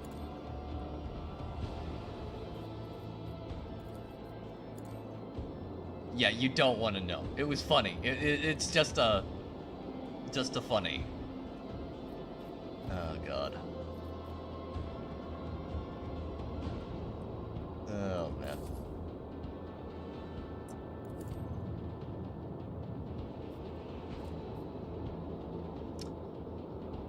Yes, video game, is there a reason you're not letting me use those cannons?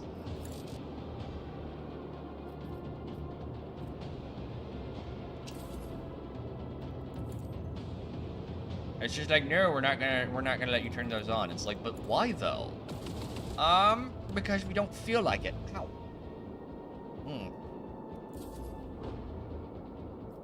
But I spent a bunch of movement points on getting this thing up. Don't care. Okay. Oh,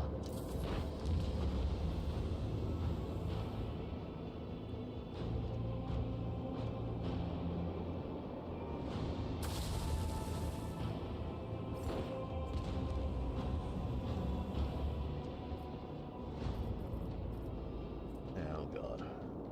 Alright. Properly raise them and sink them, and let's have another. Rotate. Warp jump forward. It's like calm, analytical, basically Vulcan-like species. Humanity. So yeah, we're just gonna portal into hell to get to you.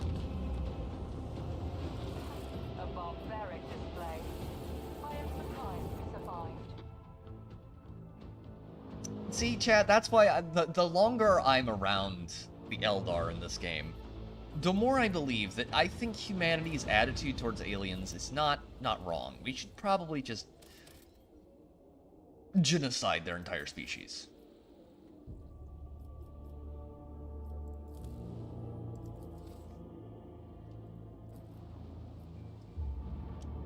We would all be much better off without the Eldar. They're just an arrogant, completely selfish, self-centered, degenerate species. Completely unworthy of their master's creations. They have no right to the mantle of responsibility to this galaxy. That lies with humanity alone.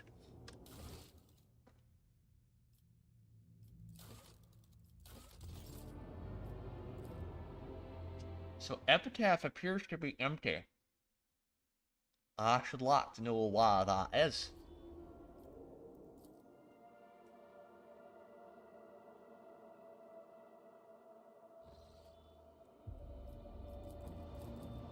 So Epitaph is empty. That's already explored.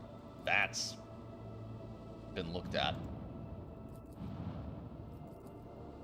The dead stars are just sitting there.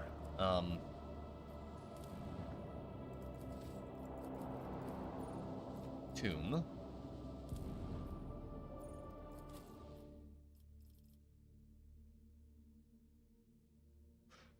I'm gonna bring Henrix, Cassia, Abelard, Pascal, Ulfar, accept.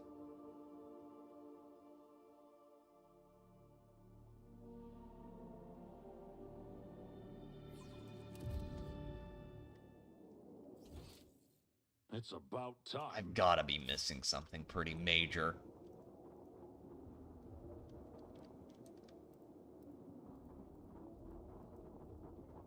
Here or on one of the other worlds we visited.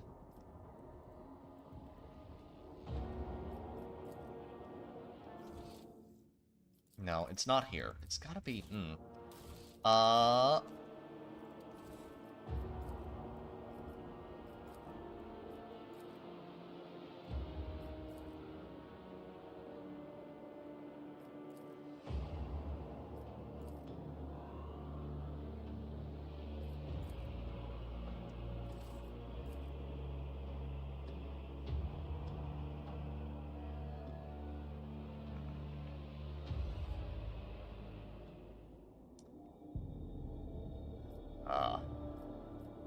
When I get home, I'm gonna have to shave.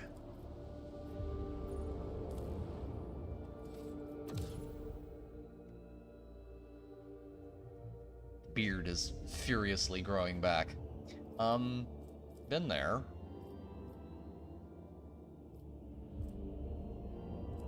Been there.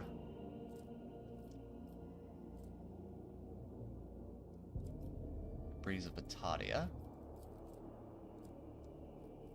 Let's go back to the bridge briefly, and we'll go chat with people.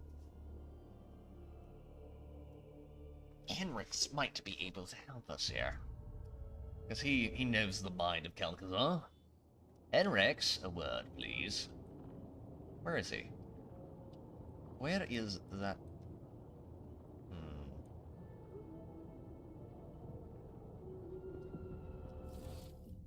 Oh, there's Kibble. There's... Oh, there he is.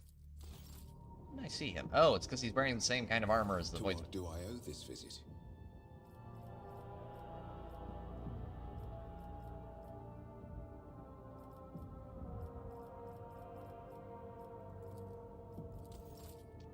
Okay, he's a Tech Knight. Nothing there. Abelard. Lord Captain. Lord Captain. Nomos, a word, please.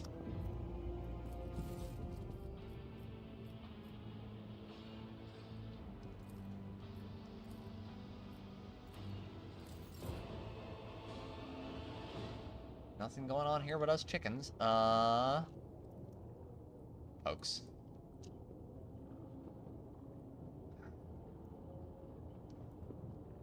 Got nothing there.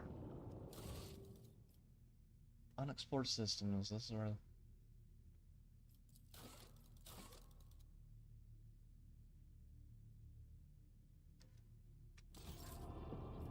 Just gonna get a dragon, a Void. The Void Dragon's very interesting as a character, because he's just really, really powerful with technology. Is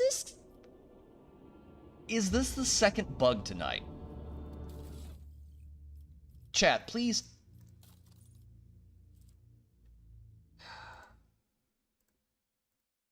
I'm about to do something. I would bet you that what we're looking at is another bug. Okay.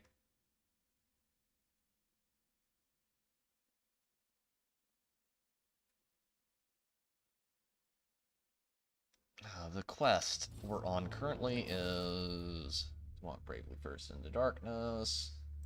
There we go.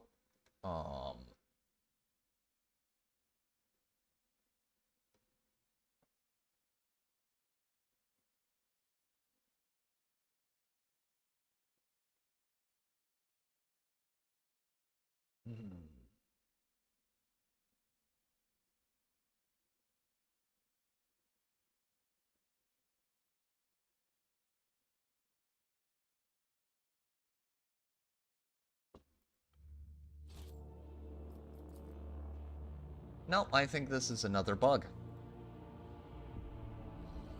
I think we're looking at a bug.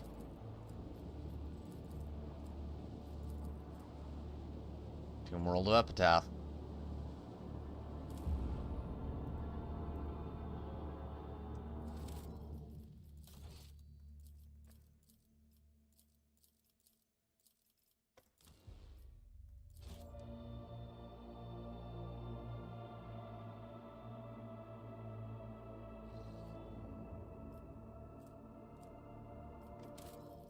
I am gonna have to go back and do that fight again, I think.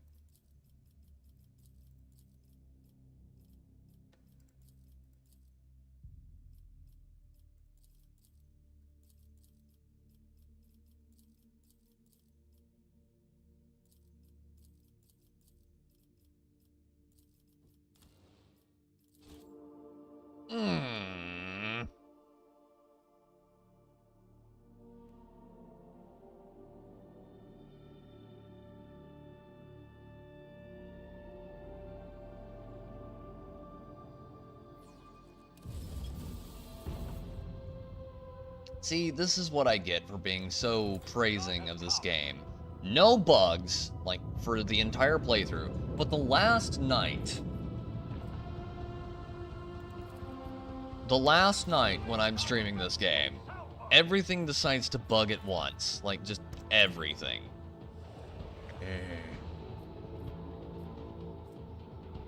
Oh, that's mildly annoying for you. Entertaining for us. Arid hail.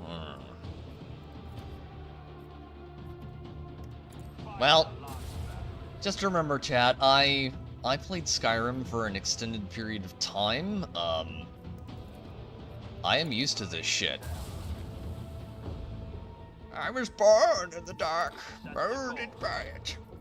Yeah. Okay. Let's shoot him with that. Okay, first reanimation protocol on an enemy ship. Popcorn does sound lovely. And screw you very much, Arid Hail, for making me think about food when I can't have any. You are a monster, sir. Torturing your poor little brother. How could you? Oh God. I am...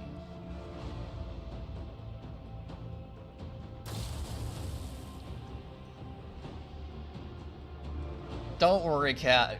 I'll get him later. Okay. God damn it.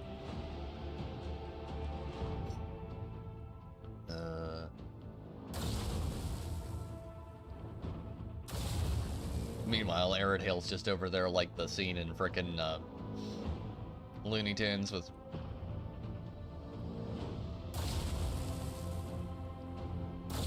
Bugs Bunny. Ain't I a monster? Oh no, I could be much worse. Yes, again. Fire the large battery. This one goes down. Leave the hull strewn across the star.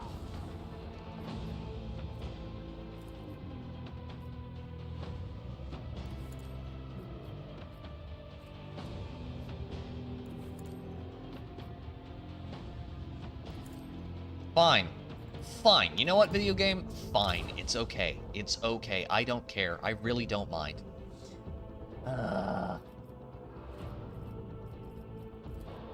The things I do for content, chat. Well, at least, you know, I say that, but...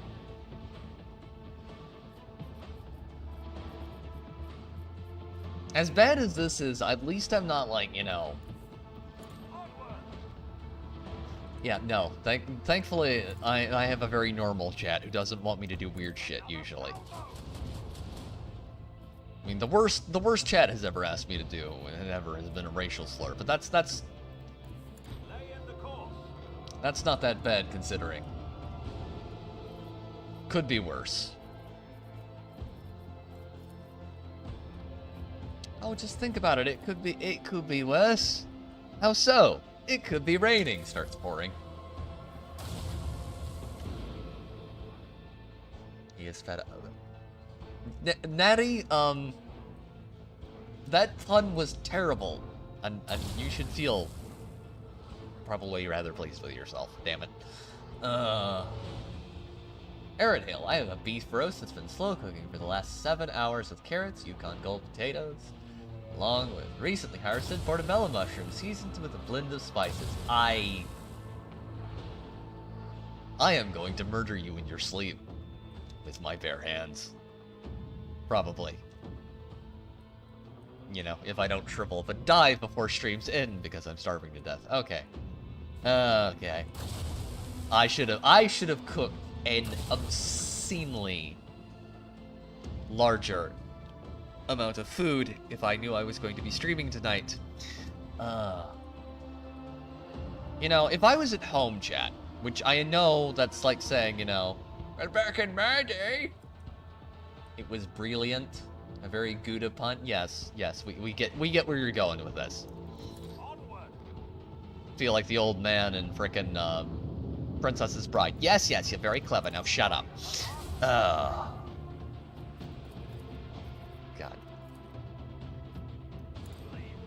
Please die. Please actually explode this time, thank God. Okay, praise the God Emperor. Does someone want to tell me why I can't fire fighters? Oh. See, if I was at home, chat, you know what I would do? Okay, instead of sitting here and being miserable, I would go into the kitchen, okay? And I would make myself a very large meal, okay? I would get bread that I probably made earlier that day, cheese, and some form of meat, because there's always something that's lying around cooked from, you know, the day before. And I would mix that all together, and I just have myself a very good little snack right there, you know, midstream. That's what I usually do. In fact, sometimes when I go missing on stream, chat, that is exactly what I'm doing. However, it's not a thing I can do here. The lady of this house does not bake like I do. So I'm stuck with the rations that I chose for myself, and I did not think this all the way through. Once again, my capacity for poor planning did not prevent piss poor performance, and so I am regretting my life decisions deeply.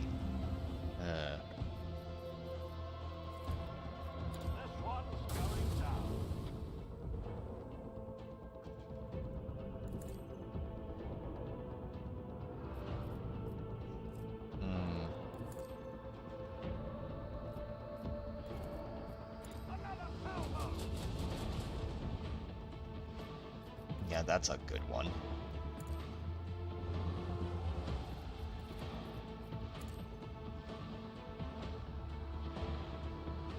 Yeah, come on. Video game, you can do it.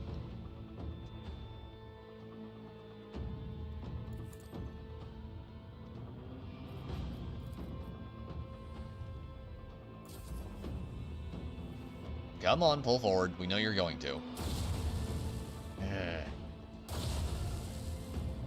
You know what I want right now, chat? I want a big thing of roast ham, okay? And scalloped potatoes.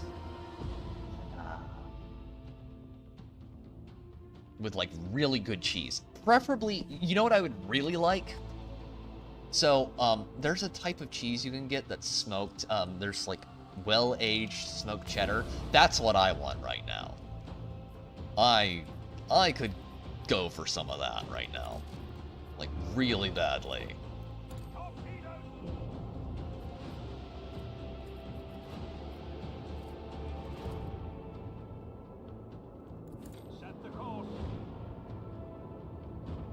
Smoked cheese?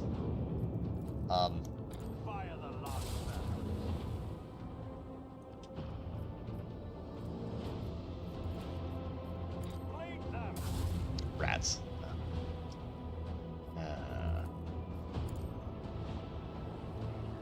Reanimation protocols, because you are an annoying little faggot. Please die. God. Wretched creature. You are very dishonorable, dearing Shemru on your family. Okay, there we go. Fight's nearly over. Now, hopefully, the ham and taters. Oh, yes. I remember that smoked cheese being very expensive, but my God. Dude, that stuff, food of the gods, man. Amazing.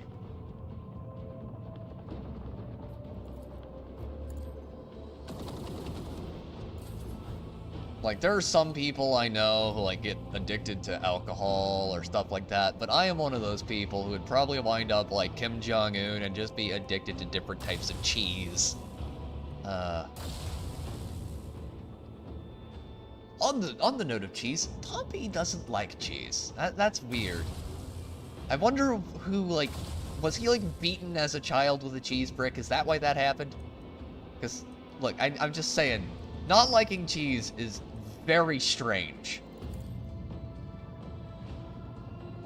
Indeed, Natty. Like, you can smoke it over,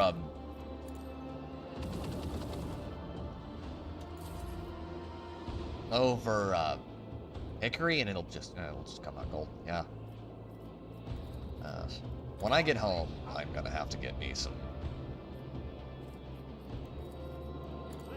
of that good home cooking. Yeah.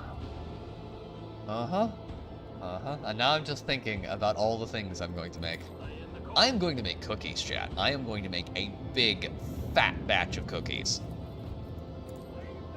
And that is fat with a PH. I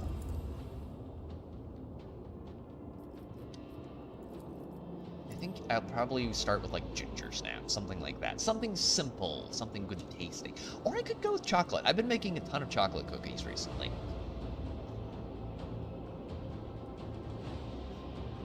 And then I might actually do something I almost never do, and that's grill. Like, actually grill. Not to do the meme, chat, but grilled hamburgers over the fire with fresh baked bread for buns. Make me a very, very happy camper.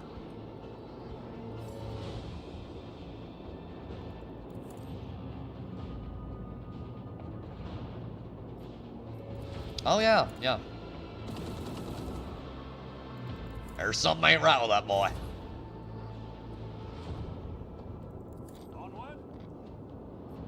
But then again, he's British, you know, and like all British people, you gotta be careful with them, you know. You drop them too hard and they break, so just, you know, be nice. I am going to attempt to convert him to the cult of, hasn't he done that already? I am going to try and convert him to the cult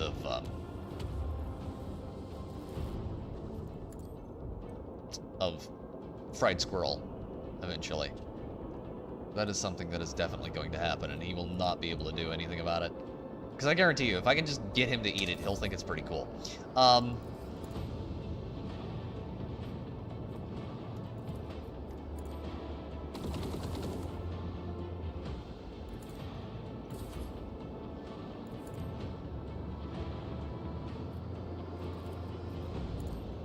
What I'd really like right now that I'm thinking about it, is like a smoked turkey sandwich with like smoked cheese. That would be par excellence. Yeah, properly fried squirrel is great, but the thing with it is that you have to make sure that you cook it properly. A lot of people just try and eat it straight. Squirrel is not something you should ever eat straight, okay? Always pressure that. Always pressure it.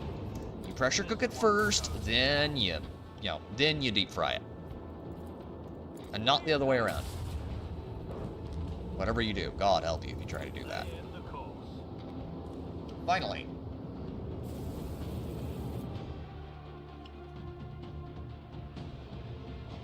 Smoked venison would be good too. It is, I believe that archery is open right now. Hi, buddy.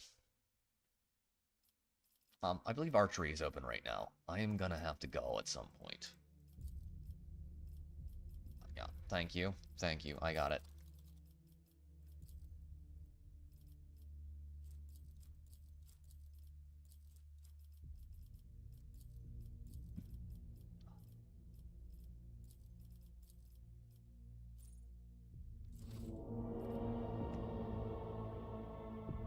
Pregnancy makes food sound gross and delicious. Well, I am known to occasionally torture my sister by making really good smelling stuff that she just can't have. No, I'm not a monster. Why do you ask? Scan.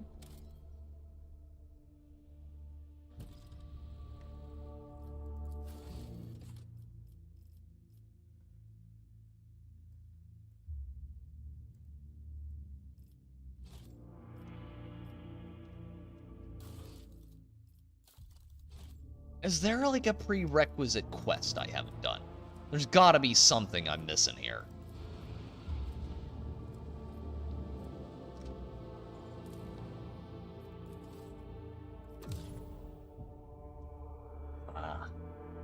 smoked venison. Smoked venison haunch. Yeah, that's what I want right about now. Like, if you get it done right, Desert World, Ancient Tunnels, if you do it right, like, it gets this...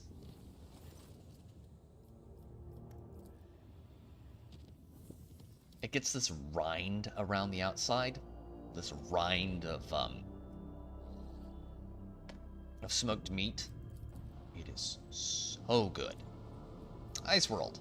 There is something here I left behind that I need. Stress signal source. There is some unturned stone.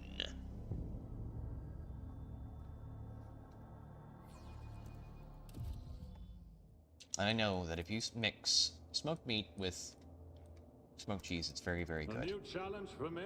One day, that is something I am going to be able to afford whenever I want it.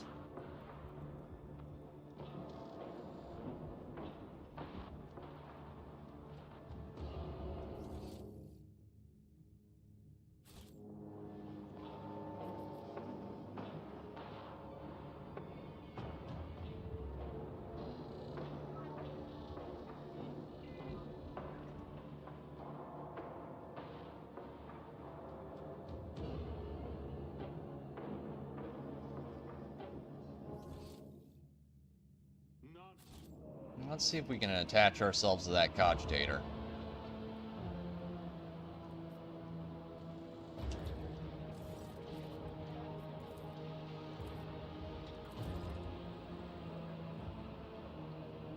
There we go.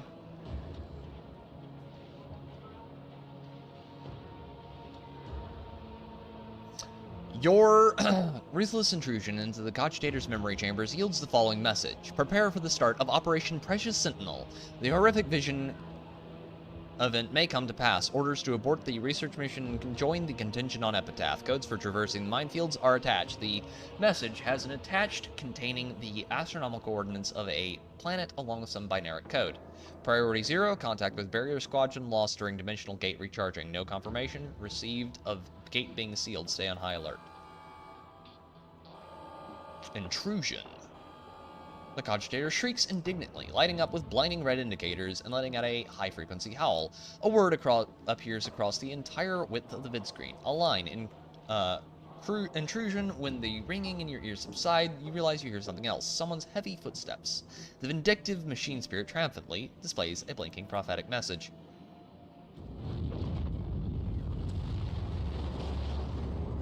And the gateway is open.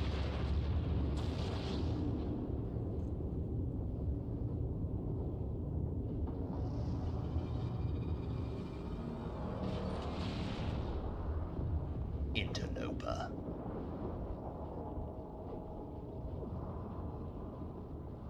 Nice, Necron. Good, Necron. Go back to sleep.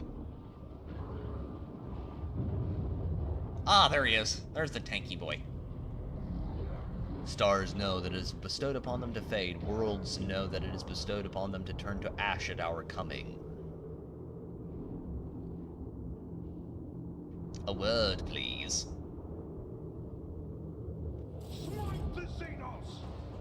Dost thou not speakest our tongue?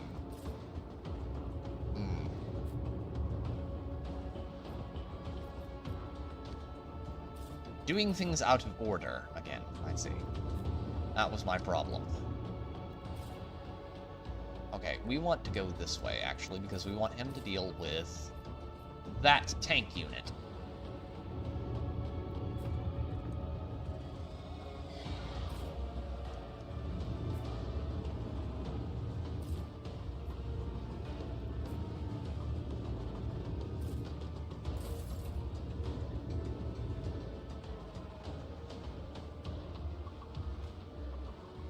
Now, big health pool, but if I remember correctly, it's pretty easy to kill.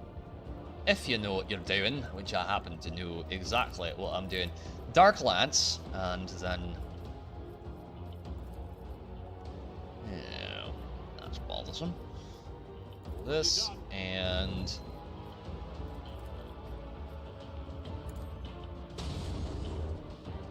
Oh. Am I gonna have to kill all of his flunkies first? I think we are. Let's do that first. Pascal, please go over here and kill all of these guys.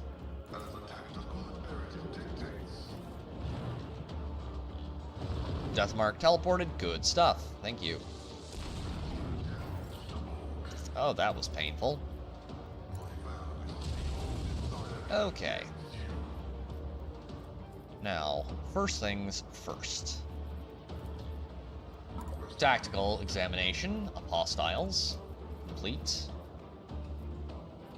Engaging targets in 3, 2, 1.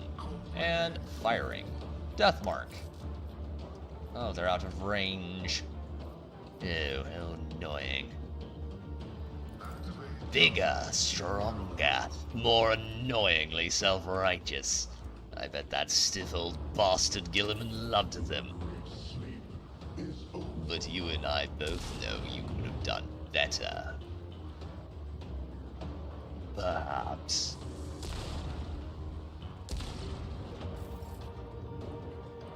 That conversation between Fabius Bile and Belisarius Call is very funny to me.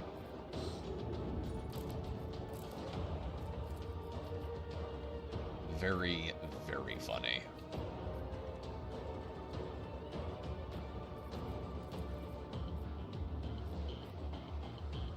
Indeed. Okay, that's good. Let's do this. Wildfire. At your beck and call.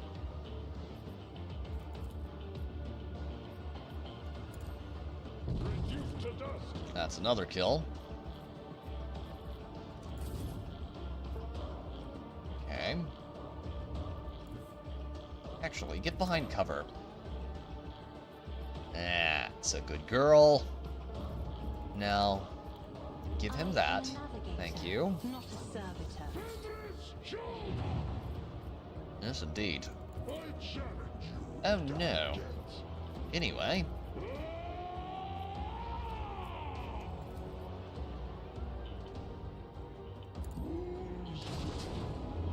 Two.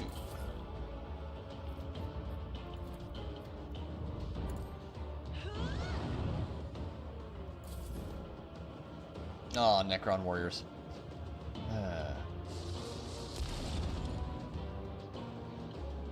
Oh, that is a lot of Necron Warriors. Okay, those need to go down.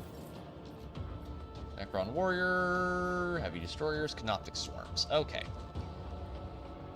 I am tempted to force them to go around that side and deal with those, but I think that would be a waste. All things considered.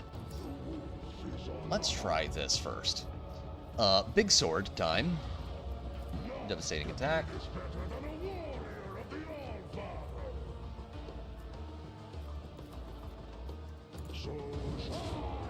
5, that's better.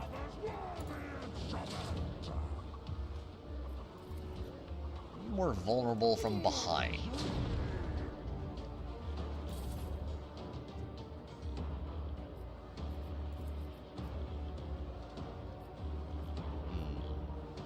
Right here. Is on our side.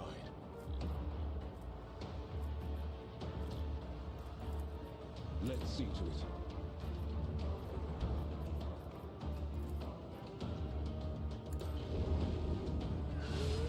$93.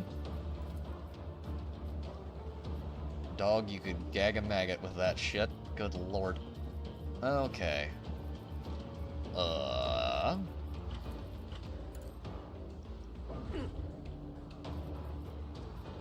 won't object to it. Jesus Christ, that is vile.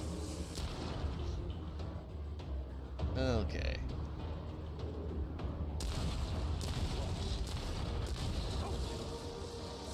Thank God for power armor.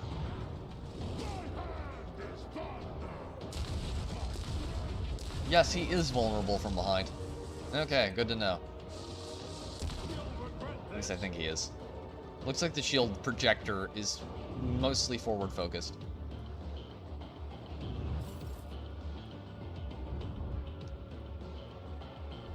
Let's test that theory.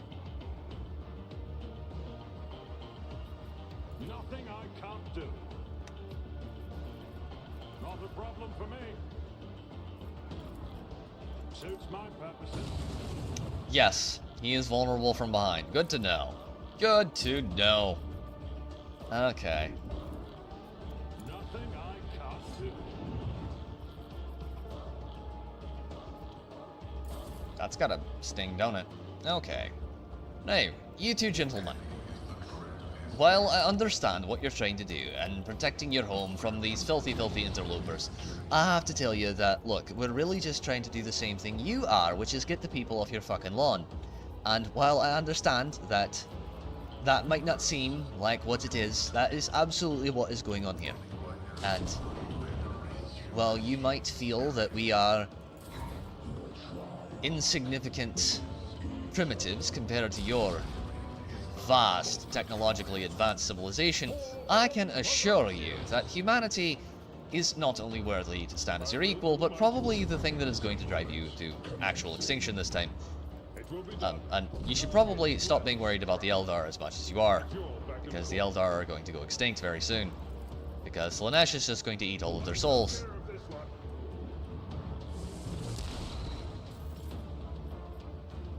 And there's not a thing the Eldar can do about it.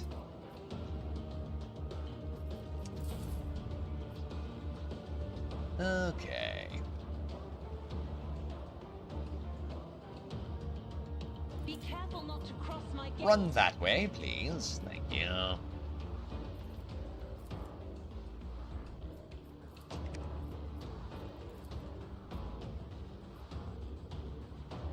Isn't this a job for the serfs?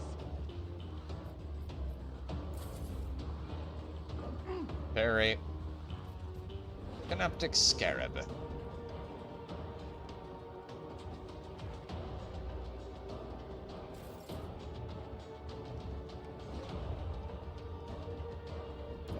foes reek of cowardice. See how the wolf succeeds. Fire. Lots of fire. So it shall be. Fire and... Oh yeah, this is gonna be good. No, not quite close enough. Okay, well, you know, you probably should have said that a little more clearly, video game. Thank you. There you go. Have that. 116. Directional shielding. A very cool concept that I like a lot, that this game does well. I would like to see done more often in future games. I think it would be cool. 151. How much did we knock his health down by?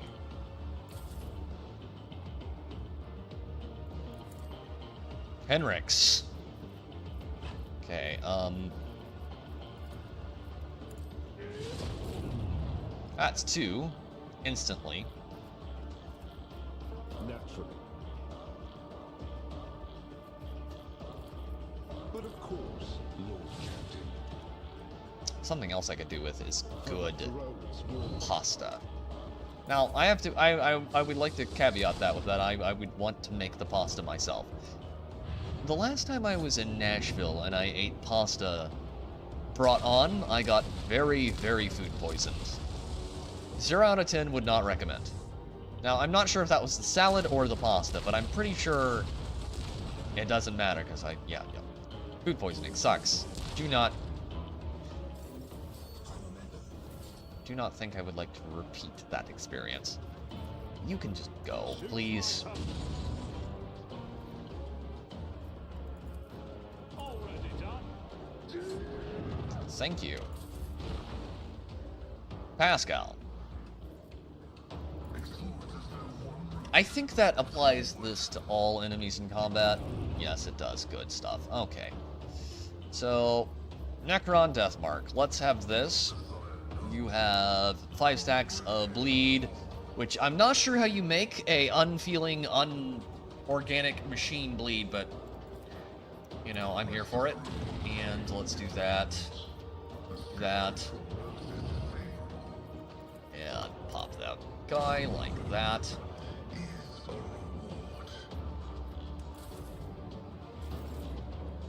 Okay.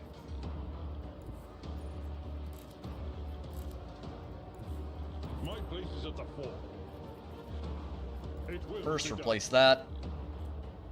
Victory is imminent. Indeed. I will do my duty. Will not undo me. No, probably not, but he is gonna try. You can go back here. Step aside. The navigator is coming. Okay. Do not dare ask. I'm going to dare ask because I need you to. Don't be cunty about it. It's just how If I things may, have to happen in this specific instance. I'm not Have accustomed that. to being ordered around. He has a lot of stacks of bleeding and burn on him. Not a problem for me. By climb fire, the foe will be torn asunder.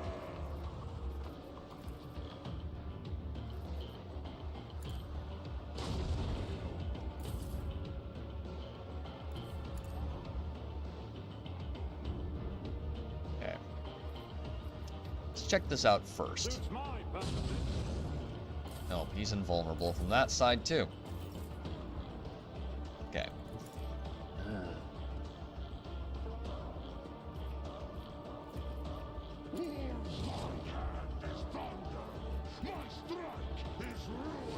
I want you all to know that I'm now just thinking about different forms of pasta. And it is an annoying and unpleasant feeling. Damn it. Hate it when this happens. Okay.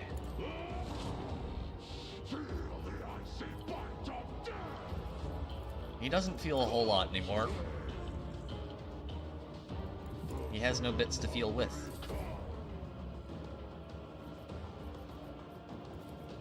I won't object. If those boys could read, they'd be very upset. Let's see to it.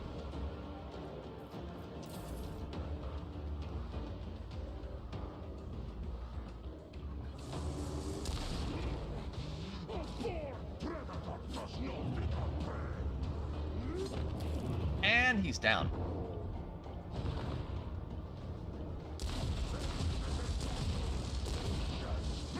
One to go.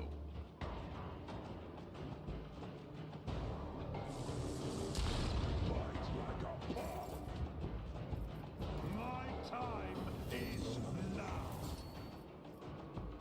Okay, I'm gonna run him over there and have him kill those guys. Absolutely not. Absolutely, yes. All too easy. Okay, so you're gonna poke him first. Nothing I can't.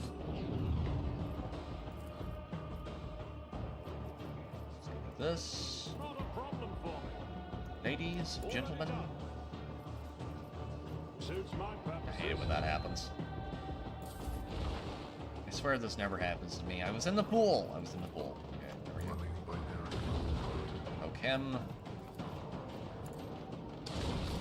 Thank you.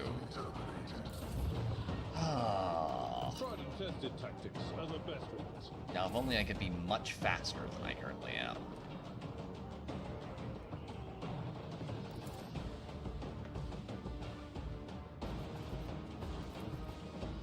Isn't this a job for the serfs? Little stair. I am a navigator, not a servitor. Opposing me was your biggest mistake. Okay. I want you. Ulfar. Ulfar.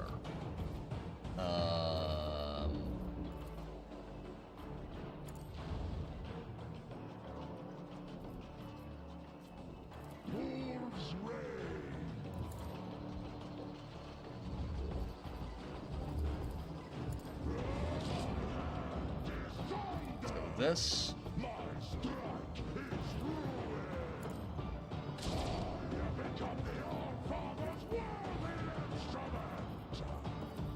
So shall my hand is thunder.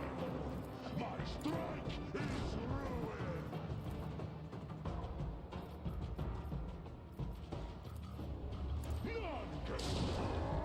146 damage. That is a good hit. Get me a target.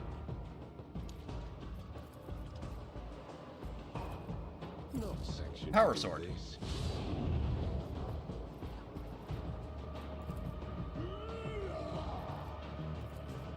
Praise be to Blake. Okay.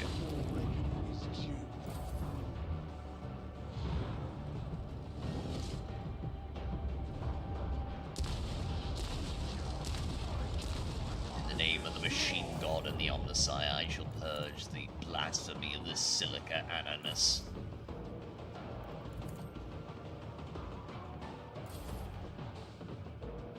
Probably not going to get over there in time for it to matter, but Why not?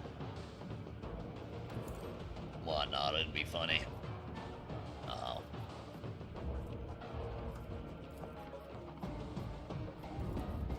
Isn't this a job for the serfs?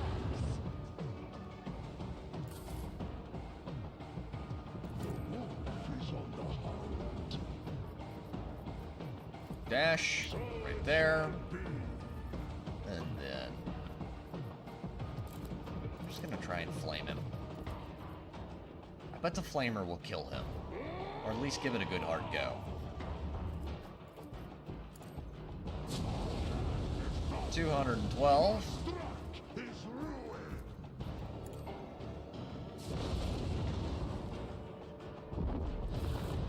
Right.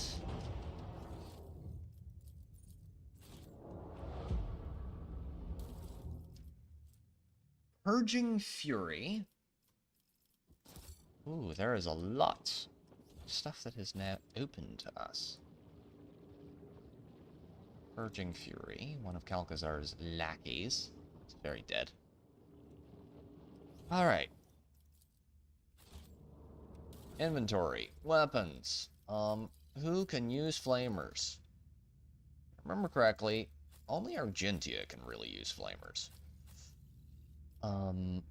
You are getting that equipped down here, not there. Staff. Where the fuck is his staff? There is his staff. Give him back his Biomancer's staff.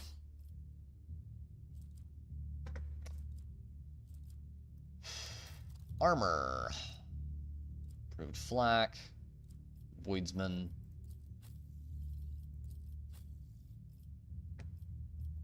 Everyone gets levels. No psychic awakening shit. Tough as steel. And then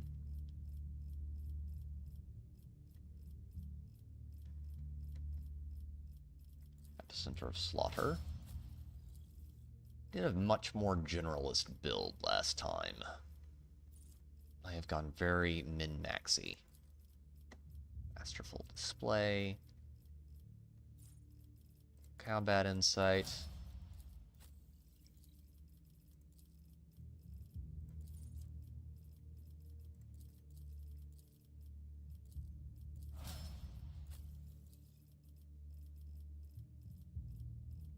Where is Tough as Steel? Faction Under Fire.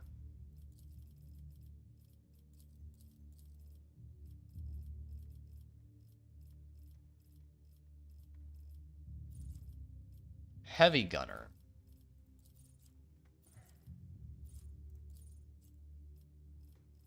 Dependable. Crippling Blast.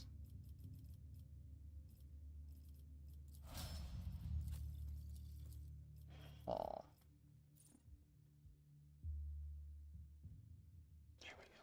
It's a little bit better. And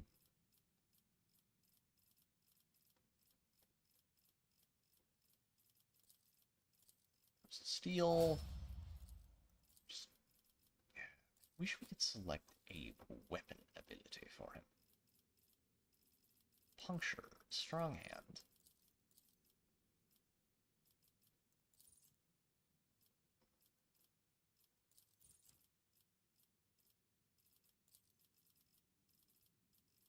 That's good. Okay. Now we leave the godforsaken world at the edge of reality. Plunge back. Where do we need to go? Kill the damn Void Dragon Shard. Probably gank Calcazar.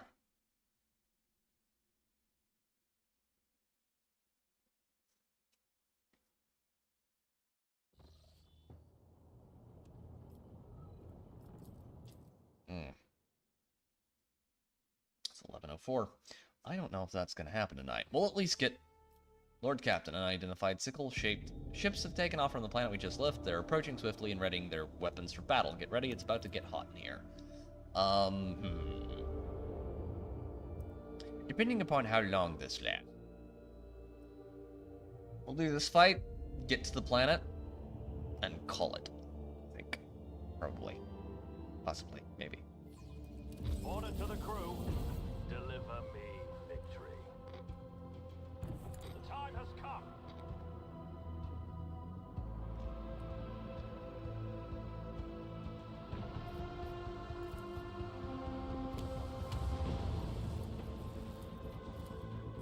Annihilate them.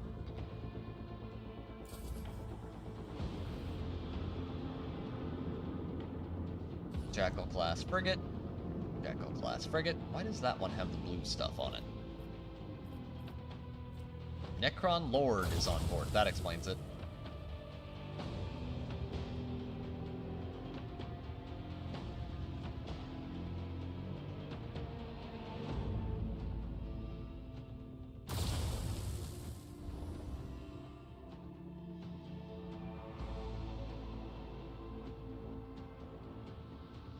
We do have one more week of this, chat, so congratulations.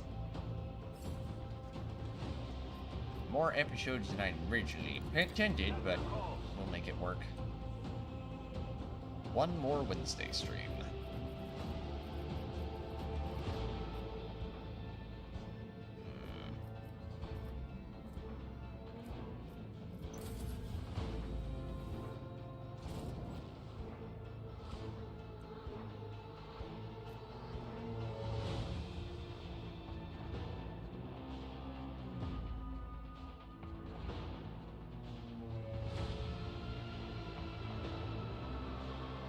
Some Necrons are actually quite good conversationalists. I would like to have a very long, polite conversation with Praise and the Infinite sometime. Orican would be boring, because Orican is not interested in people in any way, shape, or form. Orican is just Orican, and Orican thinks that Orican is always right. And because he thinks that Orican is always right, he doesn't think that he has anything to learn from anyone else. Which is quite funny.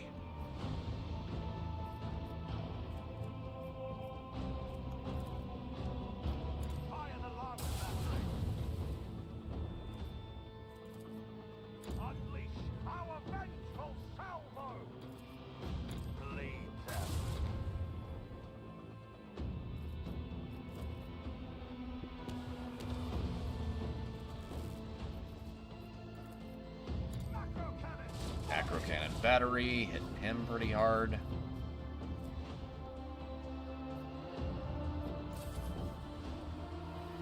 Jackal class frigate.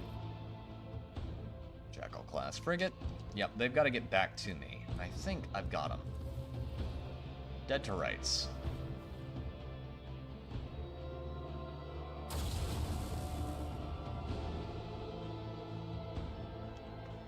If I can get them all strung up there, I will warp storm their asses so fast it'll make them their head spin.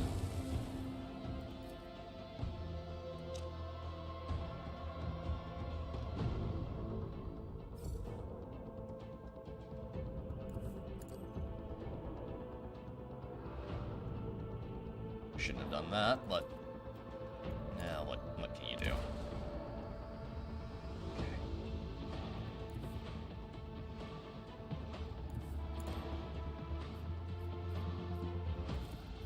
This one's going down. Fire the last battery. 12 wounds, he's gone. The time has come. Yeah, I'm starting to see the game bug a lot more.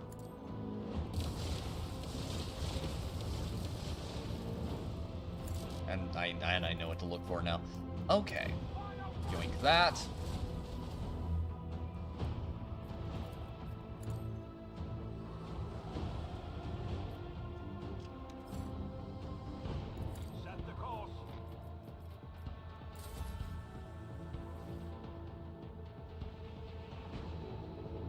Burritos away.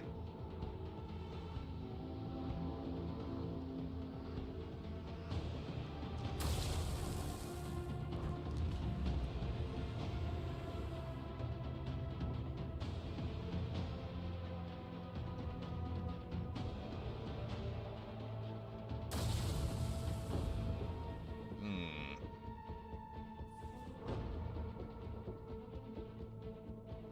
$150. Okay. Wraith Starfighters.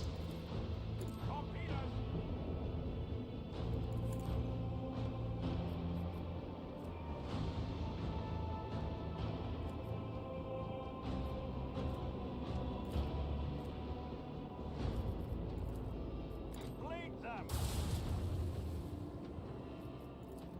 This one's going down.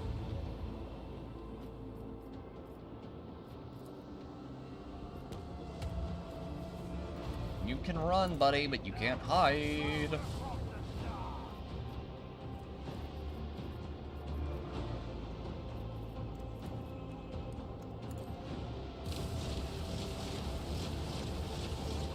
Hyperion Storm. Plasma Bomb Strike in 3, 2, 1, and he's gone. Victory. Okay. Okay. Breeze of Batatia. Lord Captain, what are those things? They took off from the surface of the world where you landed. Never seen ships like that. Never seen such technologies either. We fished a trophy out of the void, a relatively intact fragment of the wreck, and sent it to our engineers. And just in case, we've isolated the compartment where they're performing their comprehension liturgies. Research the tomes in the Rogue Trader's private library. Perhaps it will give us some insight into these monsters. An hour-long silence follows as your orders are being executed. At last, the Vox comes to life again. Your lordship, the Cartio Artifix claims to have found a mention of Xenos similar to the ones we've encountered. The manuscript refers to them as Necrons.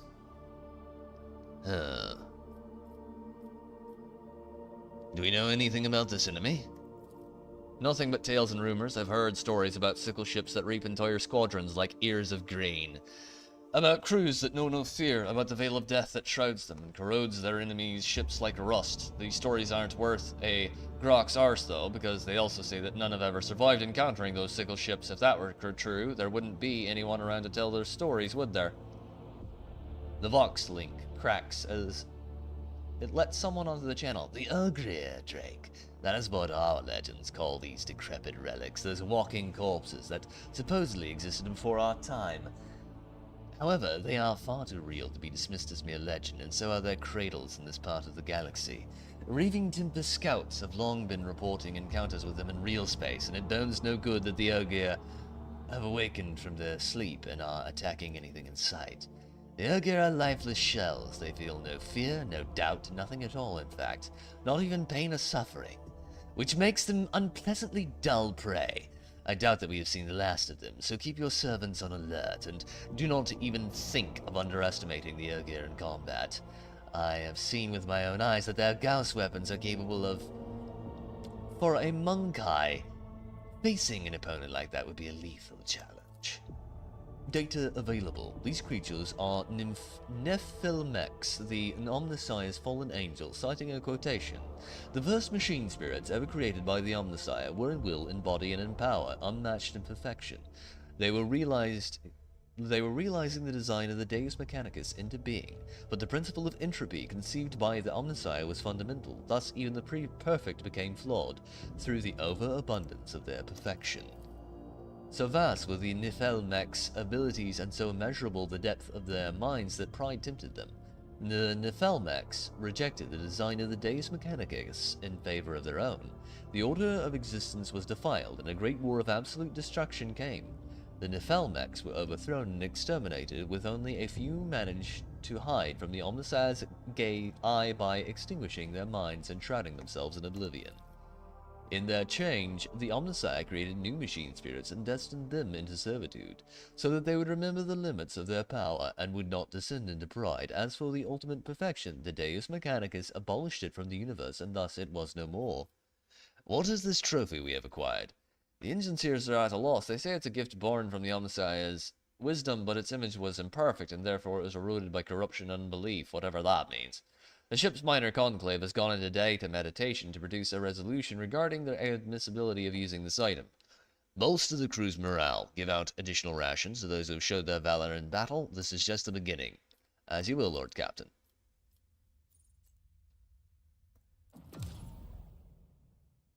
It's time. It's time, chat. With this, we warp jump here. And here.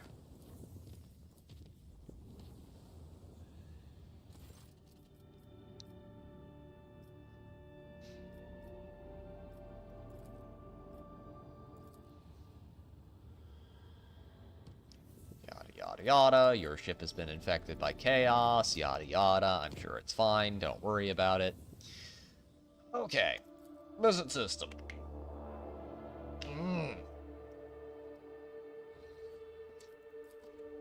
Repair that. Check inventory for weapons. Argentia.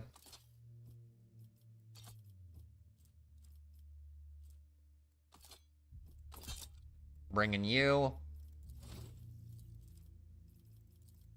Even though you don't have everything I want, you have most of what I want.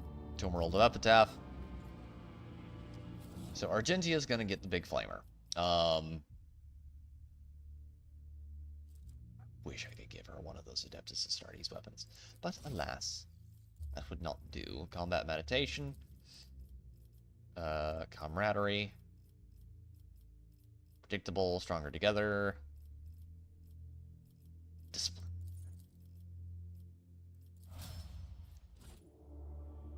Epitaph. Unforeseen events. Points of interest. Just get me onto the planet. Lord Captain, we spotted a planetoid with an unidentified xenostructure. Something tells me this is the place we've been looking for. Augur clerics detect a field of void mines on our trajectory towards the planet. Transmit the deactivation code we found in the outpost of the Lord Inquisitor's men. Beginning transmission. Receiving return signal. 5% of mines report a transition to sleep mode. Receiving coordinates of an area designated as main landing site. We have a safe channel of approach towards Epitaph and coordinates for landing. Commence preparation of the landing party. I will lead it personally. Are you certain, Lord Captain? I beg your pardon for such audacity, but this old Void Wolf's guts telling me that this tomb is very likely to become ours. I have a bad feeling as if... Forgive me, your lordship. I've completely lost my senses, giving out advice like that. I am ready to face whatever lies in wait. We make the landing. Be careful, your lordship. We'll wait as long as it takes for your retrieval signal, even if every Xeno fleet in the world appears to swat us from orbit. Right? Right? Take Henrik's.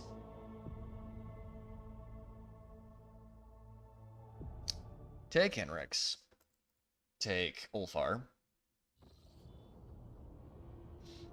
And Nomos. Every person on the bridge freezes in astonishment watching the remarkable procession approach your throne. Officers and enforcers are glancing at you questioningly, but do not interfere until they are ordered to. We have come to speak with you, Drake. You gave us food for consideration by revealing the mystery of our origin.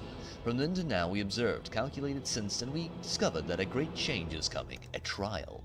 We see the potential for a great disaster. It is already ripening. The wave could crash down upon the Coronis expanse and perhaps extend beyond it. We are heading for suffering and death. You are the one who can prevent the disaster, and we want to help you. We do. Let us help. Nomos are not human, but we have learned to see people as more than shells. We want to save them, protect them. What do you wish to do? Wait until the unknown threat appears before you, then face it. We do not know where or when it will happen. We do not know what we will face, but we know that we want to be there with you. There is something we require to do it. Nomos are tethered to the shell of the ship. We can follow you outside by using servitors as our shell, but they are lacking. Only a modicum of us can enter such a primitive vessel, and our power is likewise limited. We need a vessel, a body, but very few things can house us. That is why we have come to ask you. Megas Asclepius has offered his shell to us. It might do. Indeed I have. I cannot think of a prouder end to my pilgrimage than the liturgy of synchronization with the Great Spirit.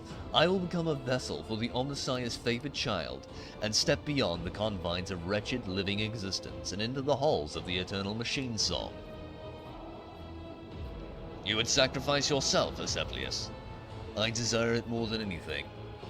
We asked him many times because we did not want to hurt him. Nomos would not have proposed it if the human was against it. Wait, what is this coming threat? Nomos cannot say. Something's changed after you helped us remember our birth on Epitaph. We sensed the liberation of something vast, which is actually a mere fraction of something limitless.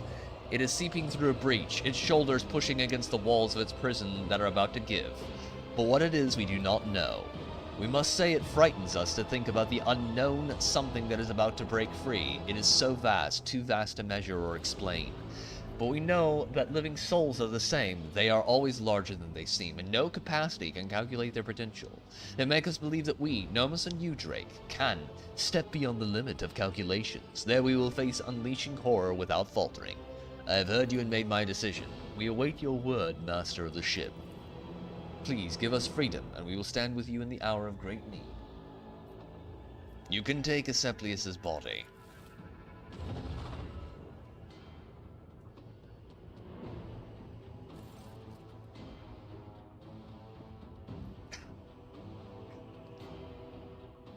Praise the Omnissiah, I kneel before his favored child and humbly offer this shell as a gift. May I become a temple to the machine and for the vessel, its great spirit. How interesting. We feel restricted, but not as much as inside servitors. Some work must be done on the new shell, then it will be ready for the journeys outside. We will leave you for now, Drake, but in the hour when you stand before the great trial, we will return and stand with you side by side.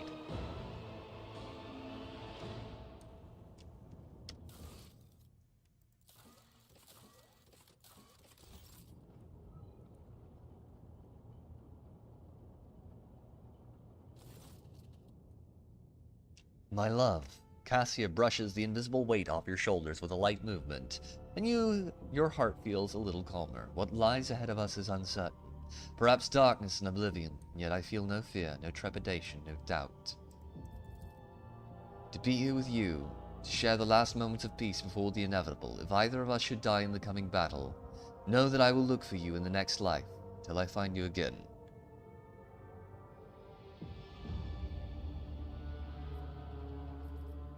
I would rather not wait several lives. Let us find our blessing in this one. It would be wonderful, my love, but will the stars let us? This is probably not the future you dreamt of, but if all this ends in victory for us, what do you intend to do next? Until duty calls me, I would like to spend the best moments of my life with you, Lord Captain, and only the stars know what will happen next. Steel yourself, Lady Cassia. The hour of battle is at hand. My heart is fluttering, Lord Captain, but not because of fear or doubt. I am ready to face what is coming. Oh, that's cute. Argentia. Argentia's face, which has grown haggard as of late, looks like the face of someone stricken with fever. At last, the final battle approaches, rogue trader. My heart awaits it eagerly. May we fulfill our duty today, she half whispers. Together till the end, sister, in his name and for Terra's light. In his name and for Terra's light, echoes the Sister of Battle. We're almost out of time. Prepare yourself, Argentia. I am prepared, now and always. Henrix. Our journey together approaches its end. One last push in the secrets of the Expanse, and Calcazar will be laid to rest. I can't wait. I'm so tired of this shroud of secrecy that has hidden the truth even from me.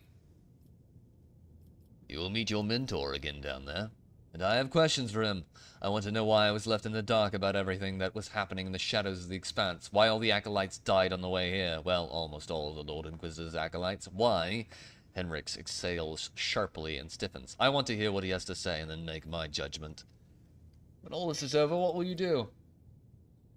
Henrix pauses, presses his lips together, and shakes his head.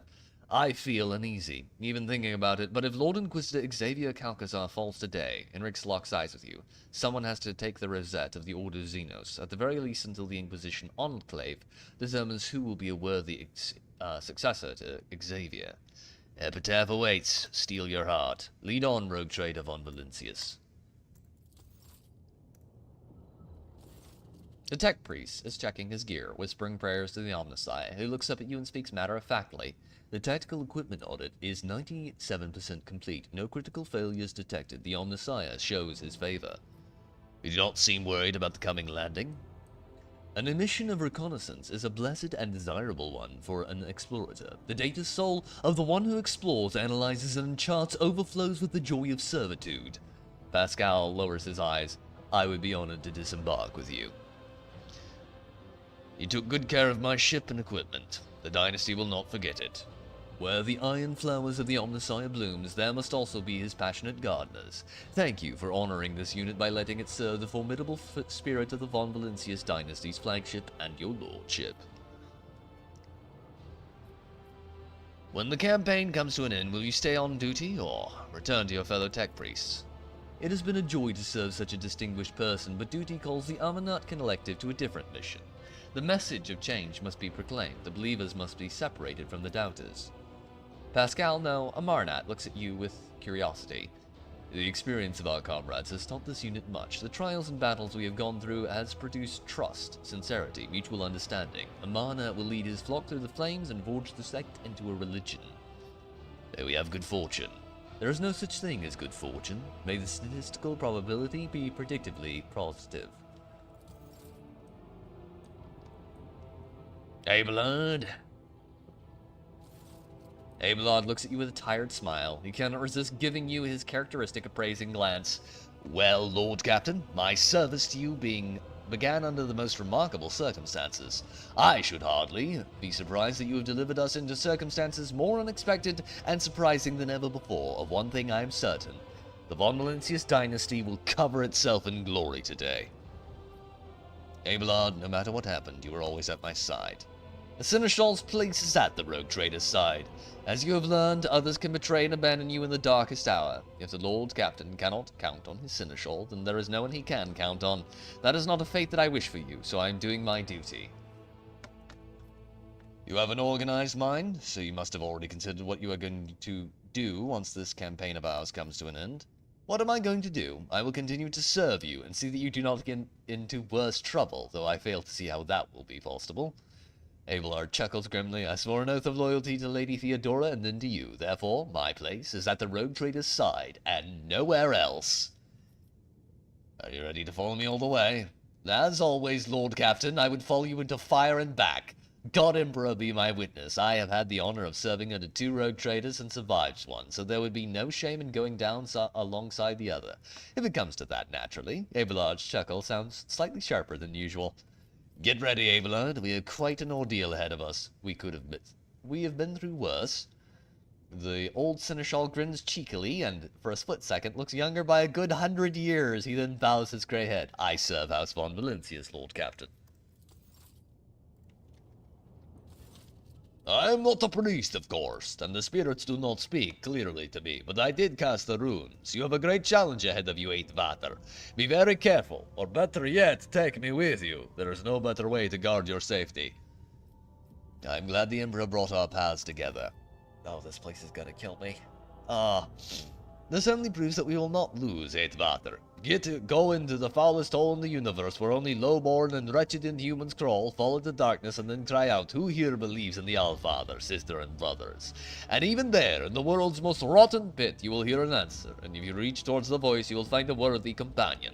Everyone who believes in him and follows in his footsteps is given the chance to become someone greater and more worthy.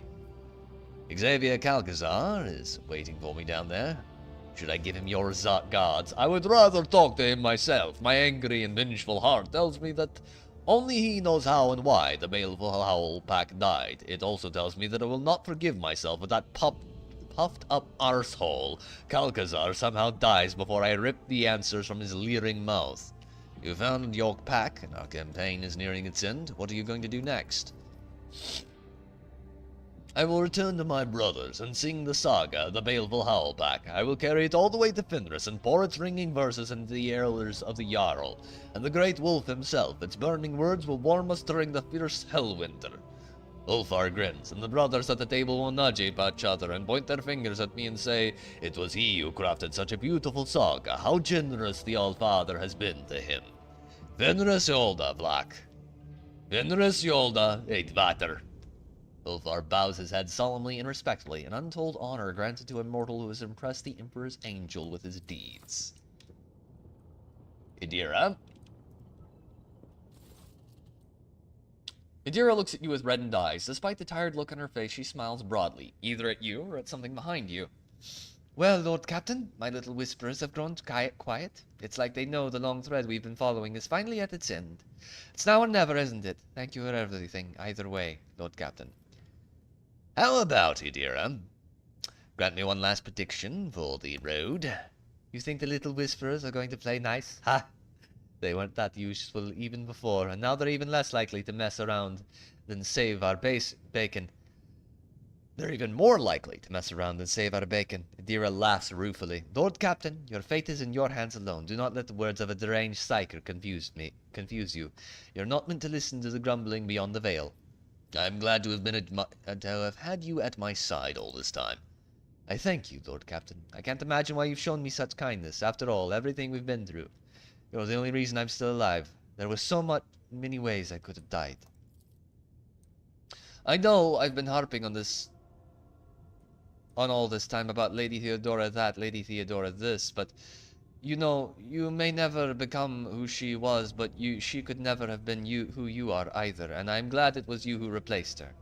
That life threw me together with you and not with somebody else. So there, let's change the subject before I get all sentimental, alright? What do you think awaits us after this last skirmish? Well, I have no doubts about you. Everything's going to come up roses for you. As for me, Adira catches herself. You know, maybe I won't live long, but it'll be a good life.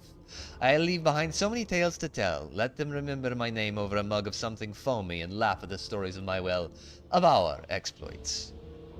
Hug Adira. Adira sobs fearfully, but in the next moment hugs you back. There. You really have lost it, haven't you? She is silent for a few seconds and mutters something before letting you go. Thanks. Pull yourself together, Adira. We have a tough battle ahead of us.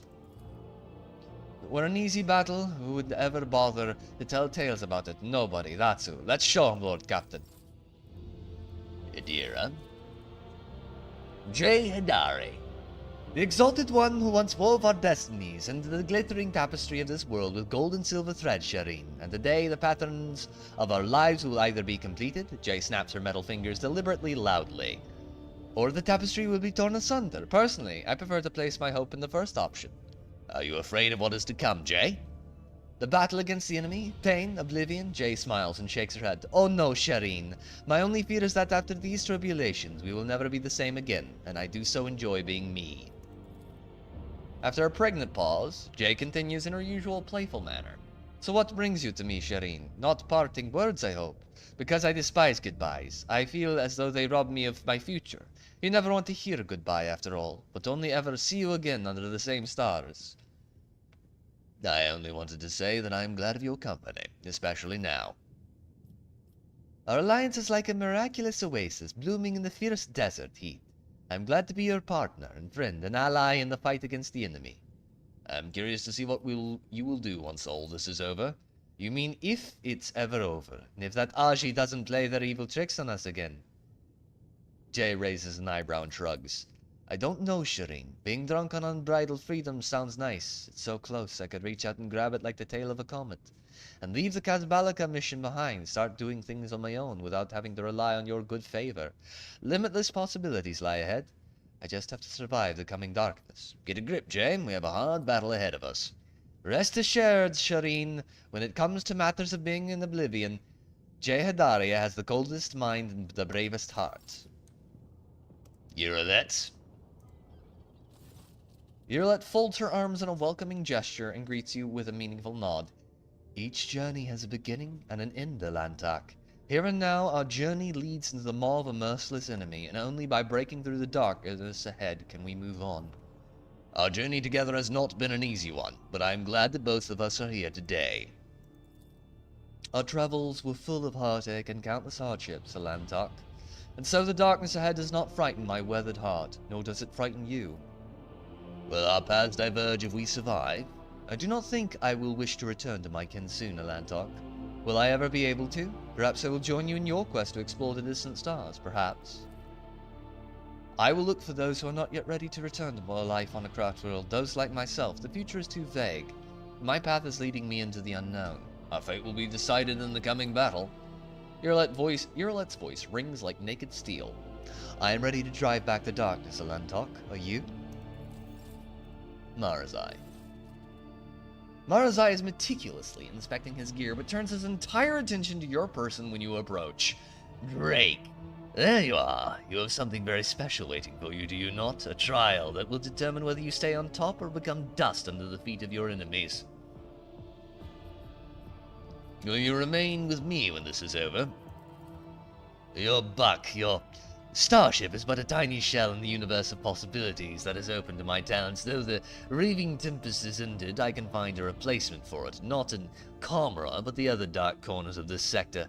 Slith, Corsairs, Monkai. There are many who long to bend the knee to one who knows the canons of war and the tenets of slaughter. Whatever comes, I'm glad to have fought shoulder to shoulder with you.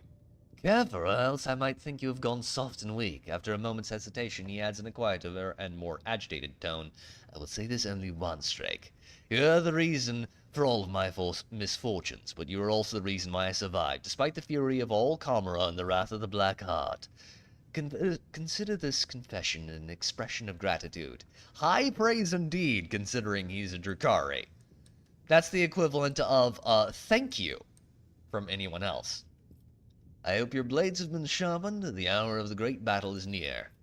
The Drukhari bares his teeth in a bloodthirsty grin. My weapons are always ready for new victims, Drake. In dialogue. Alright, I think that's everyone. Except for Cabela, my spinner. Cabela stands motionless, deep in a trance, but returns to reality the moment you approach. Your every breath and heartbeat has been in anticipation of this moment, Dom and Drake. Do not hesitate. Step into the darkness and allow your shield and shadow to walk with you.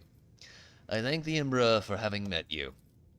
Such was his design. In the pattern of the blood-spun web, my thread stretched out to yours, Dom and Drake, to shield you, to serve you. She touches a wound that has barely begun to heal, and every night I praise him for the honor of letting me twine around your paths. Have you thought about what happens afterward, if we survive? She frowns as if failing to understand the question.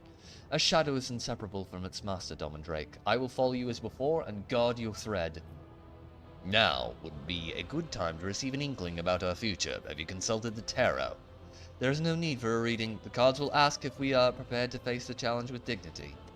And that will be the answer to our own question. Whatever awaits us, it is time to set forth. Every thread ends in death, but only the undying one knows the time and the place. True. Fucking true. Alright. Quests. Every word has been said, and every question asked. Nothing has been left to chance, nothing undone, nothing ruined. Your Lordship, the shuttle is ready for landing. We have the exact coordinates for a secure landing. Will you authorize the start of the expedition? Permission to take off. We are heading to Epitaph. Acknowledged. Glory to the Von Valencia's dynasty. Be safe, Lord Captain. Now, we need to consider who we're gonna take.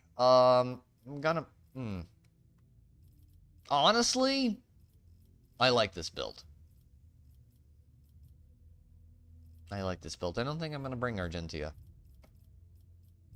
Cassia is the girlfriend, so she has to come. Pascal is the bro, he has to come. Abelard has to come, because he's Abelard. Ulfar, definitely want him. Henrix is needed, because he needs answers. All that has been required is here now. Epitaph. Once we land in the world,